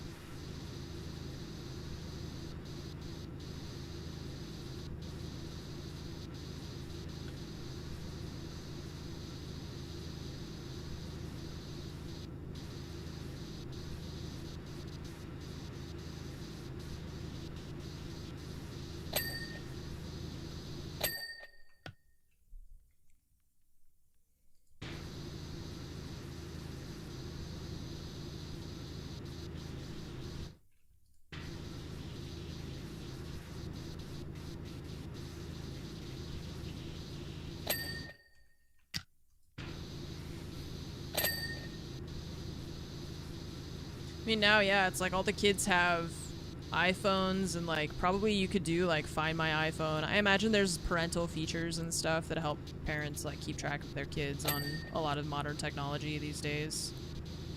So I feel like it surprises me that kids are discouraged even more from going outside than we were as kids, considering the fact that it's like even easier for parents to track and find them with all the like apps and stuff that exist for that exact express purpose.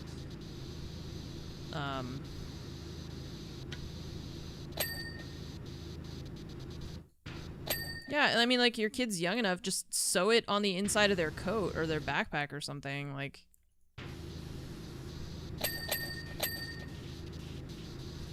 Could just be like, hi, kid, sorry, I'm just trying to make sure you don't get kidnapped, and if you do, I can find you, you know?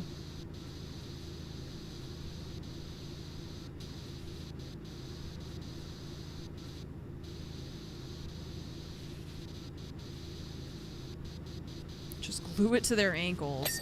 Wasn't there, I think recently I saw something like that too, where there's a woman who, she was trying to sneak phones into like some place.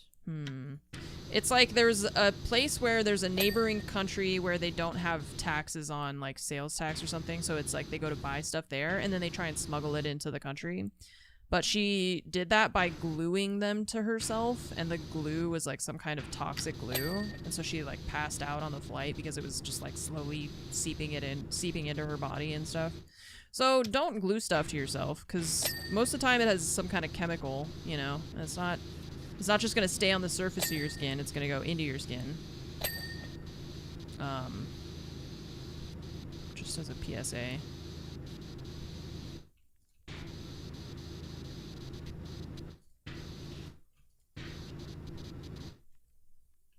It's like a chemical burn.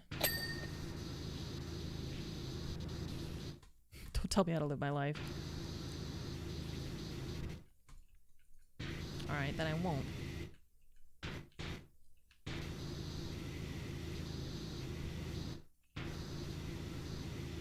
Shove it up your butt like a normal— what? I thought inhaling it was the normal thing. Excuse me? Do you want to share with the class, or maybe you shouldn't? Maybe you should go to the principal for that. I don't know. Who's in charge here? Carrie? What's the protocol? How do we deal with butt glue guy in chat?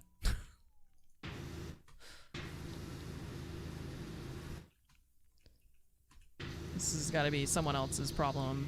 It can't be my problem. The phone's not the glue. Oh. Still. That makes somewhat more sense, but it was like 70 phones is the thing. So, like one phone, 2 maybe, but she had like 70 of them. It was a lot of phones. It wasn't like, it was a lot. So I don't know how much space you got up there, but I don't think it's 70 phones worth.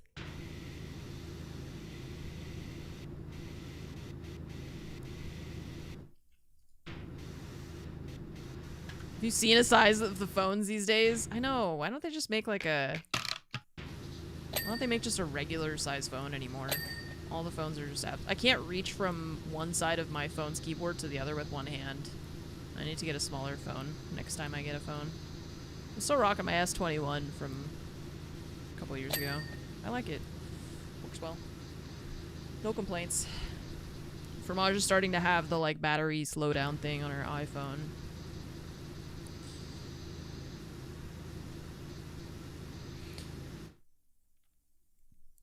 There are super small phones just for prison smuggling.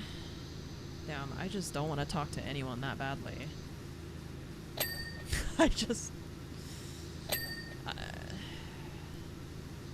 No, I'll just see you when I get out. Over getting new phones every few years. Yeah, I'm kind of like, as long as this one is lasting me still, I'm happy with it. I don't feel any desire to change my phone right now. There's nothing that, like, it's just new phones at this point. We've reached the point with phone technology, mobile phone technology, where every single one is basically just the previous one, you know? It's like, there's nothing really that much better. The battery life is about the same. The camera is going to be about the same. The apps and all are going to be the same. Like, I don't know.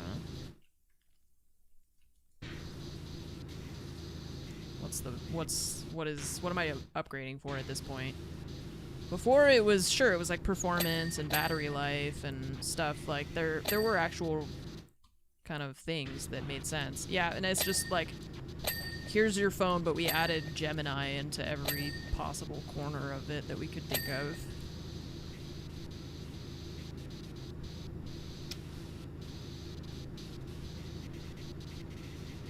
This is when we really know we're starting to get old, when we don't buy the new phone every year.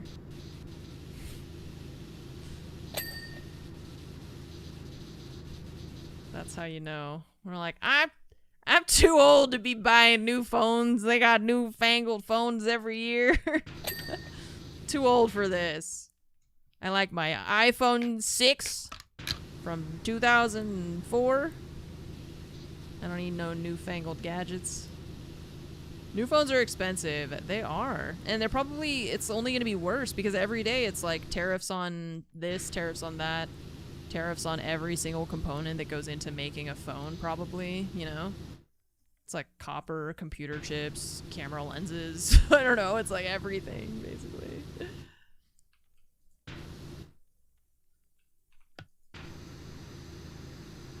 Every piece that you could possibly think of.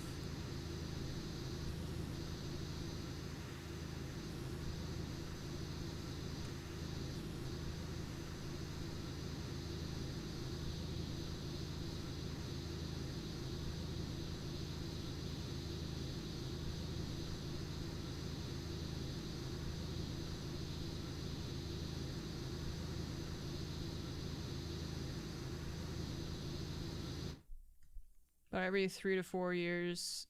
Yeah, I think I probably was like, I don't know. I would say every like 3 years probably for me.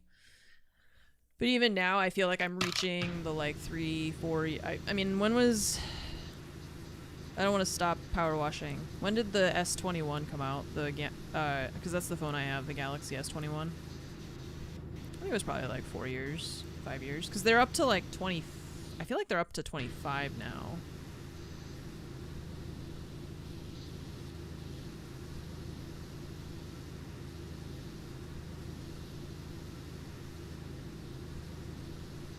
Was it 2021?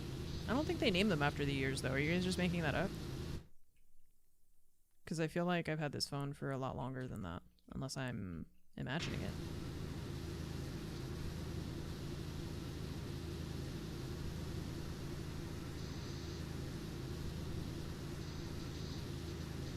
Did they start doing that? Oh. I thought it was just coincidence. I thought I had this phone before 2021. Okay, January 2021. So maybe it's just because it was like the beginning of the year that it felt like it. I think also I like ported over a bunch of my photos and stuff, so I think that I've had the phone longer, even though it's just like the photos are older. Does that make sense? Okay, so 2021, so I've had this phone for about 4 years then. And like I said, I don't feel any desire to upgrade. So I don't even think, like I'm not gonna upgrade next year. Unless it like just completely breaks. Pre-order started the year before. Yeah, I don't think I pre-ordered it, but I don't remember. Okay. Well, you learn something new every day. I've learned a couple new things today, and that was one of them. I thought it was just a coincidence.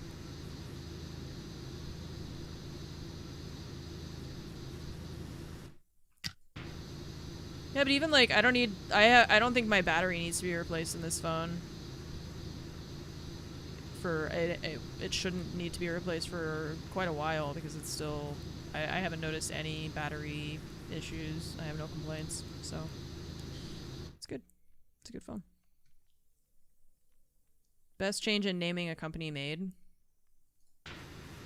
Yeah, I mean, I feel like it's not hard to just like develop a naming convention, and then it doesn't have to be the year necessarily. But I feel like so many things, they just don't bother at all with any kind of sensical naming convention. Because they change their mind every year, or it's like different people, you know?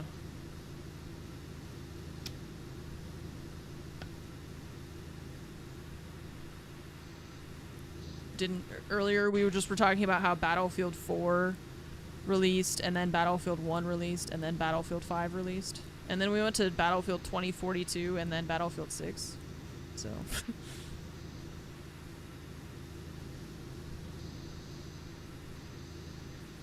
For stuff when you're going to end up making like a lot of it, especially when it's like phones, you know. It's Xbox, there's only been so many generations. It's a little weird, but it's not the worst thing.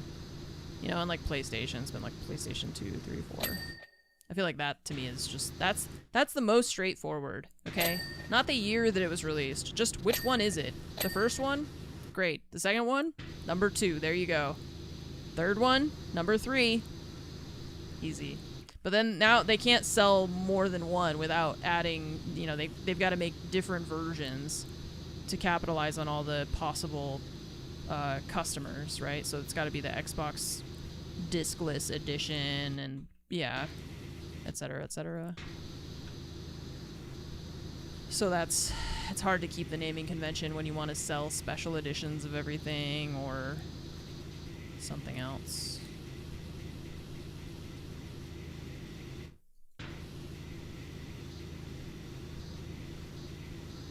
Should the first be thing 1? That's like World War I, right? They're like, okay guys, well, here goes, there's some shit popping off, so here we go, World War I. They're like, why did he say 1? Don't worry about it, not important. It's the first one.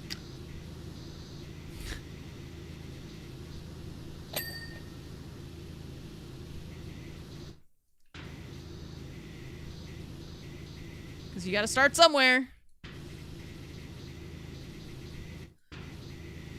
And where else better to start than with the number 1? Yeah, Microsoft is wild. Xbox handheld, Asus, Xbox, ROG out. Yeah, that's like the TSM, FTX TSM teams and stuff. It's like there's just too much. It's too much in your name. It's too many brands that are trying to be recognized equally. Like here's our new handheld. It's the Asus Taco Bell, Xbox, NASCAR, ROG, Ally, X17, brought to you by the Oscars or something. I don't know. It's like, it's just too much, you know? Just pick one. Just pick a shorter name.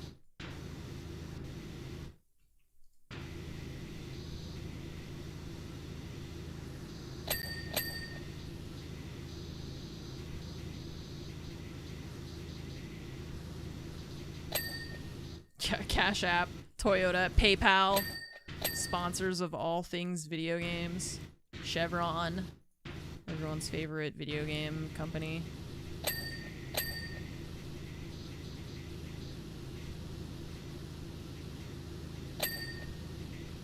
Hey, if not for all those oil-backed wars in the Middle East, we wouldn't have quite so many Call of Duty games, okay? So Chevron is actually, they're doing their part for the video games industry. Okay.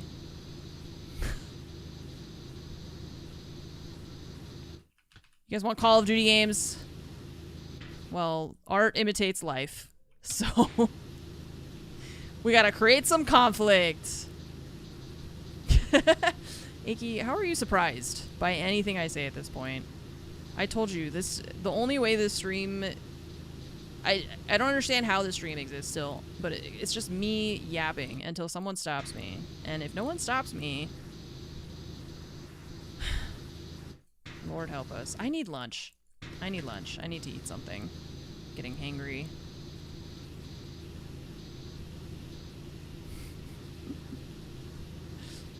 Oh boy.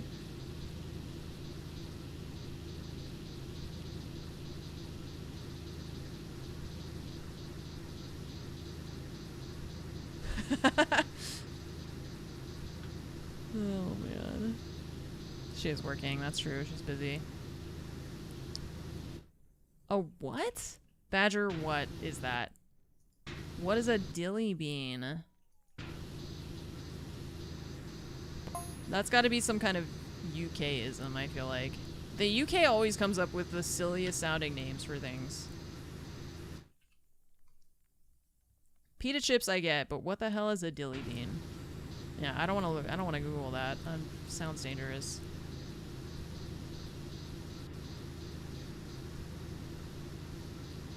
A dill pickle, but with green bean instead of a cucumber. What? It's like a raisin, but instead of a grape, it's an apple? Is that what it is? Is that what you're saying? It's like you just... So it's like, it's a pickled green bean. It's a pickled green bean. That's what that is. Because you can pickle stuff that's not cucumbers, right? Interesting.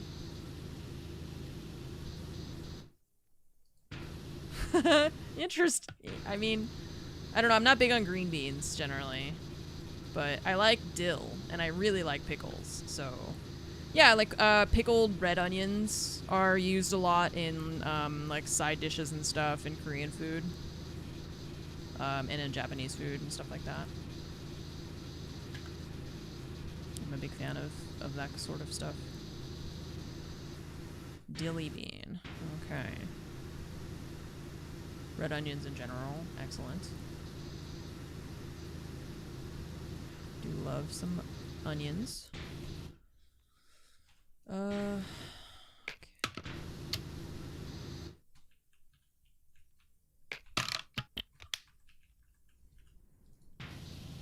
Nice.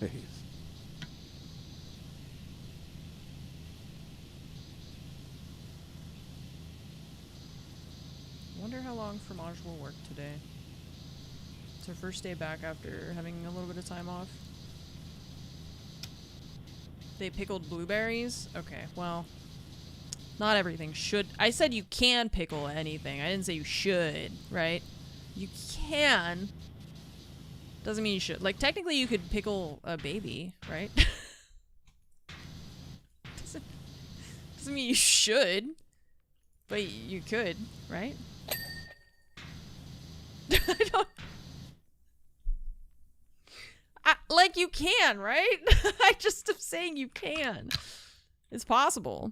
It's like how when, like, babies are biodegradable, technically, right? Or compostable. Or like humans are, right? It just sounds weird when you say it out loud.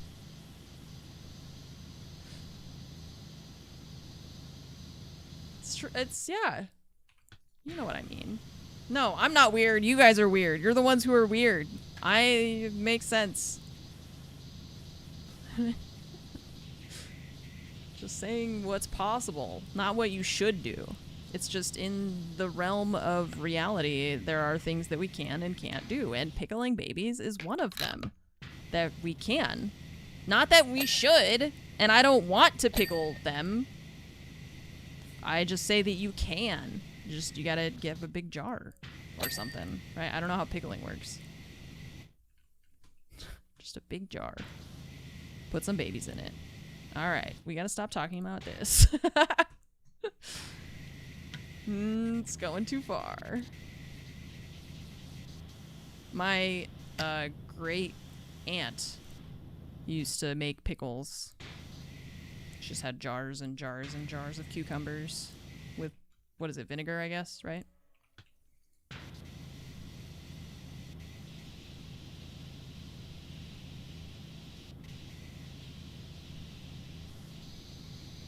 God, now all I can think about is like in CSI when they've got like an office where it's just jars of formaldehyde, like pig fetuses and bugs and organs and stuff.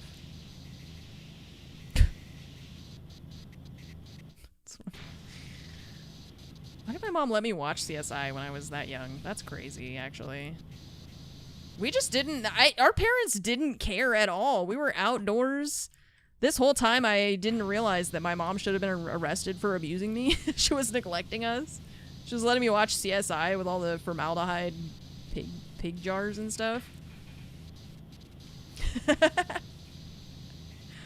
She was letting me bike alone to the library to read books and play backyard baseball. The horror. The absolute horror. I could have read a banned book. I did read banned books. Actually. Probably a lot. I wonder if is there like an official list of banned books? How many have we read? How many of them should I read? She let us read books? My elementary school, they, so this isn't the public library, but in the library inside of my elementary school, which is like kids from 6 to 12-ish or something like that. 12 to 14 maybe. We weren't allowed to have Harry Potter because Harry Potter had magic in it. And when I pointed out that the Bible also has magic in it, they got mad at me. I was like, this has also magic.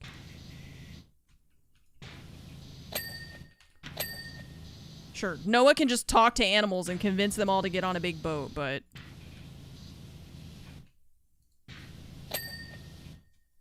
that's not magic.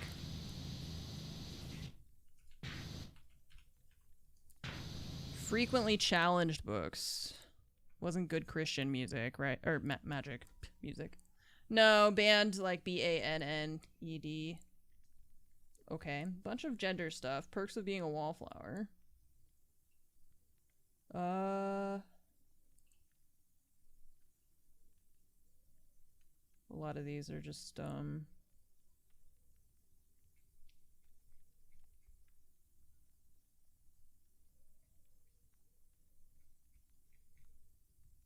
Top 10 most challenged books.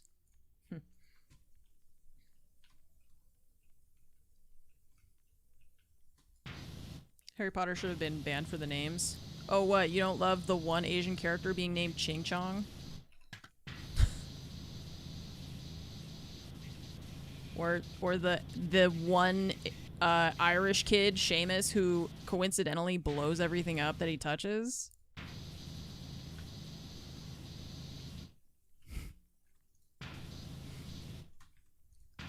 What?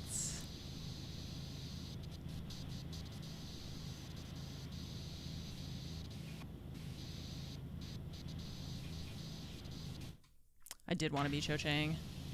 I sent them a letter. I was like, how do I audition? Tell me. Tell me how to audition.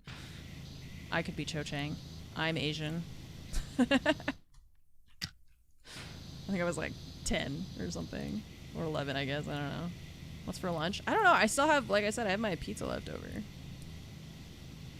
But, I'm not sure. It depends on when I stop. I might go to the grocery store.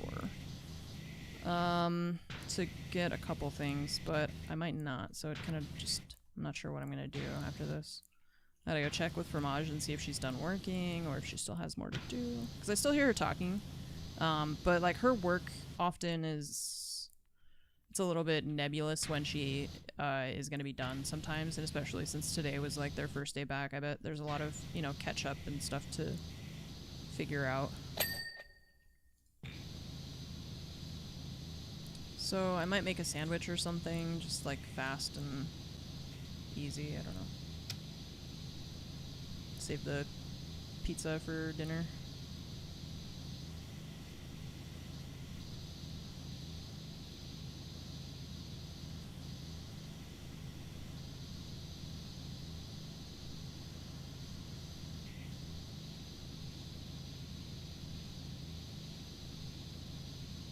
Groceries in this economy.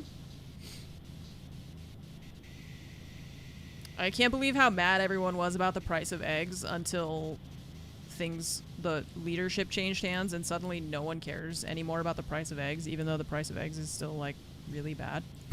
And like everything else too now. It's like everything has gotten worse, but now we don't care about it.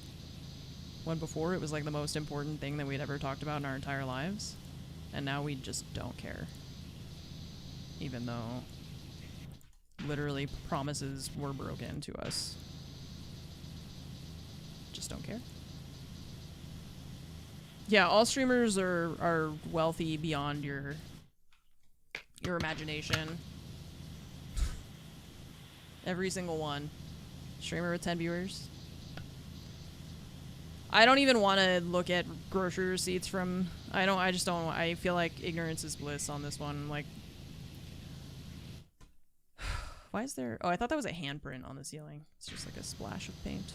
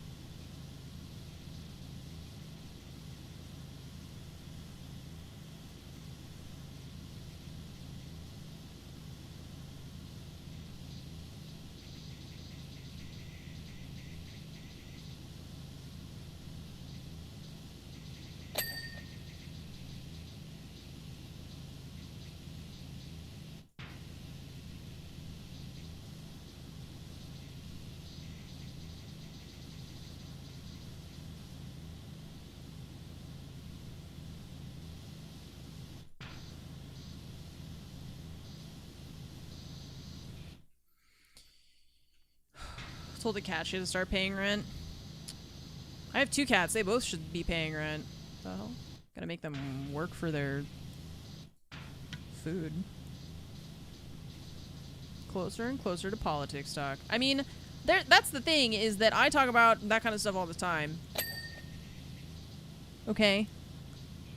And I don't think anyone cares. I don't think anyone cares about my opinion. Because it's not inflammatory. I'm just like, I think people should have nicer lives. That's it. That's my hot take. I just wish people's lives were better. I wish we could enjoy our time on Earth more. Each of us. I actually have been like re-listening to the Expanse books. and there's a part where Naomi says, like, he's like, you're on their side or you're on our side? And she was like, there's only two, like, sides, and it's the people who want more violence and the people who want less violence. And I'm on the side of wanting less violence. And no matter how you slice it, you're gonna find people from both sides on both sides of that equation. But all it really comes down to is, like, who wants more or less violence. And I was like, damn. That's how I feel sometimes, where I'm like, it's not necessarily violence, but it's like, sometimes it's just like, who cares more about the bigger picture or other people versus, you know, you're trying to borrow the audiobooks from your library. Damn, that's a long wait. They're really good. I'm happy for you. There's some one-liners in there that I'm a pretty big fan of. I mean, overall, the books I like a lot, but yeah, The Expanse audiobooks.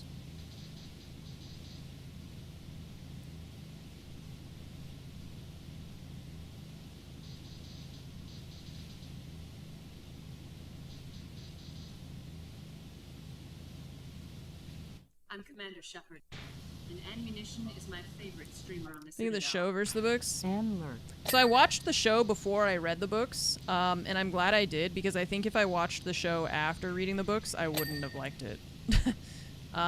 They made some pretty significant changes to some of, like, the story points and, like, some of the character dynamics and stuff like that I don't like. So it's fine. Like, I really liked it when I watched it, when I had no, like, concept of the rest of it, but then watching it in comparison to having read the books now, I'm like, I don't like what they changed. I don't like how they treated some of the characters, like, stories and stuff, so.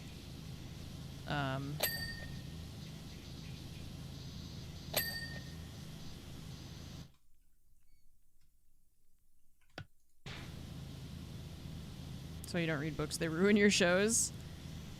Yeah. I'm curious about Project Hail Mary because I don't like the way that author writes. But I really like The Martian as a movie. I also really don't like Ryan Gosling. I'm just tired. It's like Ryan Gosling, Ryan Reynolds, Chris Pratt, Chris Hemsworth, Chris Evans. Now that I've been watching all the, like, Marvel movies, I'm like, it's just, I'm tired of you guys.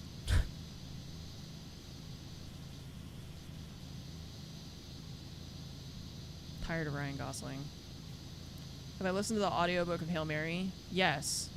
I just don't like the way the author writes. It's not the performance of the person reading the book that I'm talking about. I don't like the way that the author structures his sentences and paragraphs and stuff like that.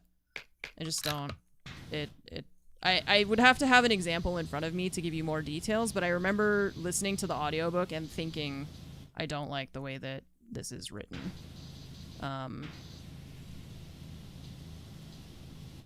Yeah, Pedro Pascal too. He's like in everything. I mean, that's what happens when somebody gets really... when someone's really, like, hot at the moment, right? They capitalize on all that success, which they should. It's just that I get tired of seeing the same people and everything. And I don't really like Ryan Gosling as an actor, because I feel like he's always, it's like Ryan Gosling just is Ryan Gosling in everything that he plays.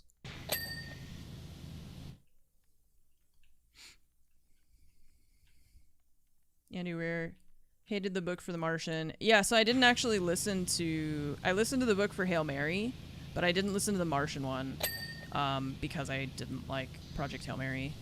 So...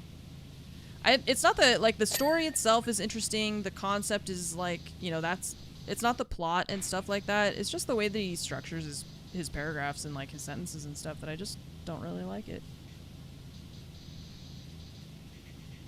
But yeah, it's Ryan Gosling, I feel like, often it's just, like, I have a hard, it's like The Rock, you know, I don't see The Rock's character, I see The Rock And Ryan Gosling is like that for me. I don't see his character, I see Ryan Gosling.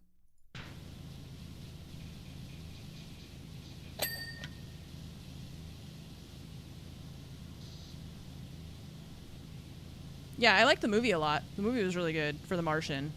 Anyways, and so they're making, I don't remember if it's a movie or a TV show. I think it's a movie about Project Hail Mary.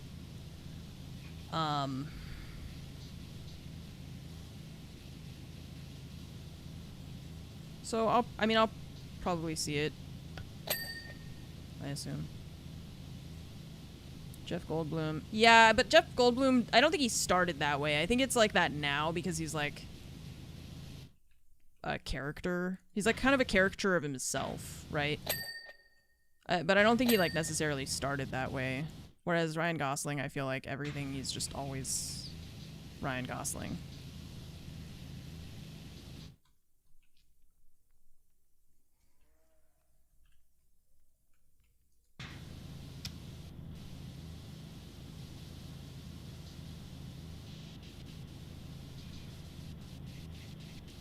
Wakes up alone on a ship. Oh, yeah. For Project Hail Mary, yes. I don't want to watch the trailer, and I also don't recommend that you guys watch the trailer, because I feel like there's spoilers in it that are pretty,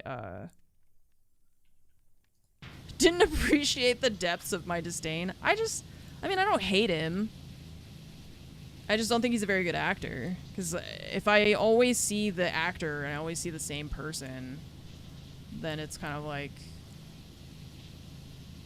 I don't feel like you're really acting. You're just being yourself, I guess. I don't know. I have a hard time believing him as anything other than just the character, than, you know, Ryan Gosling.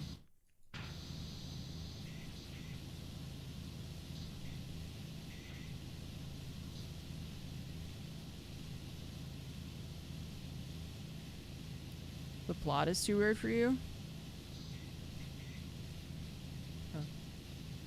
Well, again, like, I don't want to spoil it, because I know it's, like, now it's going to be a movie coming out, so I don't want to spoil it for people. There are definitely some question marks that I had about the whole thing, but, yeah, trailers are just so bad for spoiling stuff. I try to avoid them as much as I can. It's hard, though. It's like they're just all over the place. And when you go see something else at the movie theater, and they're like, here's a trailer for something that you didn't want to get spoiled for. I'm always like, fuck. Trying not to get spoiled for things, and then you go to the theater and they just show you the trailer for the thing you don't want to watch. They just give away way too much information, and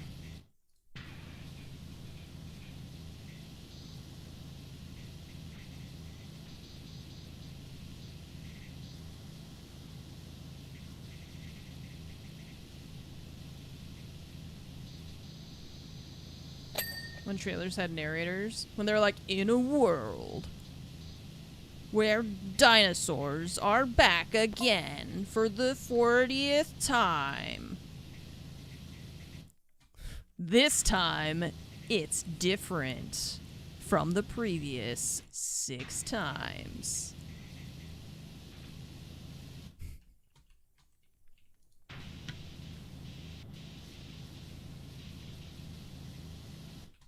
I do feel it just feels like they give away too. It's like they're worried that we're not gonna get it, or like they think we're just not gonna be intrigued enough if they don't tell us everything that's gonna happen in the movie. I don't know. So then they just give it all away.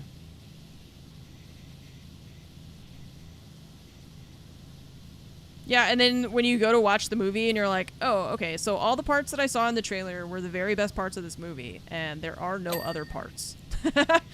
That's it. I forget. I remember having a movie like that, but I don't remember which one it was. But I was like, I feel like everything cool I saw in this movie was not even, like, it was just all in the trailer. Or there was like, have you ever had that where you see a really cool scene in the trailer and it turns out that's the part that got cut before the final edit came out? So then it's like in the trailer, but it's not even in the movie.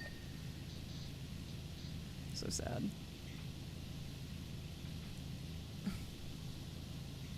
You're like, I can't wait for this part to happen. Never happens. Gotta watch the trailer, you want to see that part of the movie again.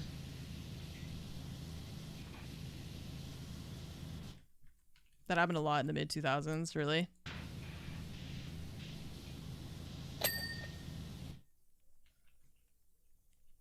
Okay, so this wall, it's hard to get behind these things. The pennants, I guess, right? Because they don't really move away from the wall, and all the dirt is just like behind it. How are we supposed to fix this? It's horrible. These are some of my least favorite things that happen in PowerWash Simulator. Stuff like this, where it's like really tiny, tiny things against the wall that you can't clean behind. And I just like physically cannot move any closer to the wall. So I don't really know what you want from me. I hate that. Just can't get back there.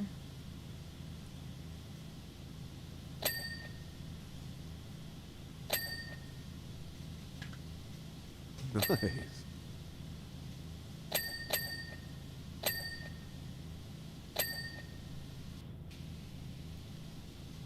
Click on a trailer starts with this trailer. The trailer starts now. Wait, they do that? That sounds annoying, yeah. I would hate that.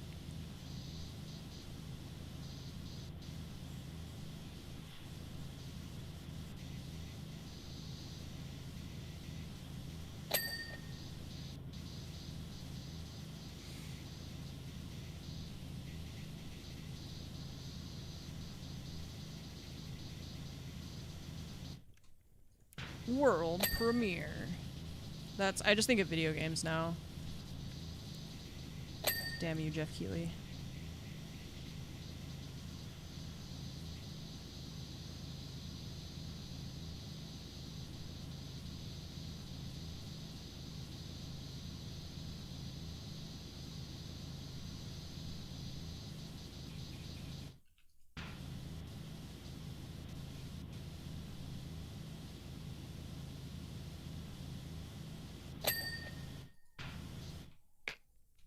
So gaming thing happening soon. Oh yeah. Gamescom opening night is tomorrow. Okay. Are there like announcements and stuff at Gamescom? I feel like I got an email or something that was like co-stream the thing. Which it's like they send those out to kind of everybody. It's not like a...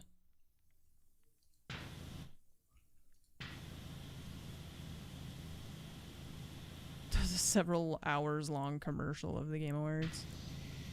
The last one, which I don't think I watched. People were saying it was better though in terms of the balance, or was that? I don't know if it was the Game Awards or something recently that people were saying it was a lot better.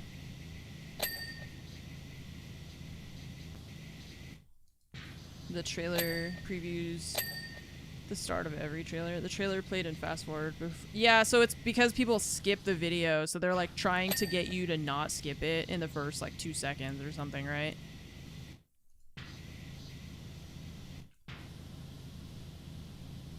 Everybody's attention spans are just so short now.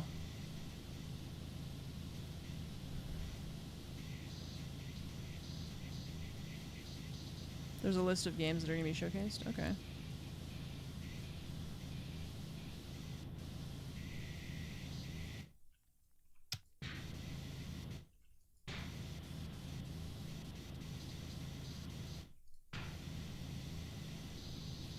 They announced it. Silksong. I don't understand what Silksong is. Help me understand, because I see people on the internet. I thought Hollow Knight isn't Hollow Knight Silksong already a thing or what? Like, because I never played Hollow Knight, so I don't know.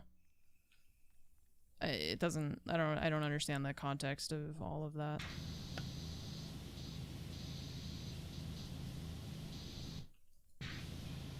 Hollow Knight 2. What?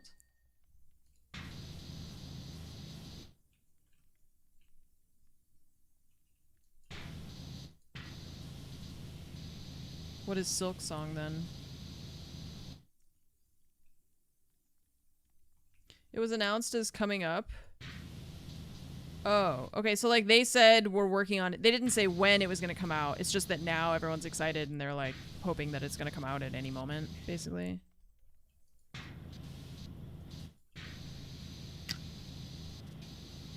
Okay. Silk Song is Hollow Knight too. So now it's a meme that it's never gonna come out. That makes, yeah, I mean, that makes sense. Okay.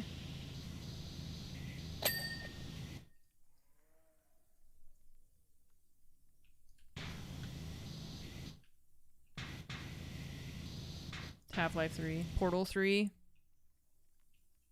Valve and anything with a 3. We got CS2 before we got Portal 3.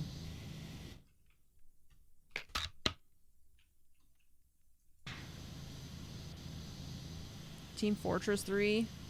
Can't wait. It's right around the corner. Just keep waiting. Any day now.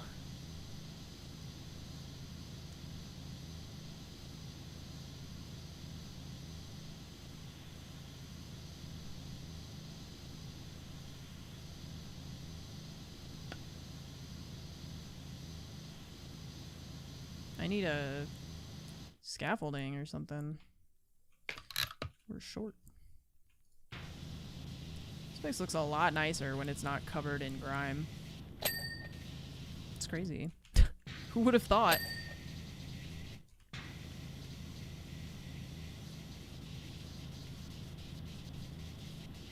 Metroidvania, but with bugs. With bugs. Right, yeah. I thought you meant like... For a second, I thought you meant bugs, like...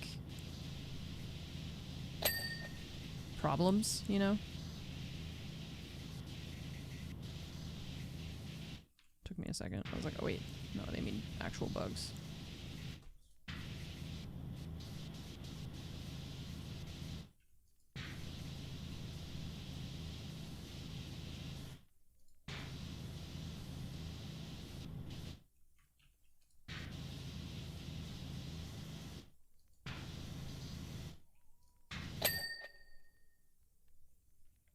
Hades is pretty good, yeah. I enjoyed Hades. I didn't play the early access for 2. I'll probably just wait for it to like full release. I don't feel like I want to play it all in early access and then play it all again and when it comes out, you know.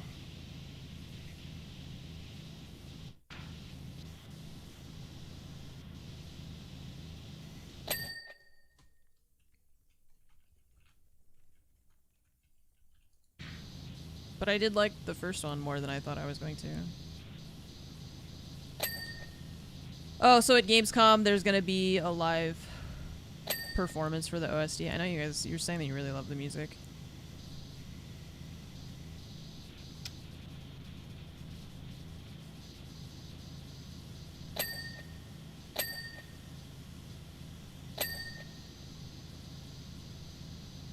Do you know who the composer is for the OST?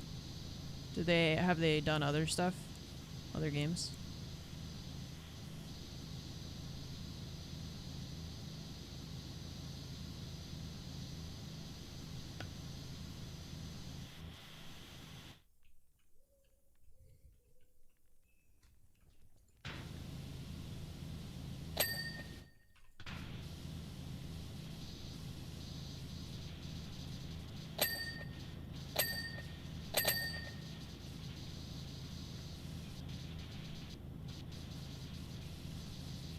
They found the guy on SoundCloud and hired him.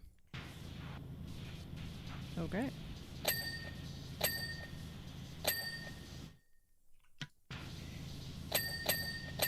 That's pretty wild.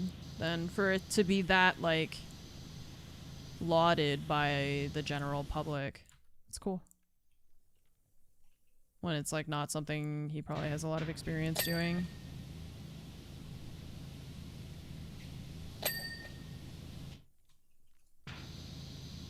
Specifically with video games, I mean, you know. I don't know what other kind of work they've done, maybe, but... Maybe nothing. Maybe only just making songs. But I've, like, repeatedly heard such good things about it from not just you guys, but just people, you know.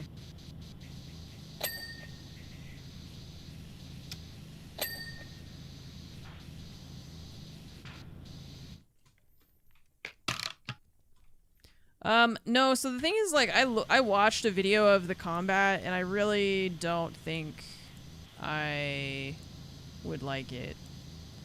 So I was kind of like on the fence about it, I think. Yeah, it's French. It's like ex-Ubisoft devs that made it, I guess. Yeah, I mean, I could definitely listen to the soundtrack. It's just I hadn't decided if I wanted to play it or not. It was just, like I said, I'm just kind of on the fence. I'm not big on... The combat really looks like not something I'm gonna enjoy.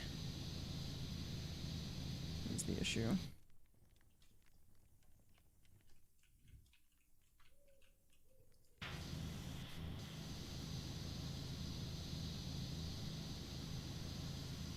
And, like, I know that's only a part of the game. It's just I don't know if I want to put up with it or not.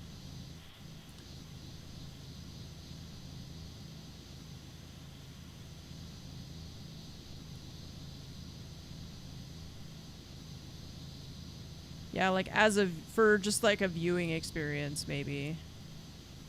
But the actual gameplay of it does not quite look like my cup of tea.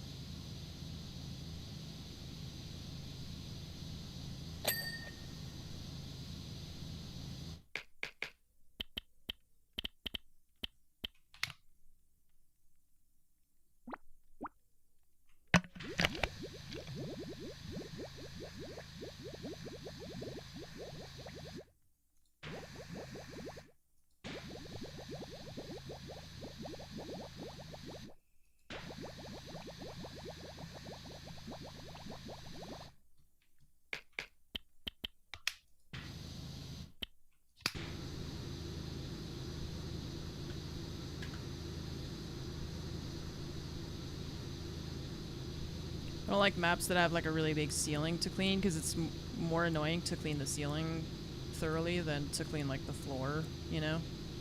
Because you have to constantly be looking up and like trying to climb on stuff to get there.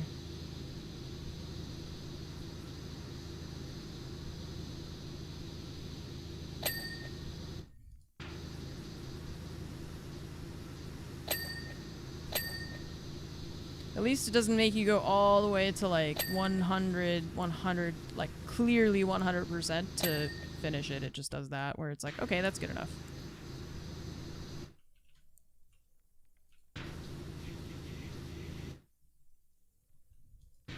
Oops.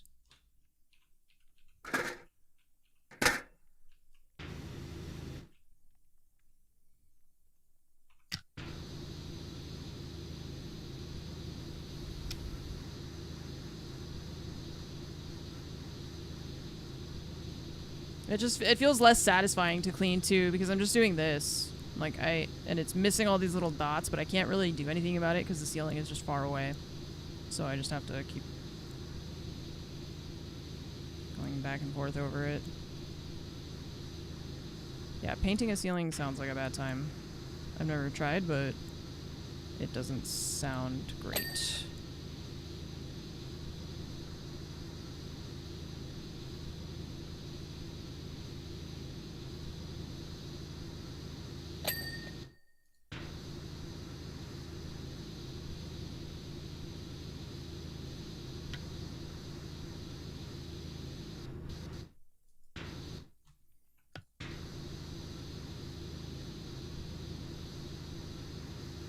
Mena, thank you so much for the 56-month resub.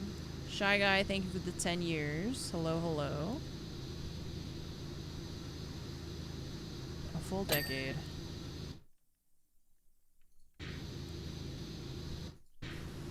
Thank you, Shy Guy. And Pyrrhus, thank you. 99 months. Next month, big triple digits. Hi, Mop. It was, as you say, not great.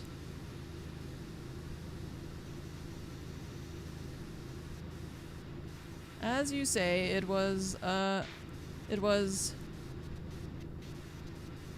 terrible,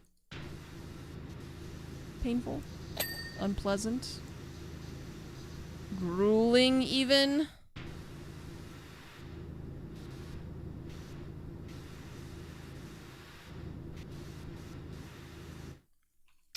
Nope, can't reach that too far. All right.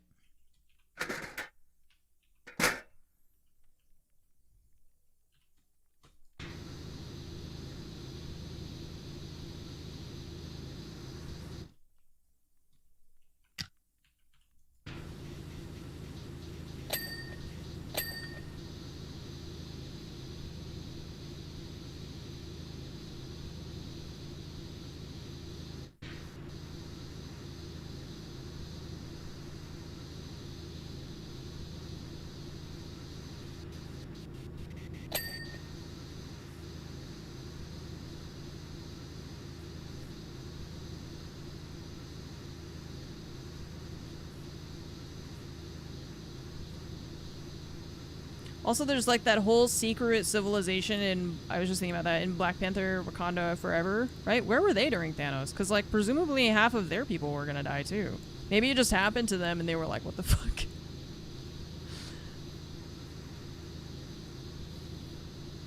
They just didn't know what happened, I guess? I don't know, because those guys were really strong and like really good at combat and stuff. I feel like they would have been pretty useful fighting Thanos.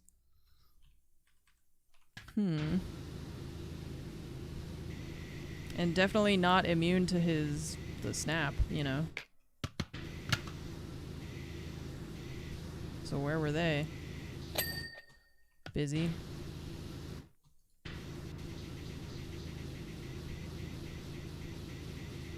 It's like 10 different secret organizations that secretly control the world. Yeah, but none of them interact with each other or know about the other ones.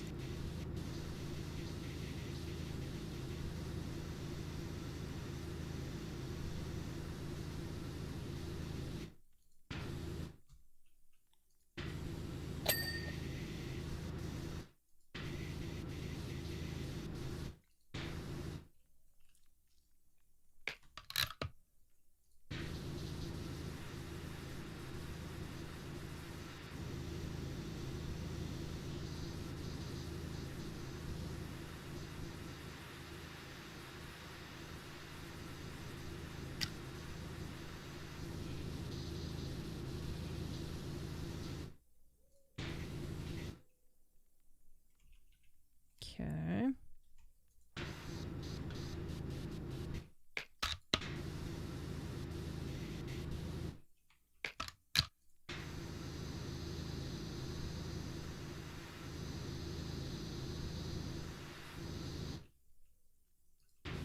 Oops.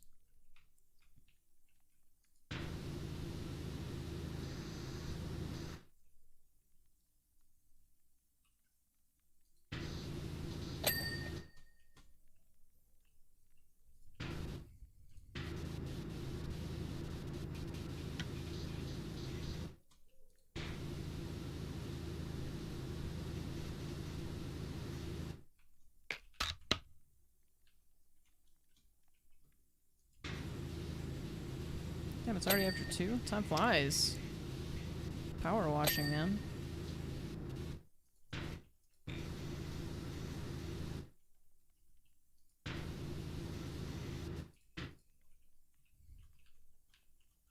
Ah.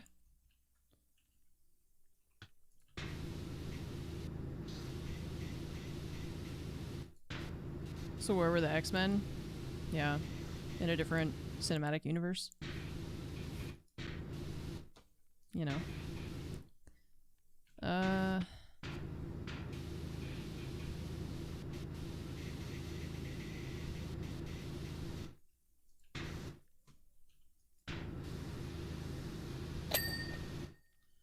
Okay.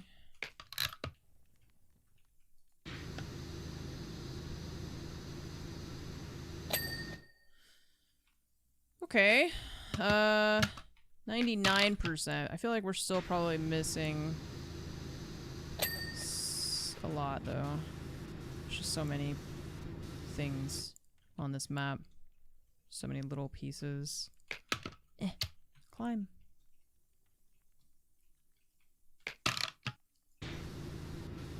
The dome is not completely clean is my issue, but I don't know which side of it we're missing.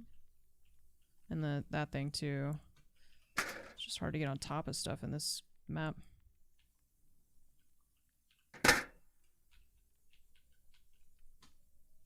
Yeah, see, I can't.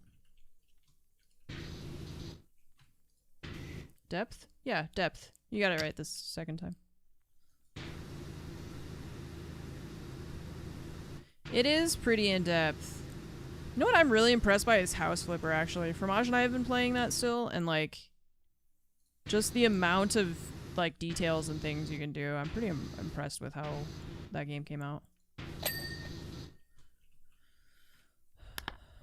Okay, so balcony stuff, the candy canes, rug, bunting is those things, right?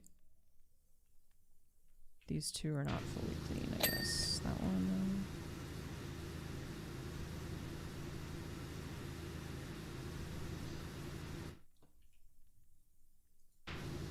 Did I? Okay, there we go.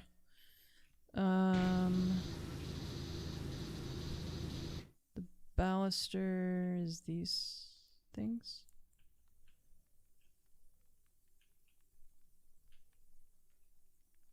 This one's not clean. Okay, and then the rug. Oh, and then here.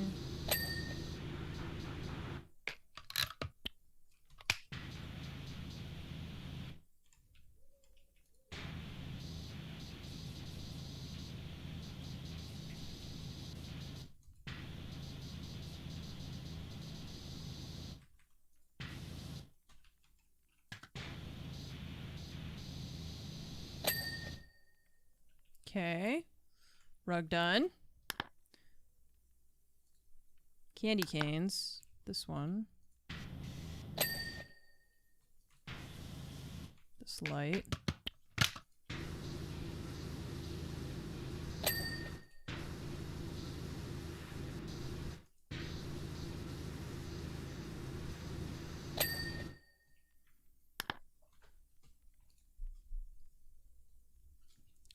Cheer checker is the thing that we were cleaning before. It's that big thing. I don't know where the dirt is on this.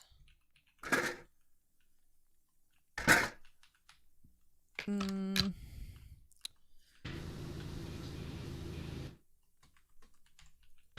says on the base.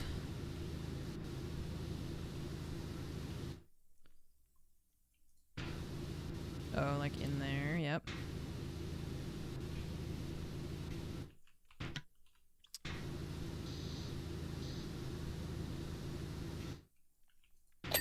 Okay, there's the top part. The base still dirty though. Somewhere.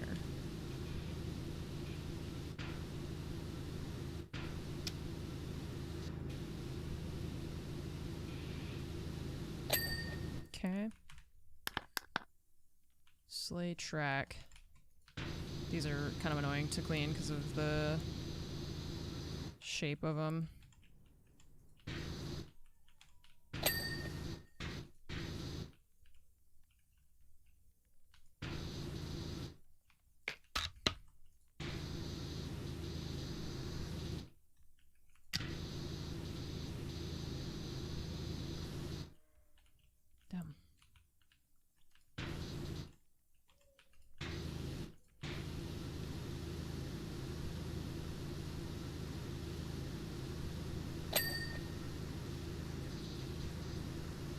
Done. The archway's not done. This column's not done either. Okay.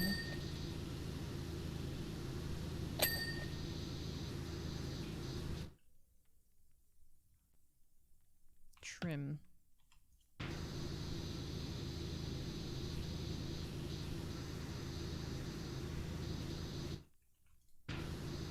No? Trim? Hello?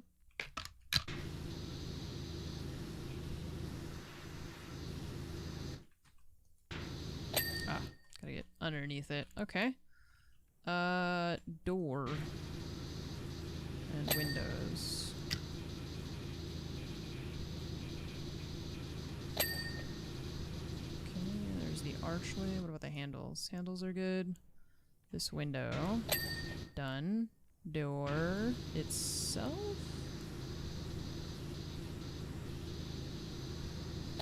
One door.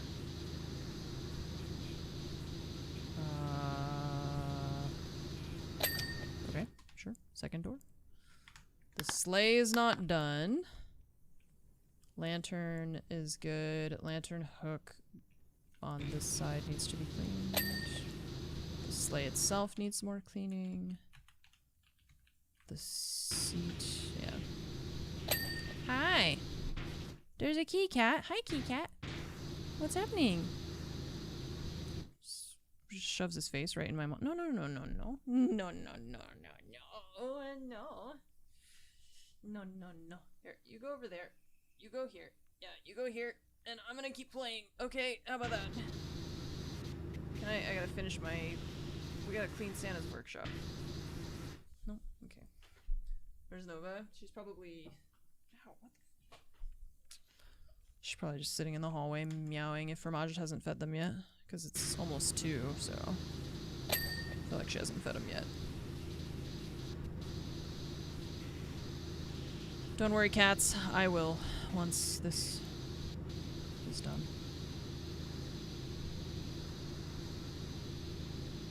If I can figure out where the dirt is on the sleigh that I don't see anywhere.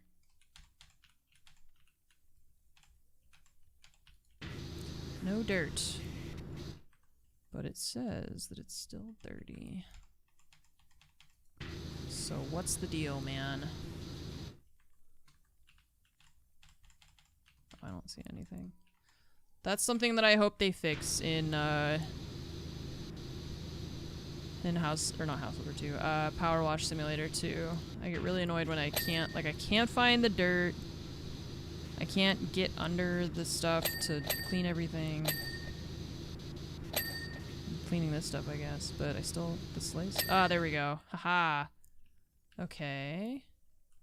What else? Probably just a bunch of stuff, huh? This workbench.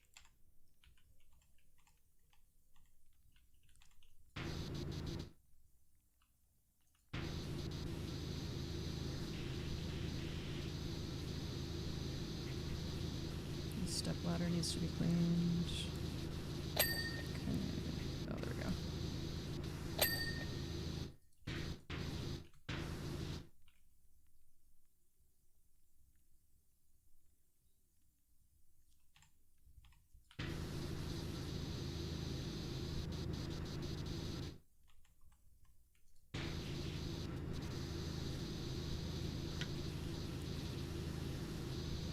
Workshop floor, grotto floor. Oh, these are, okay.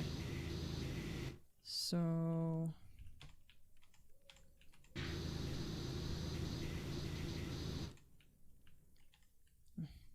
There's some.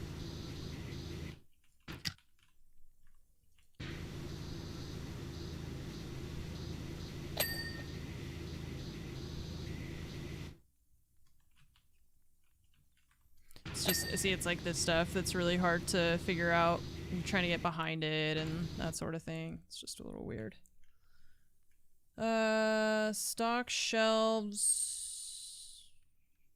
Okay, these workbenches need to be cleaned more.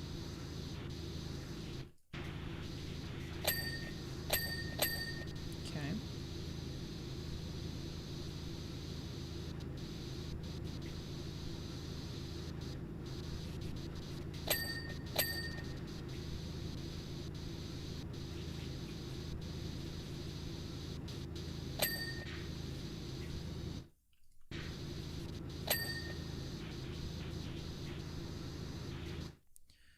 Okay.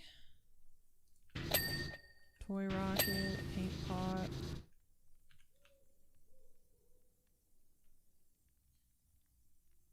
This workbench.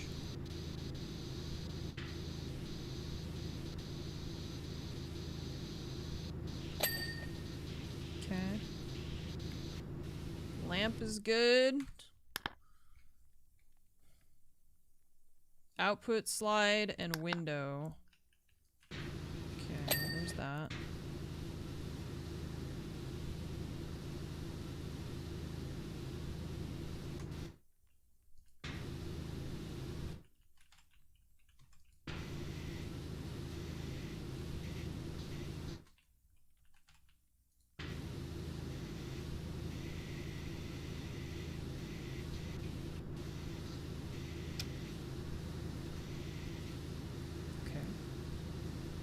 So where's the dirt? Show me the dirt. Okay, we got it. Christmas tree presents. This one?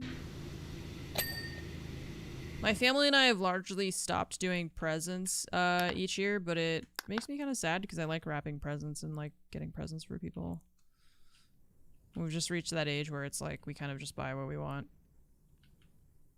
So it's like harder to give gifts to each other. 22 of 23. This one, the round one.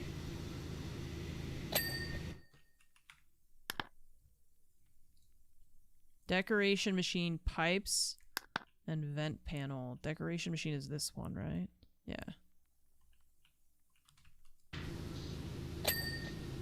Okay. Vent panel, this thing.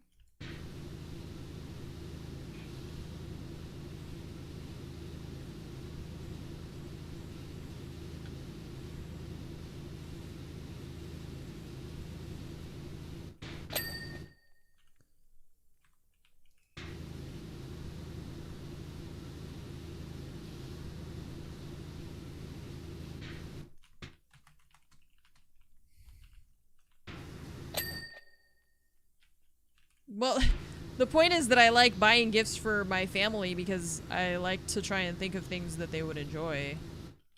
And then give it to them and see if I was right, you know? And then it makes them happy if I was right.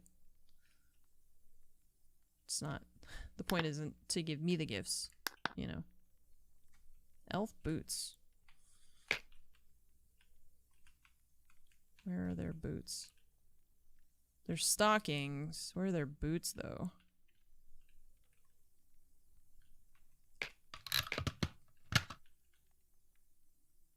It's not...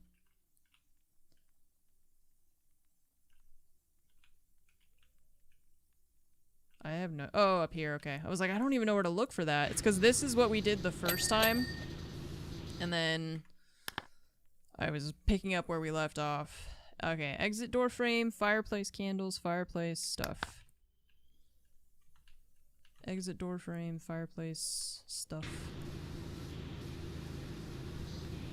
Fireplace cover. It said fireplace gonk, and I don't know what that means, because gonk to me is a Star Wars thing, you know? So I'm not really sure what to do with that information. What is a gonk? Stocking cover. I mean...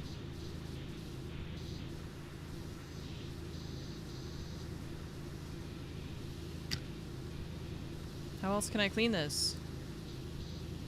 I don't know. I can't edit. There we go. Mantle, frame, fireplace, beam, gonk. Oh, it's the gnome. Huh. Okay.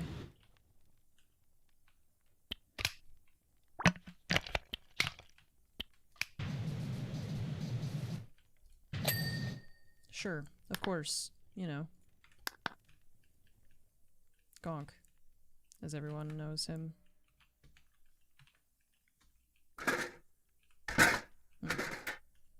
Shit, see, I can't like stand anywhere it's on top of this door.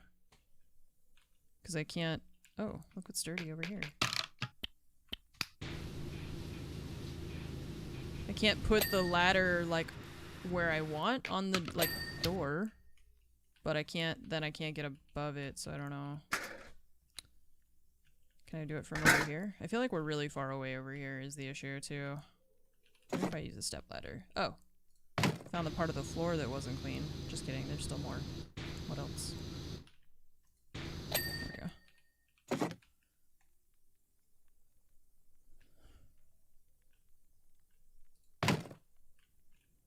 Nope. That's not gonna work. And we're not allowed to stack these things either, so... Okie dokie. I can't... There's just nowhere for me to go. This is too... I can't see the door from here. I can't... everything is too far away. So I guess I'll just try this. Hoping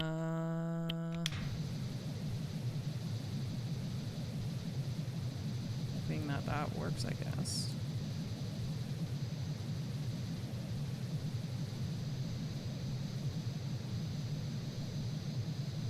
I can't get above this. Oh, there we go. That's what I'm saying. I can't get above it. I need to be able to get on top of it, and there's not an easy way to do that. Fireplace candles. Let's go pressure wash the candles. It's a good idea. Just to obliterate them instantly. Okay, fireplace presents. Okay, more? Which one is flashing? This one.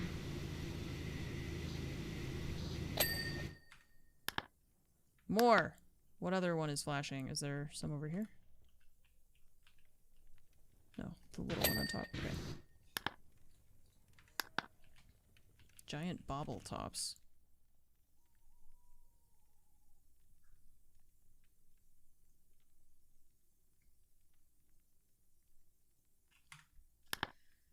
Three of 4 giant baubles. Oh! Christmas decorations. Okay. It's like, what? What are you calling it?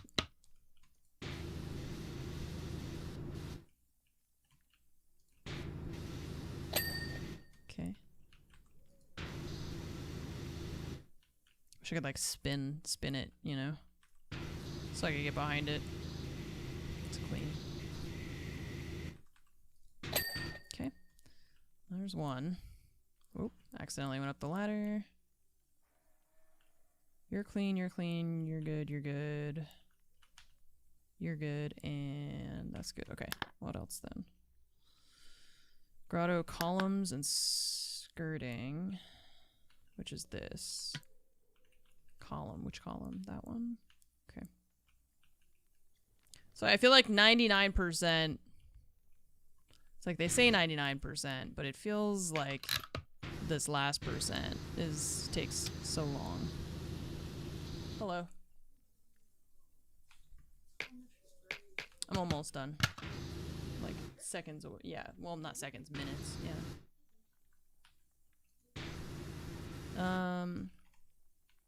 As soon as I can figure out where the dirt is. Oh wait, here's some. What is this? It sounded like the sound of Timo eating his food for some reason. It was weird. It was like almost, it sounded like he was chewing on plastic. So I was like, what is that noise? But it's just how he's eating his food, I guess. Okay, that. Skirting, right.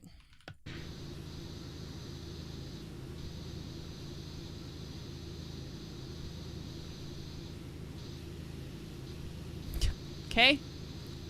Nailed it. I don't know. Can't do more. Sure, yeah. There should be another skirting that's not clean. And it's neither of these. What about that one? That one's clean. 9 of 10.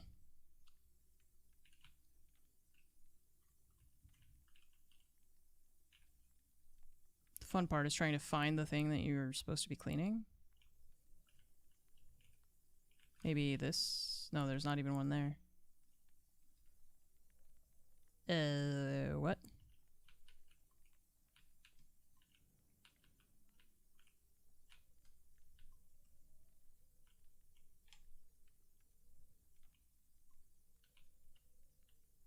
Oh. Of course. Of course. Like, how am I supposed to clean this? How do I clean this?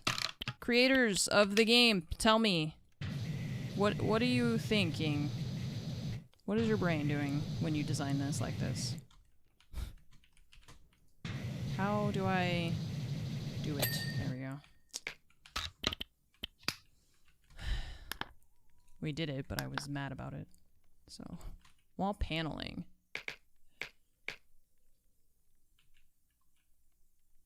That thing. I don't know, that's like with that much water.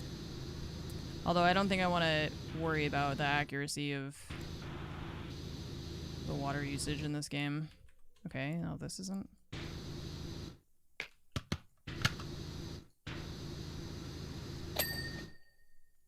I'm sure that sometimes it's like just it's like hidden by the map that you just can't see the dirt and you just have to spray the whole thing down to try and get it. Sometimes it feels like there's like one tiny pixel. And then other times, because something, it's like really, if it's a large thing that you're cleaning, the percentage is a lot different, you know? So then it'll be like, okay, you're done when you still have like clearly a lot left to clean.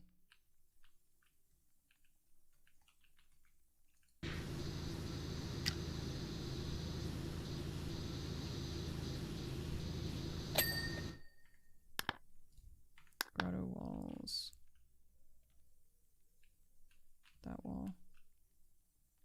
It's probably because these pennants I can't get behind. I'm trying to clean behind them or whatever. I don't know how.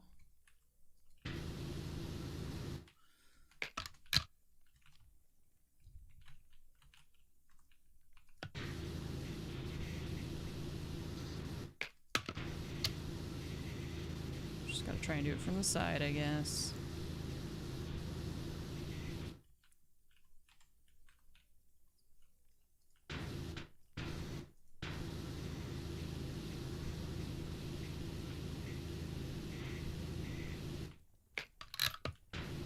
Like this light, the back of this light is dirty, but like, bro, oh my gosh. It's so hard to get to some of this stuff. Where is the dirt? I think it's behind that one.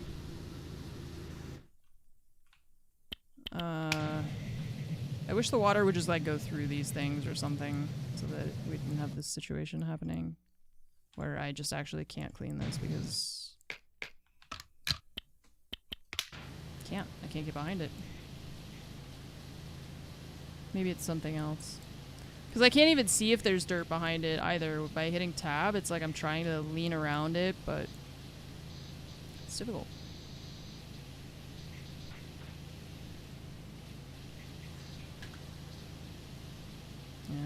Nothing I do seems to be helping. Yeah, like when I hit tab, I can see that there's something glowing right there, but I can't reach it with the water. So I just can't get like behind this any more than I am physically doing right now, you know?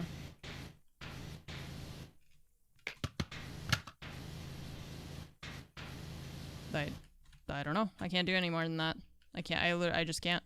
Maybe if the ladder can go over here? Nope, there's nowhere for us to put the ladder. So I can't do anything. That's very annoying. It's like, it's there. I can see it. I just can't touch it.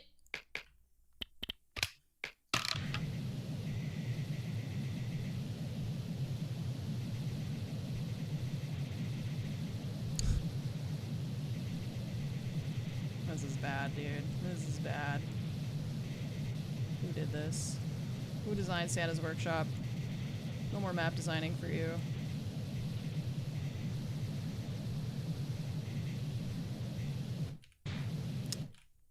Just the free aim. I'm trying. It's just the angle of it. I cannot get the water to go that direction, regardless of the free aim or not. It's like, wait, maybe if we go from the side. Maybe free aim from the side. It's like not really working. Well. Blame the elves. Come on. This has got to be it. Give me the ding. You asshole.